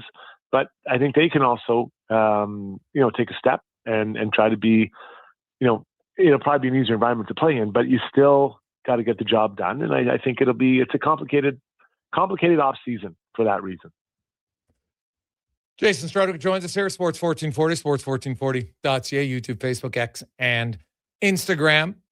Struddy, you look at the Cale Makar-less Colorado Avalanche. It's only one game that we know he's out for sure, but I look at Vegas and I'm like, there's not many games where you get kind of a gift of the other team not having their best. You got to take advantage of it. I don't know if Vegas can win the series or not, but they lose tonight without Makar. I think their odds are much lower. Yeah, it's tough. So is Stone playing? I don't think Stone's not playing, is he? No, but he didn't play last round either. Yeah. So, I mean, it does even out a little bit. I mean, Stone's a really good player, but specifically for Colorado, they have Malinsky. He's a good player, and he caught my eye earlier in the season, and he can move the puck. He's pretty solid back there. You got Kulak that, ate up a ton of minutes in that final game for them, and I believe the game winner. A couple other guys in Burns and Manson, obviously, but veteran and Tay. So you got some pretty good guys still, but it's not Makar. But to be fair, how good has Makar really been? I think he has 5 points. Obviously, that I think it's his shoulders creating a lot of issues. So it's not like you're losing 100% Makar and he's out. He might have been a 60% Makar, which is still pretty good, but it's not the 100% Makar. So they've been functioning without the elite level Makar for a good stretch here. These other guys have been taking on more minutes. But it's a new team, and you got Marner playing really well, Eichel and these guys. So it'll be interesting to see what they can do. But either way, let's say they're able to pull one out, saying Makar comes back the next game, you've got to make him suffer. And you got to finish hits on him for sure. But getting a win without Makar would be massive for Vegas. Oh, it would be huge, right? And there's other guys maybe a little bit nicked up. I know Malinsky's coming back after missing 2 games at the final 2 games of the series, and we'll see. Injuries are part of the playoffs. They always are. But, health, Struddy, is the one thing you cannot prepare for as an organization, because you can have depth. But when you lose your number 1 defenseman and everybody has to move up, now your number 7 comes in, right? Your team's just not as good. It's not a knock on any team. It's just the reality of the situation. And I'll be curious if this extends into the series, kind of how Colorado overcomes. Now, Colorado's deep. And some would say, hey, they should be able to win even without Cale Makar. But that's a guy who plays 25 minutes a night, right? It's a pretty big blow. Well, everyone gets moved up a spot, right? And it just makes your team not as strong. It's just like if you lose number 1 center or a second center, and you look at the Wild, they never really had a number 1 center. Well, they didn't. They had a lot of 2, 3, and 4, and that's okay. But the top teams do have a number 1 center. So everyone is just slightly slotted out of position. And it's a problem. So, you got to find a way to get through it. And, again, the guys it's Devon Toews. He's still a pretty good player. He's Olympian. So it's not like you're dropping down to a 5, but it's just not quite the same. And then those minutes when he's not out there just aren't the same for the forwards. Looking at the East, Carolina, Montreal. And the Hurricanes have played the fewest games possible to get to the conference final. Montreal's played the most games possible to get to the conference finals. Now, Montreal has played the number 2 and the number 3 seeds, if we're going from just points in the East. And, Carolina, who is the number 1 seed, has played 8 and 6. Ottawa was supposed to be a really good defensive team, and they actually were okay defensively. They just couldn't score to save their life. What do you make of this series? And do you think Montreal, how are they going to slow down the Hall, Stankoven, Blake line? This is a really fun series. I'm looking forward to this one. And yeah, you're right. There's no doubt that the path that Carolina had to this final was a lot easier. But they earned that, right? That's just the way it goes sometimes when you do better in the regular season. Montreal's had a tough grind. So does Montreal have a lot left after 14 hard games? They're pretty young. I think they'll be fine. Dobish has been, he's had some big moments for them for sure. But I think that what Carolina's going to try to do is just keep the pace on them all the time. Just keep coming at them. And then the line you highlighted is a line that does it as well as any of those 4 lines for Carolina. They just keep bringing the juice every single time they hit the ice. And it's hard to play against that. Now, Montreal does have some pretty mobile D-men that can make plays, thinking Lane Hudson or Noah Dobson, these types of guys. But Carolina's going to want to try to, attack them off the rush, make those D defend, and get in the offensive zone and cycle it. Cycle around, moving pucks around, high to low, east to west, all that kind of stuff. So that's a really tough one. The other side is, if you're Montreal, you've got some talented players too. So get in there and make those guys defend. The best way to not get scored now is just playing other teams' end. So they'll be working on that as well. But this is a tough series. I picked Carolina in 6.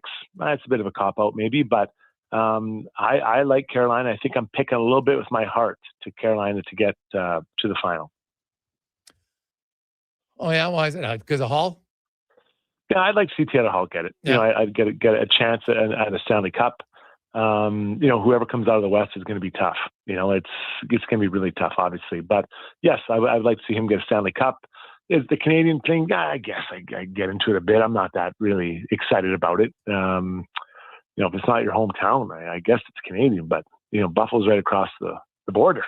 It'd be the same if Buffalo wins. I don't know. I don't get super excited about that. Fair enough. Struddy, did you, because I know you're a basketball guy, have you happened to watch either one of game ones of the conference finals? Well, I didn't get a chance to watch last night. I was out golfing, just tearing the links up. But I watched the fourth quarter and the double overtime, OKC and Spurs. It's must-watch TV. It is. I can't wait to watch it tonight. That is, those guys, the way they're playing, they're so young. And Wemby, he was getting, he was getting guarded by Caruso, and who was a pretty big guy, but he looked like he was playing with his little brother. And it's so much fun to watch. And when Wemby stepped over half and shot that overtime 3, I just couldn't believe it. Like the confidence that guy has, and he's kind of growing in front of us. So that is an unreal series. It feels to me like whoever wins that wins the championship, but I'm not an NBA expert, that's for sure. But man, is that good basketball. Oh, buddy. Hey, you look at Wembanyama, just an unreal game 1. The Knicks comeback last night was freakish. And the Thunder and the Spurs, 2 62-win teams, man. You don't see this very often. We're talking a few decades to see 2 teams with this many wins go head-to-head. I'm just the Thunder, it's early in a series, but you're at home. You got to win tonight. Oh, yeah. They got to get a win. And I think, Shea, I thought was having a kind of a tough time. Obviously, when you have a 7'5" tree standing in there, he's trying to get his shots off. So I think that they'll look at ways to get him easier looks. Towards the end of the game, it looked like they were trying to draw Wemby away from the basket with some guys. So they'll probably try to do that again. Now they'll adjust to him, but I would look for Shea to have a bit of an easier game getting looks and shots at the rim tonight. Because you're right, if they go down 2-0 to that team, are you going to beat that team 4-5? It feels unlikely. Now, Struddy, I know that you've joined a men's league for golf this year. And do you have are you charting all of your scores now? Are you gonna mark a handicap for yourself this year? What's your plan? Yeah, I've got it. I've got the app up and running, and I think I'm at 12.5 right now. So not off. I'd love to try to sneak into single digits. Kind of like my body fat right now, and so I think I can get down to that number for both. And if we can, that's a pretty reasonable. My goal is to try to break 80 this year. I haven't done it for a few years, so pretty close last night, but not quite there. So when you say are you at the point now? Are you the guy who's like, no, I can't take that score because this is my handicap? Is that what you are now? No. Because those guys are the worst. Oh no! I can't take it. Did you just shoot an 8? Yeah, but I can't mark an 8 because it's my handicap. No, you shot an 8. That's what you shot. Yeah, you're talking about the Kevin Karrases of the world, right? He can't hit the ball over 175 yards. And he can't take a 7 or an 8 on a par 5, which takes him 4 just to get there. So I just take whatever I get, I put it in. That's your score. That's the score. I don't know. I don't understand that part of it enough, but I just want to be truthful, just for myself. I'm not trying to beat anyone else. I'm just trying to improve on myself. Right? Self-improvement. Summer of 2026. Have you ever had a hole-in-one? No, I was talking about that last night. I was pretty close last night, maybe 18 inches away, which is, whatever. That's it's really not that close. No, it's close. I've been in a while. So you're trying to get small wins. But I'm on the back 9 of my golfing career, right? It probably started at 8 or 10, and I'm 50. So I don't think I'll play another 40 years. I guess maybe, but pretty incredible physical shape for sure. But that seems a little bit optimistic. So I got to get one the next probably 20, buddy. Yeah, maybe. Well, you know what they say though, Struddy? The higher that the handicap person, your odds are better. They say more hole-in-ones come from people who shoot over 100. Well, how many do you have? You must have a ton. Dude, never won.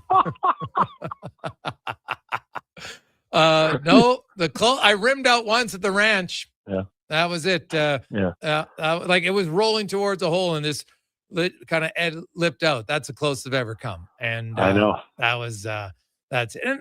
But I don't here's the thing. Like I plan to golf when I retire. Because to me, golf, unless you if you're in a league now, you're playing a few times a week, that's the way to do it. Because golf, if you don't play, it just becomes infuriating. Like you can't get better playing. You know, like the best advice I got 10 years ago was like, Gregor, you're not good enough to get mad. And I didn't like hearing it at the time, but he's like, God, he's right. And ever since then, now I'm like, you know what?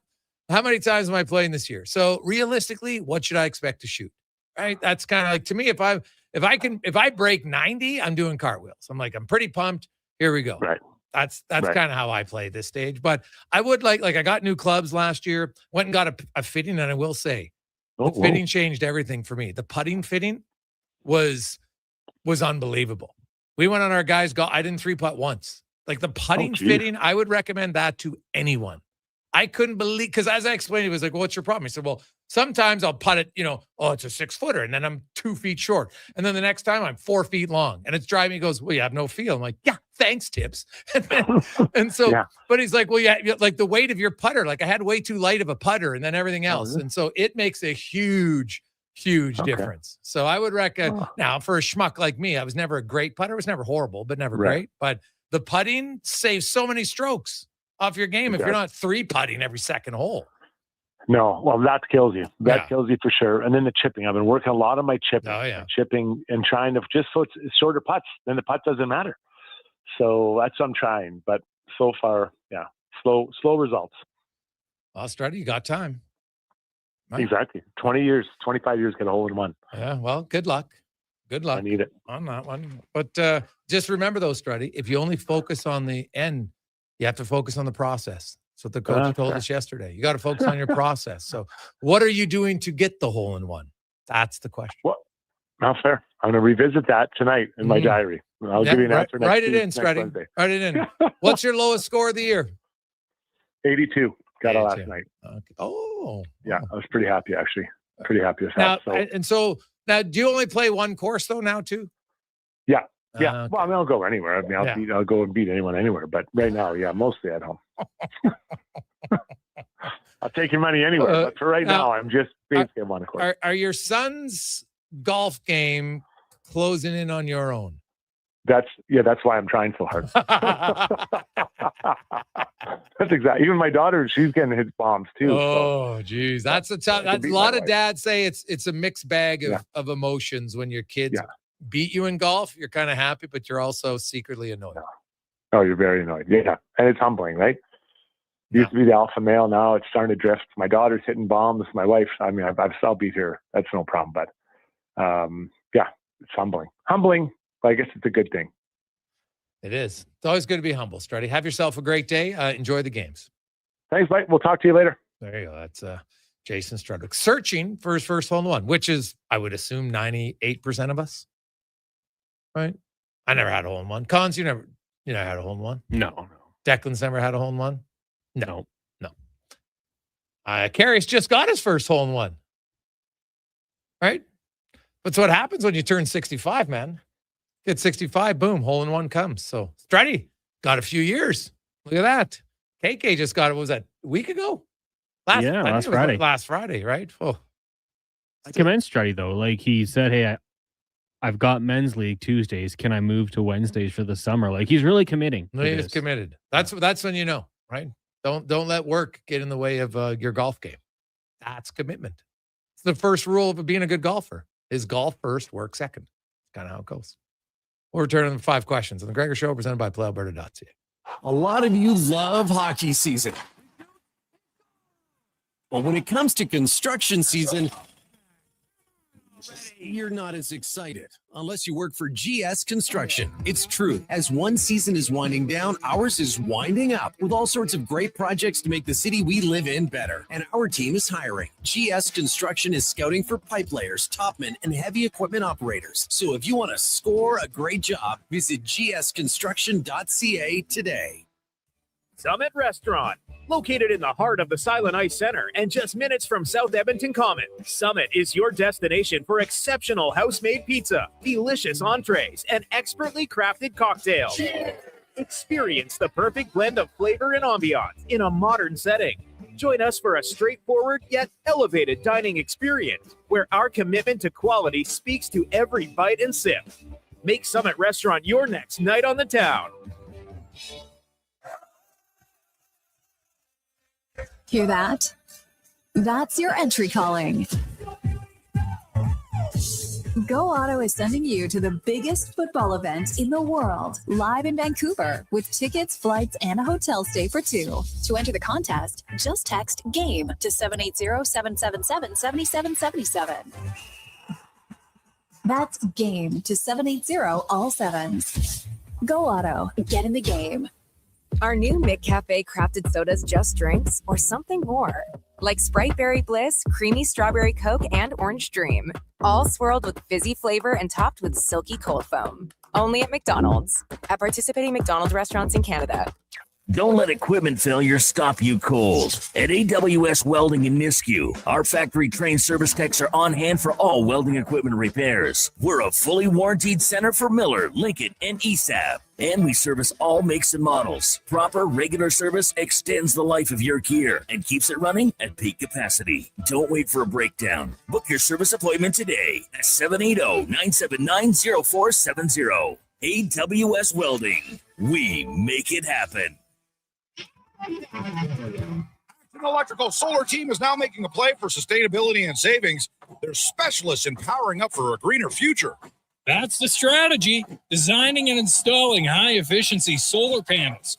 They're helping homes and businesses combat rising utility costs by harnessing the power of the sun. A smart move for efficiency and the environment. Hire the Action Electrical team to bring home a win for your project. Visit actionelectrical.net.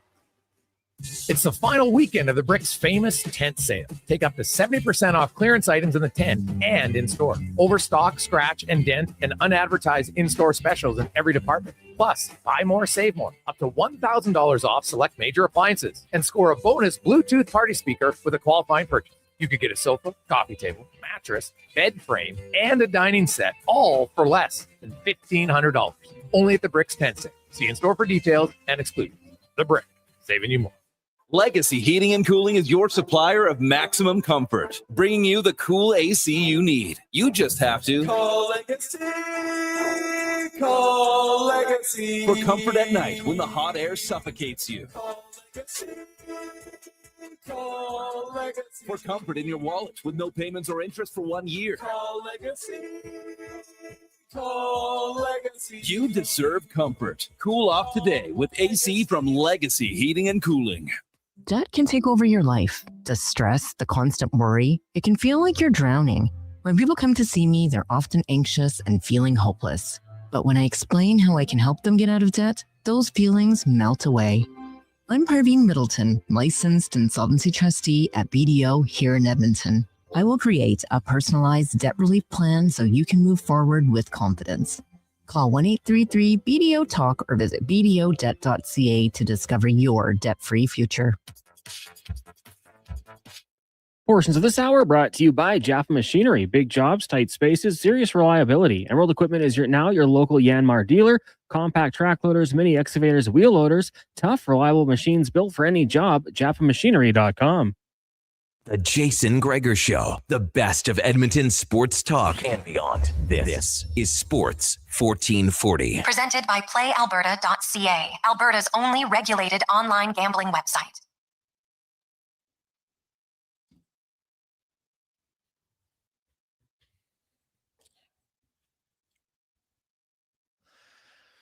A little toe tapper as we wheel through with Wednesday afternoon. Gregor Show always brought to you by PlayAlberta.ca. Are you a believer in Varsho? He's red hot. Maybe a winner in Varsho and the Jays. We'll see tonight. We got a little Varsho total bases as well as Jays win going. And also Spurs and Thunder tonight with Wemby and his rebounds, points. He's not going to get 14 rebounds again, is he? Maybe. We'll see. Check it out. PlayAlberta.ca. Let's get to 5 questions now, brought to you by The Brick. And you got 1 day left in the Bricks tent sale. And they're like, the prices have gotten even better right now. 70% off clearance items in the tent, overstock, scratch and dent, some of the unadvertised in-store specials all over the place. So check it out tonight or tomorrow at thebrickandthebrick.com. It's time for 5 questions on the Jason Gregor Show. All right, Jason, we're going to change the question I had written down because you already touched on Mike Babcock. So my new question for you, of course, the Oilers acquired Connor Murphy at the trade deadline. He goes on a 4-year, $4.4 million contract. If you're looking to re-sign him, what is the max term and AAV you'd be willing to go with him? He's 33 years old, won't turn 34 till next March. Who is that? Connor Murphy. Well, I don't want to go longer than 3 years if I can avoid it.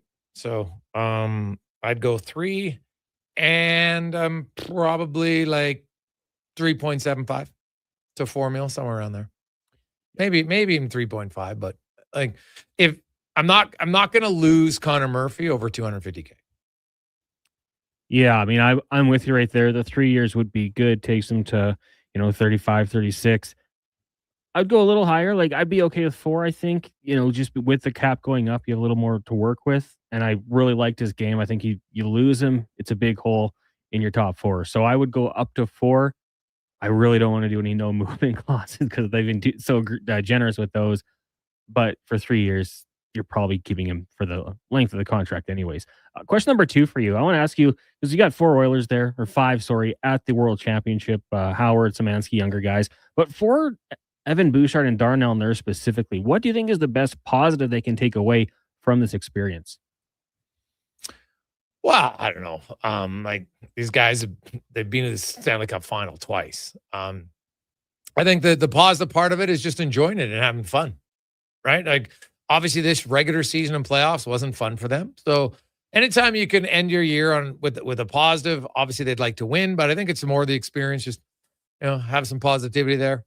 Enjoy it, have a good time. It's much more relaxed. Like I've talked to players who go to the World Championships. Like it is not the intensity of the NHL, the pressure, or anything like that. That doesn't mean the guys don't try when the game starts, but it's not remotely the same. It's a little bit more enjoyable, so that can help you. I think in the case of Evan Bouchard, it's an opportunity for him to, here's the first step to say, hey, if people don't think I'm good, I'm going to show them.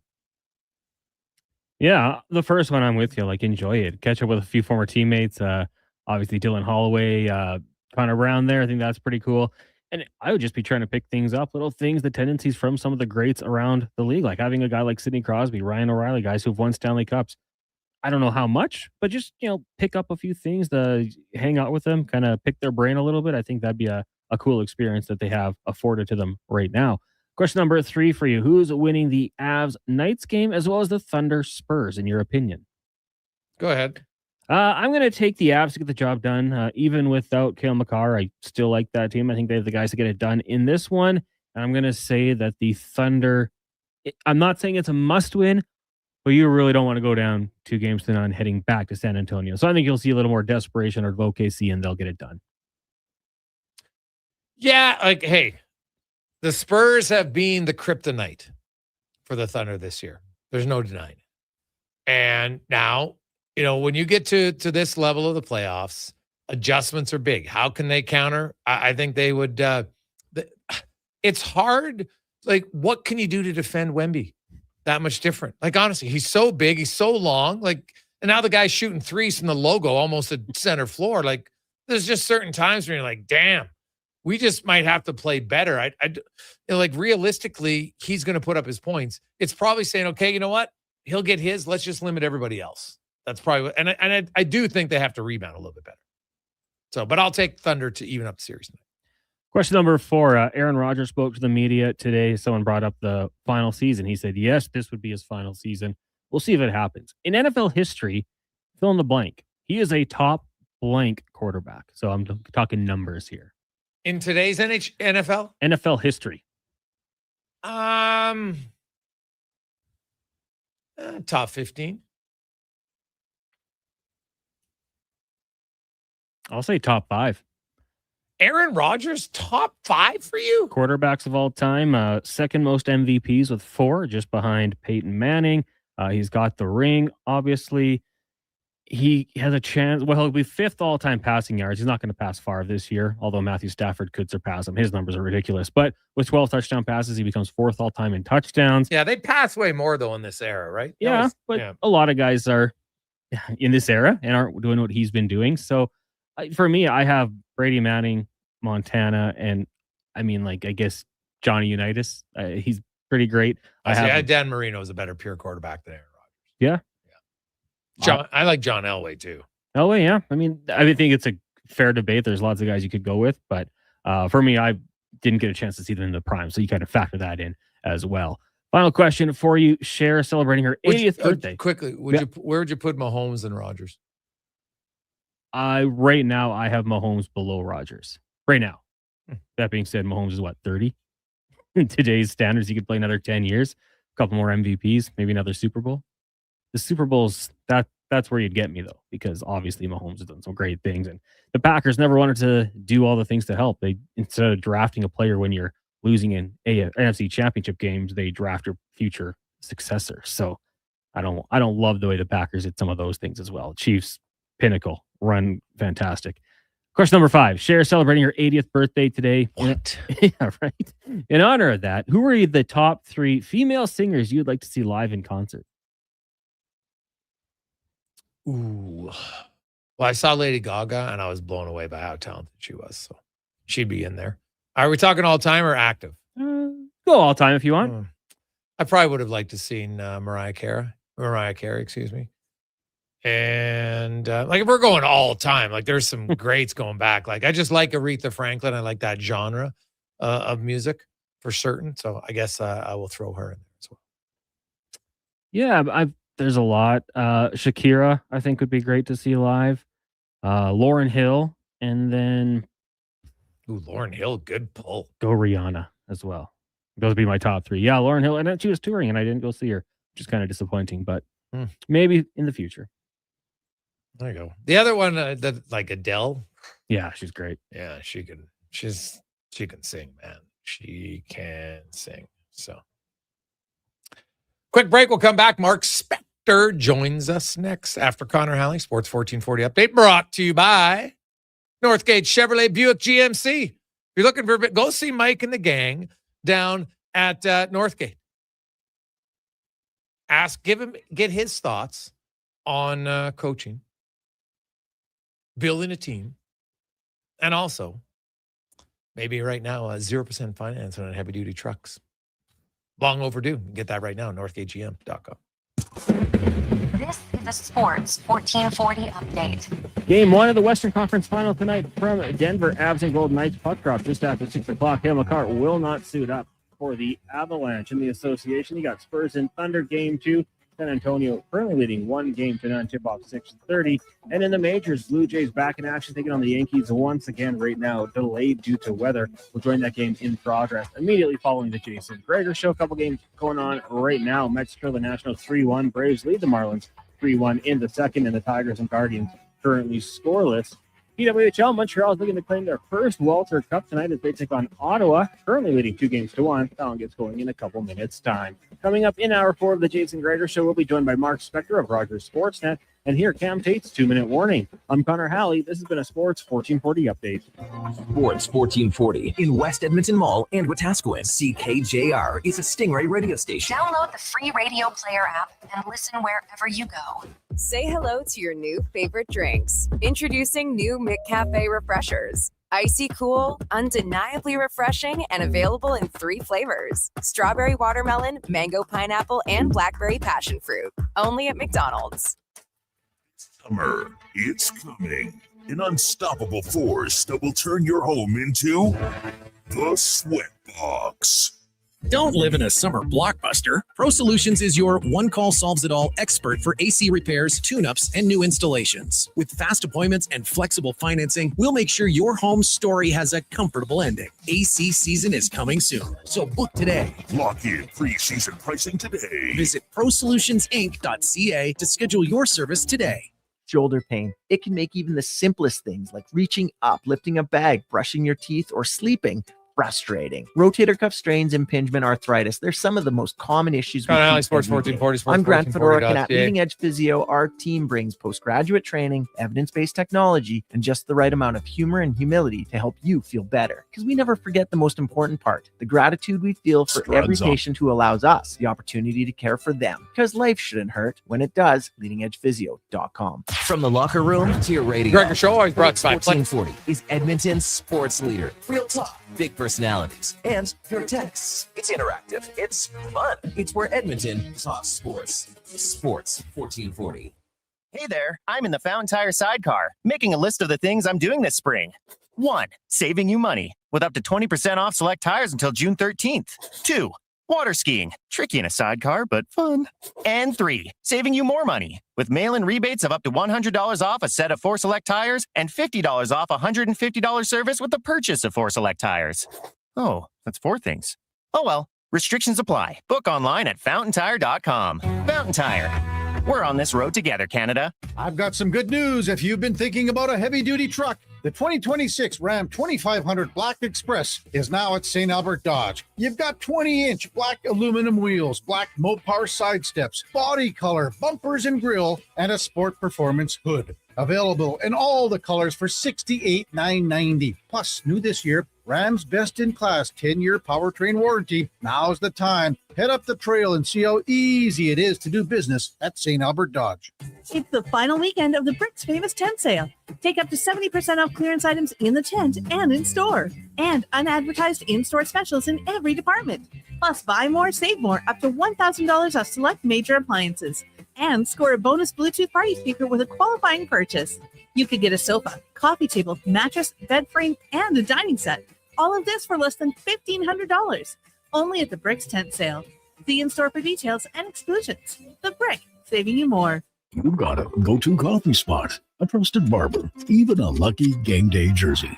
But when it's about looking your absolute best, there's only one name you need. Mr. Dirk. Family run since 1939. We're experts in crafting impeccable tailor-made suits and offering a wide variety of everyday styles. Pair that with personalized one-on-one fittings and the convenience of on-site tailoring. Mr. Dirk elevates your style game. Visit our Edmonton store or explore MrDirk.com. Score big on style with Mr. Dirk.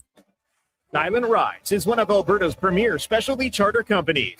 With our luxury motor coaches, we provide our customers with the safest and most reliable ground transportation services. Our seatbelt equipped top-of-the-line motor coaches have become the preferred carrier for many local sports teams, tours, corporate outings, and other various travel needs across Western Canada. For more information and to request a quote, contact sales at 877-748-0991 or visit silentrides.ca.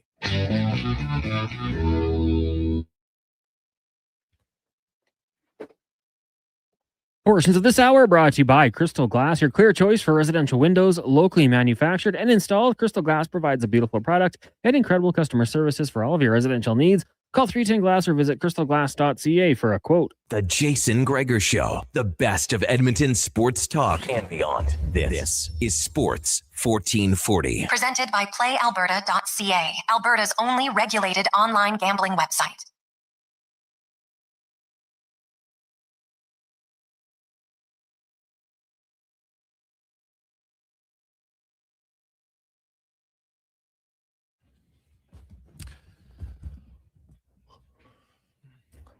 .511. Jason Gregor, Connor Halley, Sports 1440, sports1440.ca, YouTube, Facebook, X, and Instagram. Hope you're having an awesome Wednesday. Of course, conference finals kicking off tonight in the NHL. You also got game 2 of OKC and the Spurs.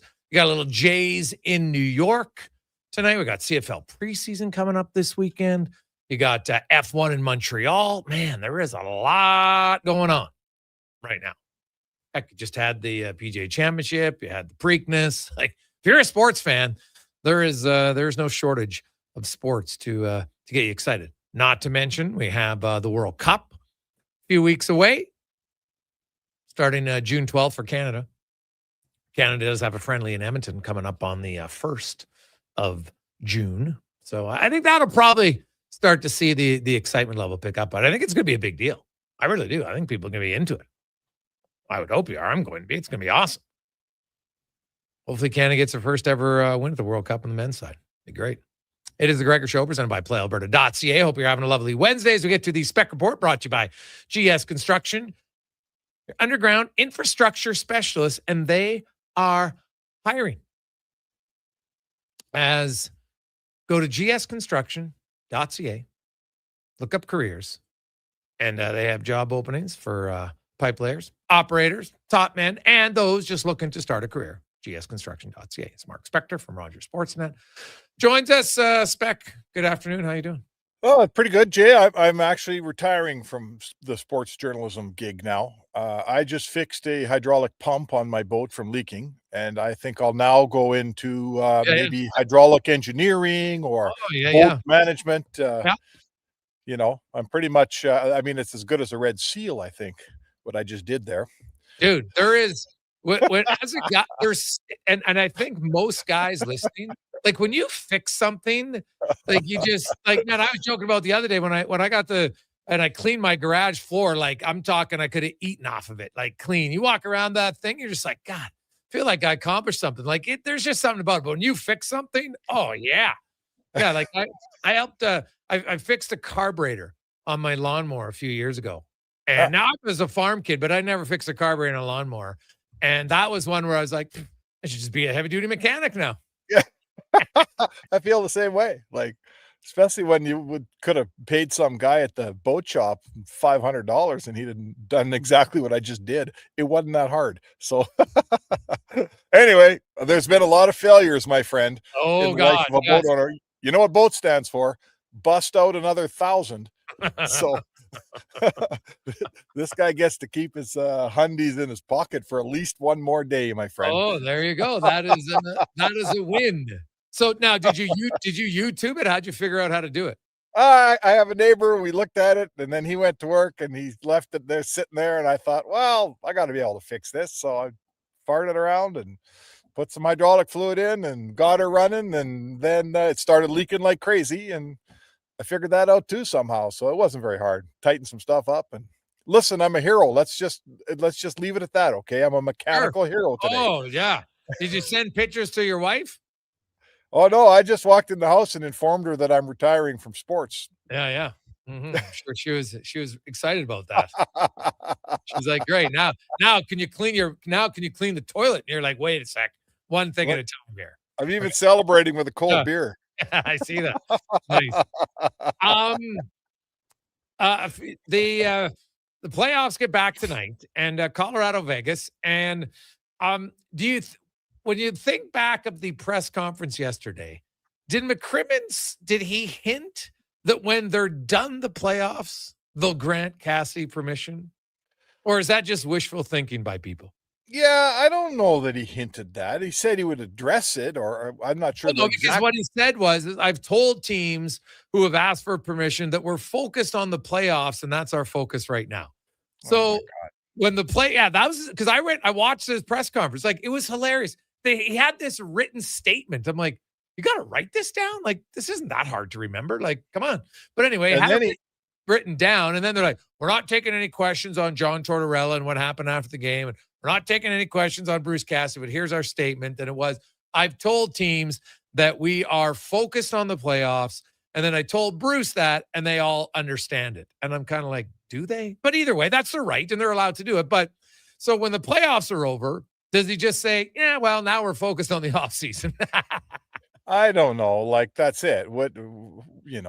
At some point, he's going to have to free Cassidy up here. I mean, I guess, or Cassidy has to, I didn't even know if you would have an opt out of his contract. I talked to a few contract lawyers now, and all of them told me until I see the contract wording, I don't know. But you would rarely, and their argument was this: if you have coaches who can just opt out of their contract at any point and there's no repercussions, they're not going to want that either.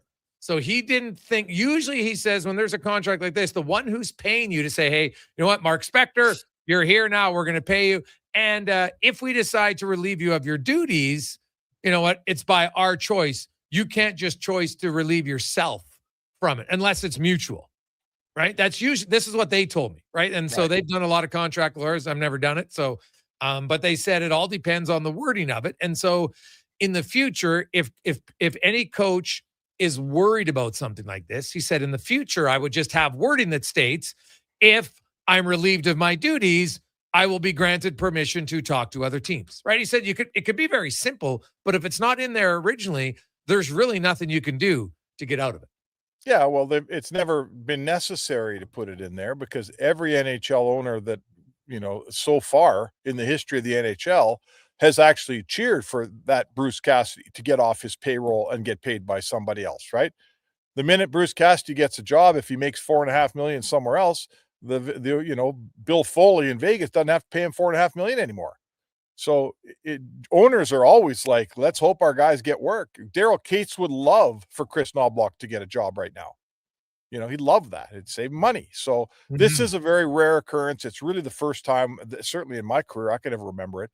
And it will lead the Coaches Association to probably try to invent some wording so that this doesn't continue to happen. It doesn't happen anymore because I don't think it's kind of stupid, but coaches don't want this. And what the coach wants is to get paid like Chris Knobloch isn't going to work this year. It doesn't sound like. So he's looking to get paid, and that's fair. Bruce Cassidy wants to work, and he doesn't, he wants out. So there's got to be universal wording that works for everybody. I'm sure the lawyers are working on that right now. Yeah. When do you think is too long where the owners would have to say, you know what, we're moving in a different direction and we're not going to wait to interview Bruce Cassidy? Well, it's a good question. I mean, on one hand, I'd say when everybody starts getting hired, let's say someone hires Bruby and someone hires Laviolette and somebody hires, I don't know, who else is in the boat here? Are we talking, I don't know who we're talking about. I heard your Babcock stuff. That's insanity. I don't know where that came from, but that's as dumb an idea as I've ever heard. Is Barry Trotz in the mix? I don't know. Is Gerard Gallant in the mix? I'm not sure. So my point would be if the guys start signing up elsewhere, Stan Bowman might get nervous. But if everybody else signs up and Cassidy's still out there, maybe he trusts that at some point he'll be able to free that guy up and get him. So, I'd say this, Jay. I wonder what Stan Bowman's lawyers are telling him on this thing. Yeah. Well, yeah, I don't know. That one, I'm sorry. He hasn't won a playoff series since 2014. But Babcock, he got hired and fired in the same offseason since his last coaching gig. Remember that in Columbus? It shouldn't even be even talking about it for 30 seconds is a waste of time for me. It's not, I don't even think it's a realistic option. It'd be foolish, in my opinion, to do it. So that's what I would say about him.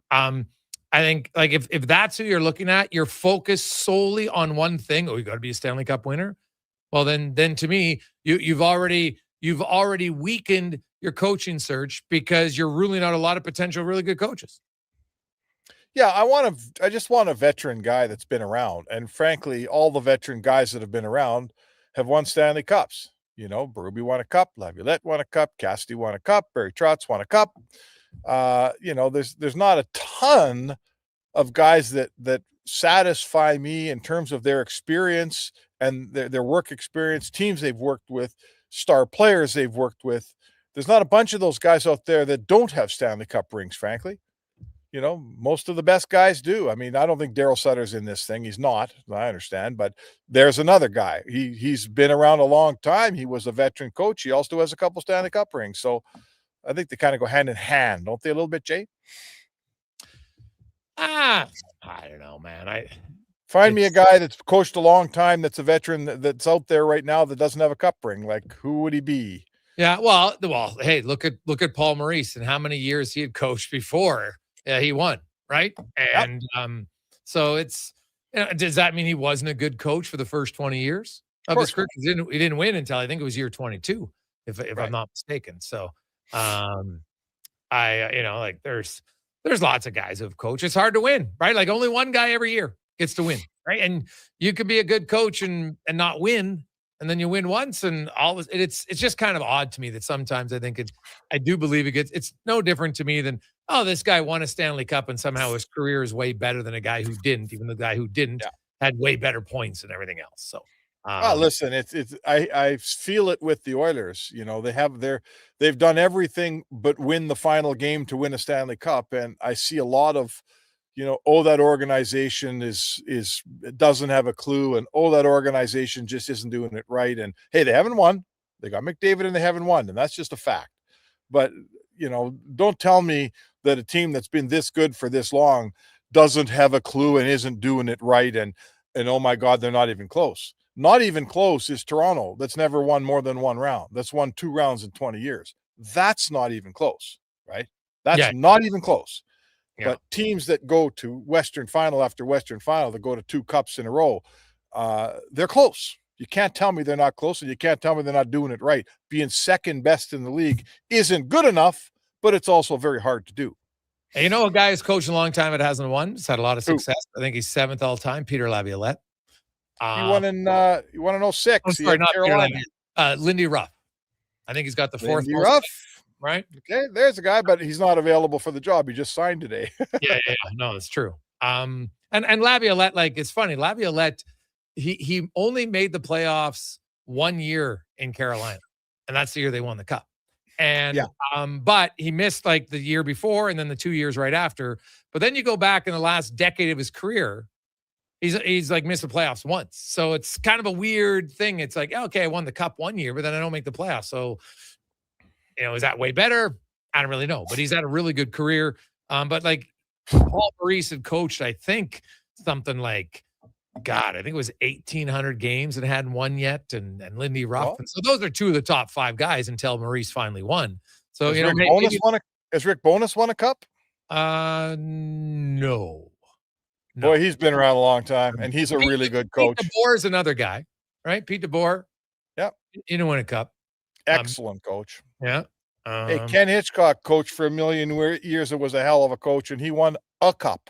Yeah. He won a cup. Todd McClellan. He's coached a long time. I think he's top. Is he top? He's top 20 for sure in coaching all time. I think he won a cups as an assistant in Detroit, but not as a head coach. Not as a head coach, no. So that can't be the defining factor. Let's face it. It can't be. I'm just telling you that the crop this year of guys who I think meet the criteria to coach the Oilers, they just all happen to have Stanley Cup rings. So to me, it's a bit of a moot point at that point, right? Yeah, Laviolette, Berube, Cassie, if he's ever available, and he's, I think if we get to June 15th and he hasn't been interviewed, Spec, then that's when they probably might have to be okay, well, we got to make a decision here. But if until then, I don't expect a coaching announcement anytime soon for the Edmonton Oilers. Well, not until Vegas is out. I heard your interview with Brett Howden today, and it was interesting. I felt that's a, Howden's somewhere between. I mean, he's basically a bit of a foot soldier. He's a hardworking, good player. I know he's scoring in the playoffs here, but he's he's a middle 6 guy who he's a middle 6 player. Yes. Middle 6 player. And those guys, he's spent a lifetime in the game, and he's had to work his rear end off to find a good spot on a good team. And his opinion means a lot to me. A guy like that telling me that he thinks that's the best coach he's ever played for, that's not a small thing. Yeah. Well, he said the most intelligent coach he's ever had. And right. What I noticed in the interview with Brett was how multiple times he talked about how, without just mentioning, he says, hey, you know what? He holds guys accountable. Because I asked him, and I didn't specify who. I just said, does he hold his players accountable? He goes, yeah. And he says, you know what? He knows if your top guys aren't going, that he'll kind of get after him. And later on, because he mentioned it, he goes, the truth of the matter is you win with your best players, and you need your best players to be going. And if you hold your bottom guys accountable, but not your top guys, it doesn't really work. But if you hold your top guys accountable, everybody else is on oh my God, this guy's held accountable. Everybody else is going to be accountable. And so that to me was something that stood out in the interview from Brett. And, hey, Cassie's obviously been a really good coach. He's coached 9 when he started and ended his season. He's 9-0 as far as making the playoffs, and he's made it to the second round 6 times. This year, Vegas was going to make the playoffs, right? When he got let go, but who knows if they would have won if he's still here? We'll never know. But they would have at least been a playoff team. So 10 for 10. Got a pretty good track record. But also he's a guy who had to learn too, because you remember, Spec, he coached in Washington in the Yarmer Yager era. And his first year they made the playoffs. And then his second year, that's when he had that rant that basically cost him. Now they were off to a slow start. And he went in the media and basically was saying, hey, you know what? Like, I don't care about what guys are doing personally. We got to play better. And that got him fired. If you go back and read the stories about it, because there were some players who had some, sick family members at the time. And they were just like, hey, that kind of crossed line. He was a young guy. He was only 37 when he got his first coaching job. And so you learn by making mistakes. Yeah. And so he coached then and got let go. And he didn't get another head coaching job for a decade later in the NHL. Like, he went back and grinded it out in the OHL and the AHL. Yeah. So that's the kind of guy you want. Like, that's a guy that's, paid his dues, learned his lessons. And to your point about, putting accountability on his star players, I can vividly recall him I can picture sitting in the interview room in Vegas and after another Oilers win there, I believe it was this season, and their record in Vegas is excellent. The Oilers, over the past 3 years, they've owned the Golden Knights down there. And he said right out, he said, their guys come in here and they play great. Their top guys are a huge part of these wins down here. Our top guys have to be too. That's how we're going to turn this ship around, was his point, right? If their best guys come in here and they're the best players on the ice, guess who's probably going to win the game? I'm paraphrasing him here, but he made it very clear. He needed more out of his best guys if they're going to beat McDavid and Draisaitl. And I thought, good for you, coach, because that's exactly what you do need, is more out of your best guys, right? Mm-hmm. Yeah, it's very true. Yeah. Spec, congratulations. Go celebrate on getting your seal, and we will talk to you tomorrow. All right, man. There you go. It's Mark Spector, the Spec Report, brought to you by GS Construction. Well, return, we got Cam Tate, the 2-minute warning, and more on the Gregor Show, presented by PlayAlberta.ca. With Play Alberta, backing the home team goes beyond the bets. That's because your picks have provincial impact. Play Alberta is the only app in the province that puts all revenue directly back into supporting programs and services that Albertans rely on every day.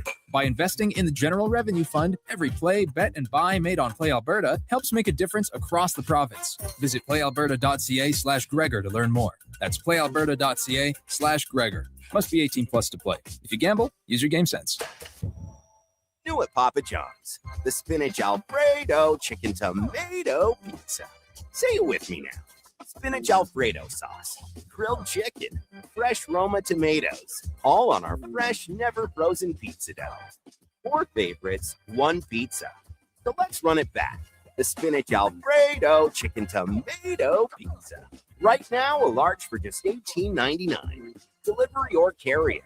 Better ingredients, better pizza, Papa John's. And now Action Electrical's testing team is on defense duty. They're the guardians of safety and compliance, a critical part of any lineup. Precisely. They perform rigorous safety and code compliance testing for commercial operations. Think of them as the referees, ensuring everything is up to standard before disaster strikes. Their preventative plays are legendary, spotting faults early. Hire the Action Electrical team to bring home a win for your project. Visit actionelectrical.net.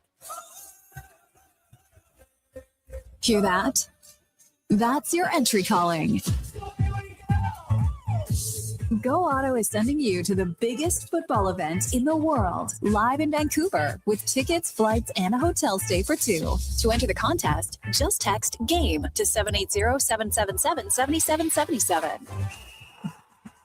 That's GAME to 780 all sevens. Go Auto, get in the game.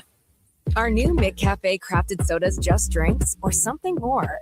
Like Sprite Berry Bliss, Creamy Strawberry Coke, and Orange Dream. All swirled with fizzy flavor and topped with silky cold foam. Only at McDonald's. At participating McDonald's restaurants in Canada. Craving a dining experience that rises above the rest? Head to Summit Restaurant in the Silent Ice Center, just minutes from South Edmonton Common. Savor exceptional house-made pizza, delectable entrees, and expertly crafted cocktails in a stylish, modern atmosphere.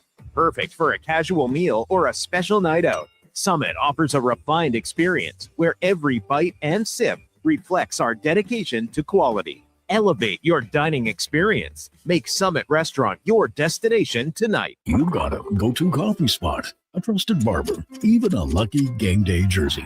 But when it's about looking your absolute best, there's only one name you need: Mr. Dirk. Family run since 1939, we're experts in crafting impeccable tailor-made suits and offering a wide variety of everyday styles. Pair that with personalized one-on-one fittings and the convenience of on-site tailoring. Mr. Dirk elevates your style game. Visit our Edmonton store or explore MrDirk.com. Score big on style with Mr. Dirk. Legacy Heating and Cooling jingle auditions, take one for Gene Principe. Hey, thanks for being on time. I'm always punctual. Now, how about some cool beats while I drop the heat? Ready when you are. Tall legacy, tall legacy. Nice. Boom! I'm a musical genius. Legacy's going to love this for AC season. What's not to love with no interest and no Principe payments for 1 year? Are you always like this? Yep. Unlike Legacy, I never know when to cool it. Legacy Heating and Cooling. It's the final weekend of the Brick's famous tent sale. Take up to 70% off clearance items in the tent and in-store. Overstock, scratch, and dent, and unadvertised in-store specials in every department. Plus, buy more, save more. Up to $1,000 off select major appliances. And score a bonus Bluetooth party speaker with a qualifying purchase. You could get a sofa, coffee table, mattress, bed frame, and a dining set, all for less than $1,500. Only at the Brick's tent sale. See in-store for details and exclusions. The Brick, saving you more. The puck is passed up through the neutral zone, and here's a breakaway. He's coming in hot. He shoots it. Oh no, a broken stick. When it comes to performance, quality parts matter. Napa Auto Parts has all the reliable parts, tools, and more to keep your vehicle running like a playoff contender. With over 85 locations in Alberta, visit your local Napa store today or shop online at napacanada.com. That's Napa know-how.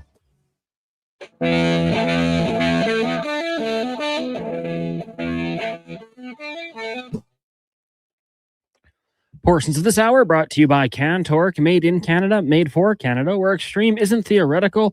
Find your solution at cantork.com. The Jason Gregor Show, the best of Edmonton sports talk and beyond. This is Sports 1440. Presented by PlayAlberta.ca, Alberta's only regulated online gambling website.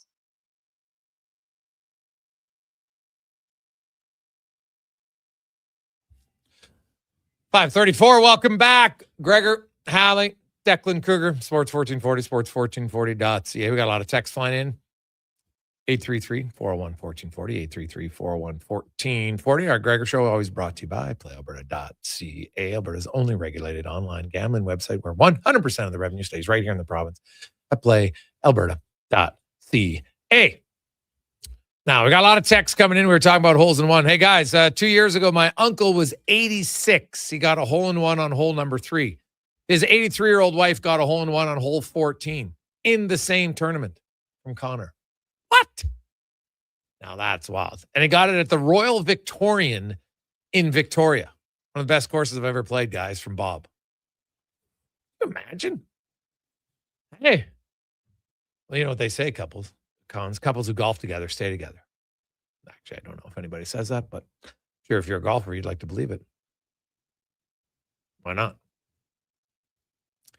But that is, man, could you imagine that? What a wild day. You get a hole in one, then your spouse, and I'm guessing if you're 86 and 83, you're probably together for a while. Be quite the celebration later on that night, man. Did they have to buy a lot of drinks that day? Husband and wife? Why not? Live it up. No reason not to. Now, Tater wheeled by to tell us he also hasn't had a hole in one, so he joins a list of many. Like, obviously, the list will be way longer of those who have one than don't have one. I remember one of our buddies, like his uncle has like 7 holes in one. Which, and he goes like he's an okay golfer. It's not like he's elite golfer, but clearly he's good on par 3s. Right? Hey, guys, I never got a hole in one. I got an albatross on a par 5, which is harder than a hope in one. Hope in one. No.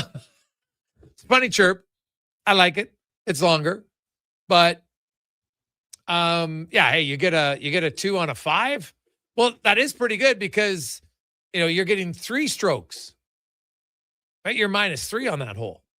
When you get a hole in one, usually you're only -2. Right, Cons? So, I could see how you say an albatross just on sheer point scoring. It's lower, unless I guess you get a hole in one on a par 4. It'd have to be, I would think, a fairly short par 4. I don't know, maybe one of those, those long ball hitters brings out his club and he can probably crush one, 420. If it's a straightaway, maybe you could do it. There's only been one in the PGA Tour's history. An albatross on a par 4. Well, a hole in one on a par 4. Andrew McGee at the 2021 Phoenix Open. Now the Waste Management, hole 17. Hole 7. How long is a hole? 332. So it must be like, did he go over trees or something? Like, I'd like to see the hole layout. Was it a sharp dog leg? And he just decided to pound it over? Great question. I'm trying to watch the video right now, and they're just showing me him walking to the hole. So I'll dig it up. Wow. Only one in PGA history. Good find, Connor Halley. I like that. There's obviously, I would guess then there's probably been more albatrosses on par 5s on the PGA Tour than there has been holes in one on a par 4.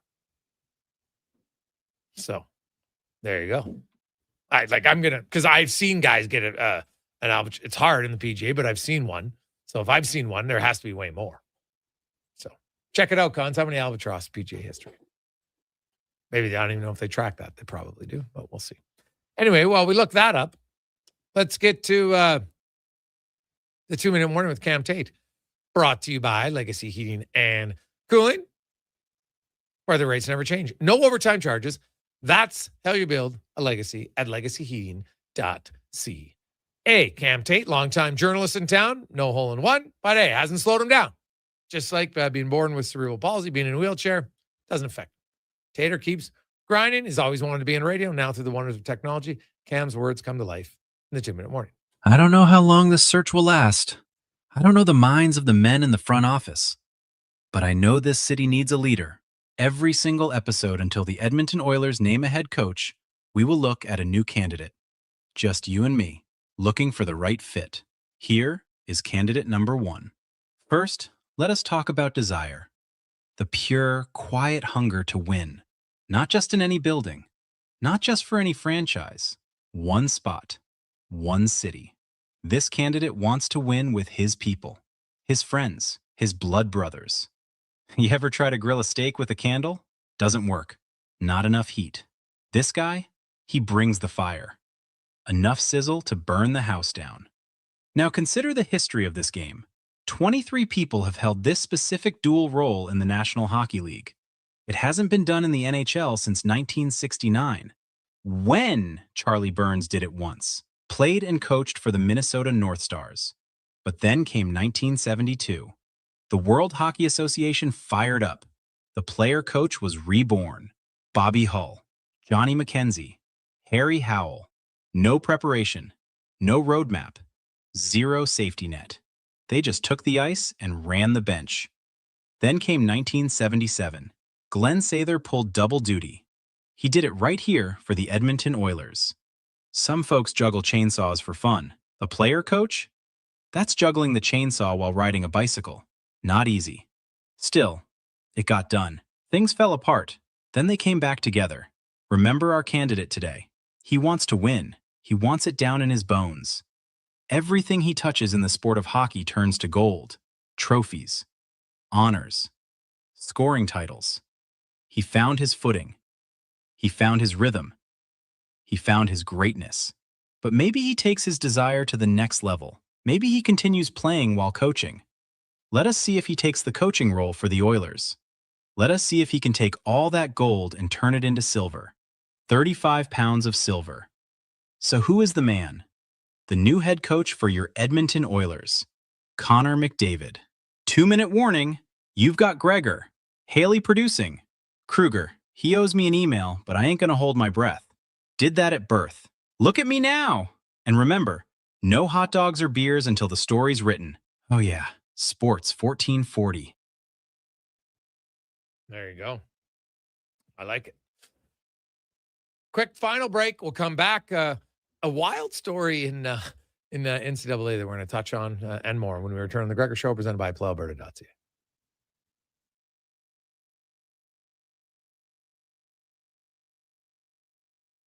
obviously. You're both missing out. Wilhauk Beef Jerky is the real MVP. When it comes to tailgate snacks, there's only one unanimous pick. Wilhauk Beef Jerky. No barbecue required. Wilhauk is ready to eat before we head to our seats. Bring it to your next football tailgate. Wilhauk Beef Jerky. Because you don't win games with salad. Only available in Leduc. Legacy Heating and Cooling is your supplier of maximum comfort, bringing you the cool AC you need. You just have to call Legacy. Call Legacy. For comfort at night when the hot air suffocates you. Call Legacy. Call Legacy. For comfort in your wallet with no payments or interest for 1 year. Call Legacy. Call Legacy. You deserve comfort. Cool off today with AC from Legacy Heating and Cooling. New at Papa John's, the spinach Alfredo chicken tomato pizza. Say it with me now. Spinach Alfredo sauce, grilled chicken, fresh Roma tomatoes, all on our fresh, never frozen pizza dough. 4 favorites, 1 pizza. So let's run it back. The spinach Alfredo chicken tomato pizza. Right now, a large for just $18.99. Delivery or carry out. Better ingredients, better pizza, Papa John's. Whether you're a craft beer connoisseur or more of a wine aficionado, there's always something new to discover at Sherbrooke Liquor, a unique, family-owned, independent liquor store. The selection, incredible. The non-alcohol section is also very impressive. Sherbrooke Liquor, expert, knowledgeable staff with a passion for unique finds. More than just a liquor store, we're a community. Alberta's best, the one and only Sherbrooke Liquor. Wine, spirits, and oodles of beer. Visit SherbrookeLiquor.com. Everything is going to be okay. Any business, regardless of size, can stumble occasionally. I'm Dan McDicken, a licensed insolvency trustee with Faber. If your business is facing financial challenges, our team of chartered insolvency and restructuring professionals have corporate debt recovery solutions that work. Schedule your free Faber Focus session at faber.ca today. Chances of a positive outcome increase if you engage Faber sooner rather than later. For many families, the stress of divorce can throw your life out of balance. The loss of a relationship, ongoing conflict, mounting legal bills, and uncertainty about the future can feel overwhelming. Hi, I'm Corey Anderson with Fairway Divorce Solutions. At Fairway, our team helps you restore balance through mediation, negotiation, and a unique step-by-step process. With 2 offices in Edmonton dedicated to serving your needs, our goal is simple: to help you navigate a path back to peace and clarity. Visit us today at Fairway Divorce. It's the final weekend of the Bricks Famous Tent Sale. Take up to 70% off clearance items in the tent and in store, and unadvertised in-store specials in every department. Plus, buy more, save more, up to $1,000 off select major appliances. And score a bonus Bluetooth party speaker with a qualifying purchase. You could get a sofa, coffee table, mattress, bed frame, and a dining set. All of this for less than $1,500. Only at the Bricks Tent Sale. See in-store for details and exclusions. The Brick, saving you more. I'm Dr. Vance Elliott. The goal of every one of the thousands of hair restoration procedures I've performed is a full, natural-looking head of hair. I work directly with my patients for the consultation, the procedure, and the follow-up, so we can achieve the best results possible. When people see what we accomplish, I don't want them to think, "Wow, great hair transplant." I want them to think, Wow, great hair. Go to drvanceelliott.com and contact us today. Fuel prices got you down? Subaru's here to pick you up. Subaru's electric and hybrid vehicles will save the day, helping you go further for less. Prefer a gas vehicle? Subaru Crosstrek and Impreza are built to keep costs low without sacrificing capability. Crosstrek was named 2025 Auto Trader Best Subcompact SUV, and Impreza has earned top safety pick recognition for 17 years running. Welcome to Uncommon. Welcome to Subaru. Visit Subaru.ca.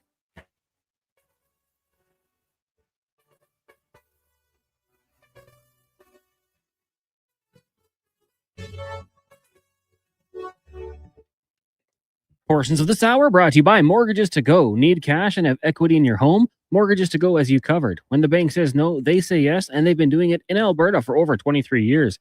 Call 1-888-888-5998 or visit mortgagestogo.ca. The Jason Gregor Show, the best of Edmonton sports talk and beyond. This is Sports 1440. Presented by PlayAlberta.ca, Alberta's only regulated online gambling website.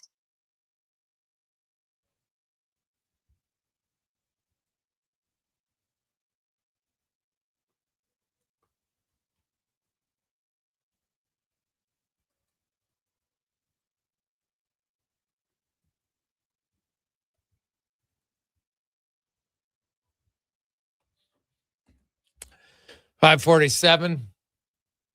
Hey, guys, I've never thought about McDavid as a player coach. Think it could work? No. Quick answer, no. David's got a lot of pressure on him already. He's wound pretty tight. I think the last thing he would need is more responsibility. Probably less would be better, right? That's how I would look at it.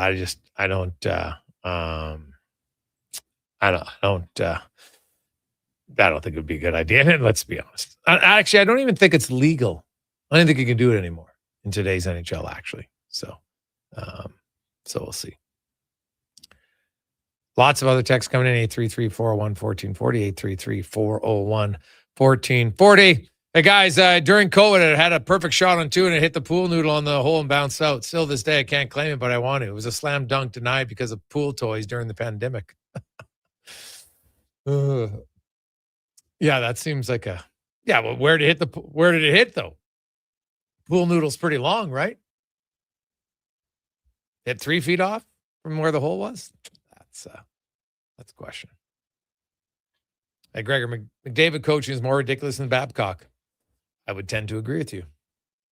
And Babcock is extremely ridiculous. So, come on, people. What are we doing? It's not a good idea. Not a surprise based on the last series, but it's official now. Mark Stone is not in the lineup tonight for Vegas. No Cale Makar. So Taves will play with Malinsky, Kulak, and Burns, Okan and Manson. Wedgwood's going to start in goal tonight for Colorado. And, of course, Colorado's top line, McKinnon, Aitchison, Landeskog. You got Nelson, Roy, Lehkonen. Lehkonen's back in. That's a big boost for them. Kadri, Nichushkin, and Colton. And then Drury, O'Connor, and Parker Kelly on the fourth line for the Avalanche, who are pretty deep, I would say. Pretty deep. And if the Golden Knights, I think no Cale Makar tonight, you got to find a way to take advantage. Eichel, Barbashev, Dorofeev, Carlson, Marner, and Howden. Hurdle with Saad and Sissons. Dowd, Kolazar, and Cole Smith. On the back end, McNabb and Theodore. Hannafin and Anderson. And Hutton and Dylan Coughlin. And, of course, Carter Hart will start in goal tonight. And we also have NBA Game 2 in the Western Conference. The Thunder and Spurs. Even if you're not a basketball fan, I would recommend watching that game. It'll be if game 1 was any indication, and really the series, and this really comes down to, can the Thunder solve the Spurs?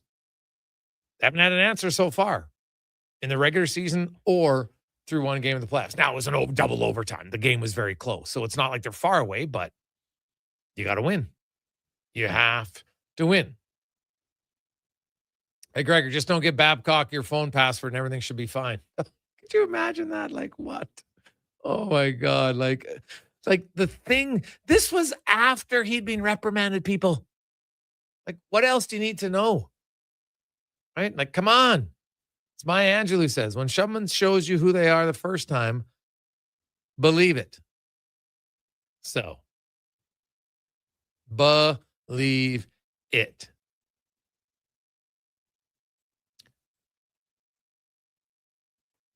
Hey, guys, I know a lot of people are talking about Murphy, and I agree. I think they got to re-sign him.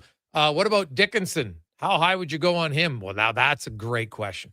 I like Jason Dickinson, but people are talking like $5 million. I don't really I find AFP Analytics, like their projections always seem to come in high. Now, all it takes is one team. But Jason Dickinson, I like him as a player. As a third line center, I think he's pretty solid. But he's a third-line defensive center. He's not even a third-line center who can bring you some offense. Like, he's had the 1 year. He had 22 goals. The rest of his career, 6-67, 9-65, 7-51, 5-62, 9-78, 7-59, 6-47, and well, I guess it's 7-64, right? Now, there's a few things in there. 67 games, 65 games, 51 out of 56, 62 out of 82, 78, 82, but then 59, 64. He's being injured. So he's 30. And I can understand why Jason Dickinson, and I've said it, I would totally respect his decision if he went to free agency. You're 30 years of age.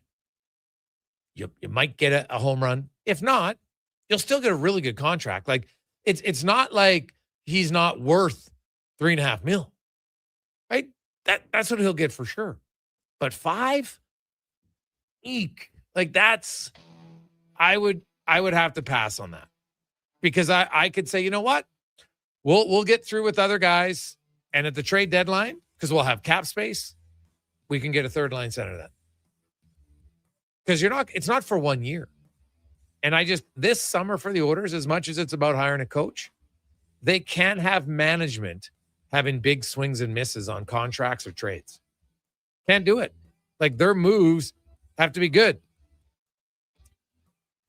On behalf of Connor Halley, Declan Kruger, I'm Jason Gregor. Hope you're having a fantastic day. Enjoy the games tonight. NBA, NHL, MLB. Should be fun. Break it all down. Special guest joining us tomorrow on the show.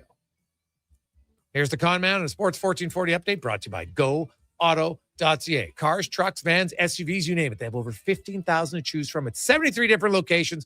Find the color and the model that you want at GoAuto.ca. This is a Sports 1440 update.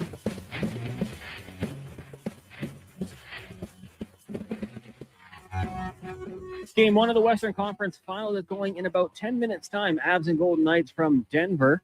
Cale Makar will not play, nor will Mark Stone for the Vegas.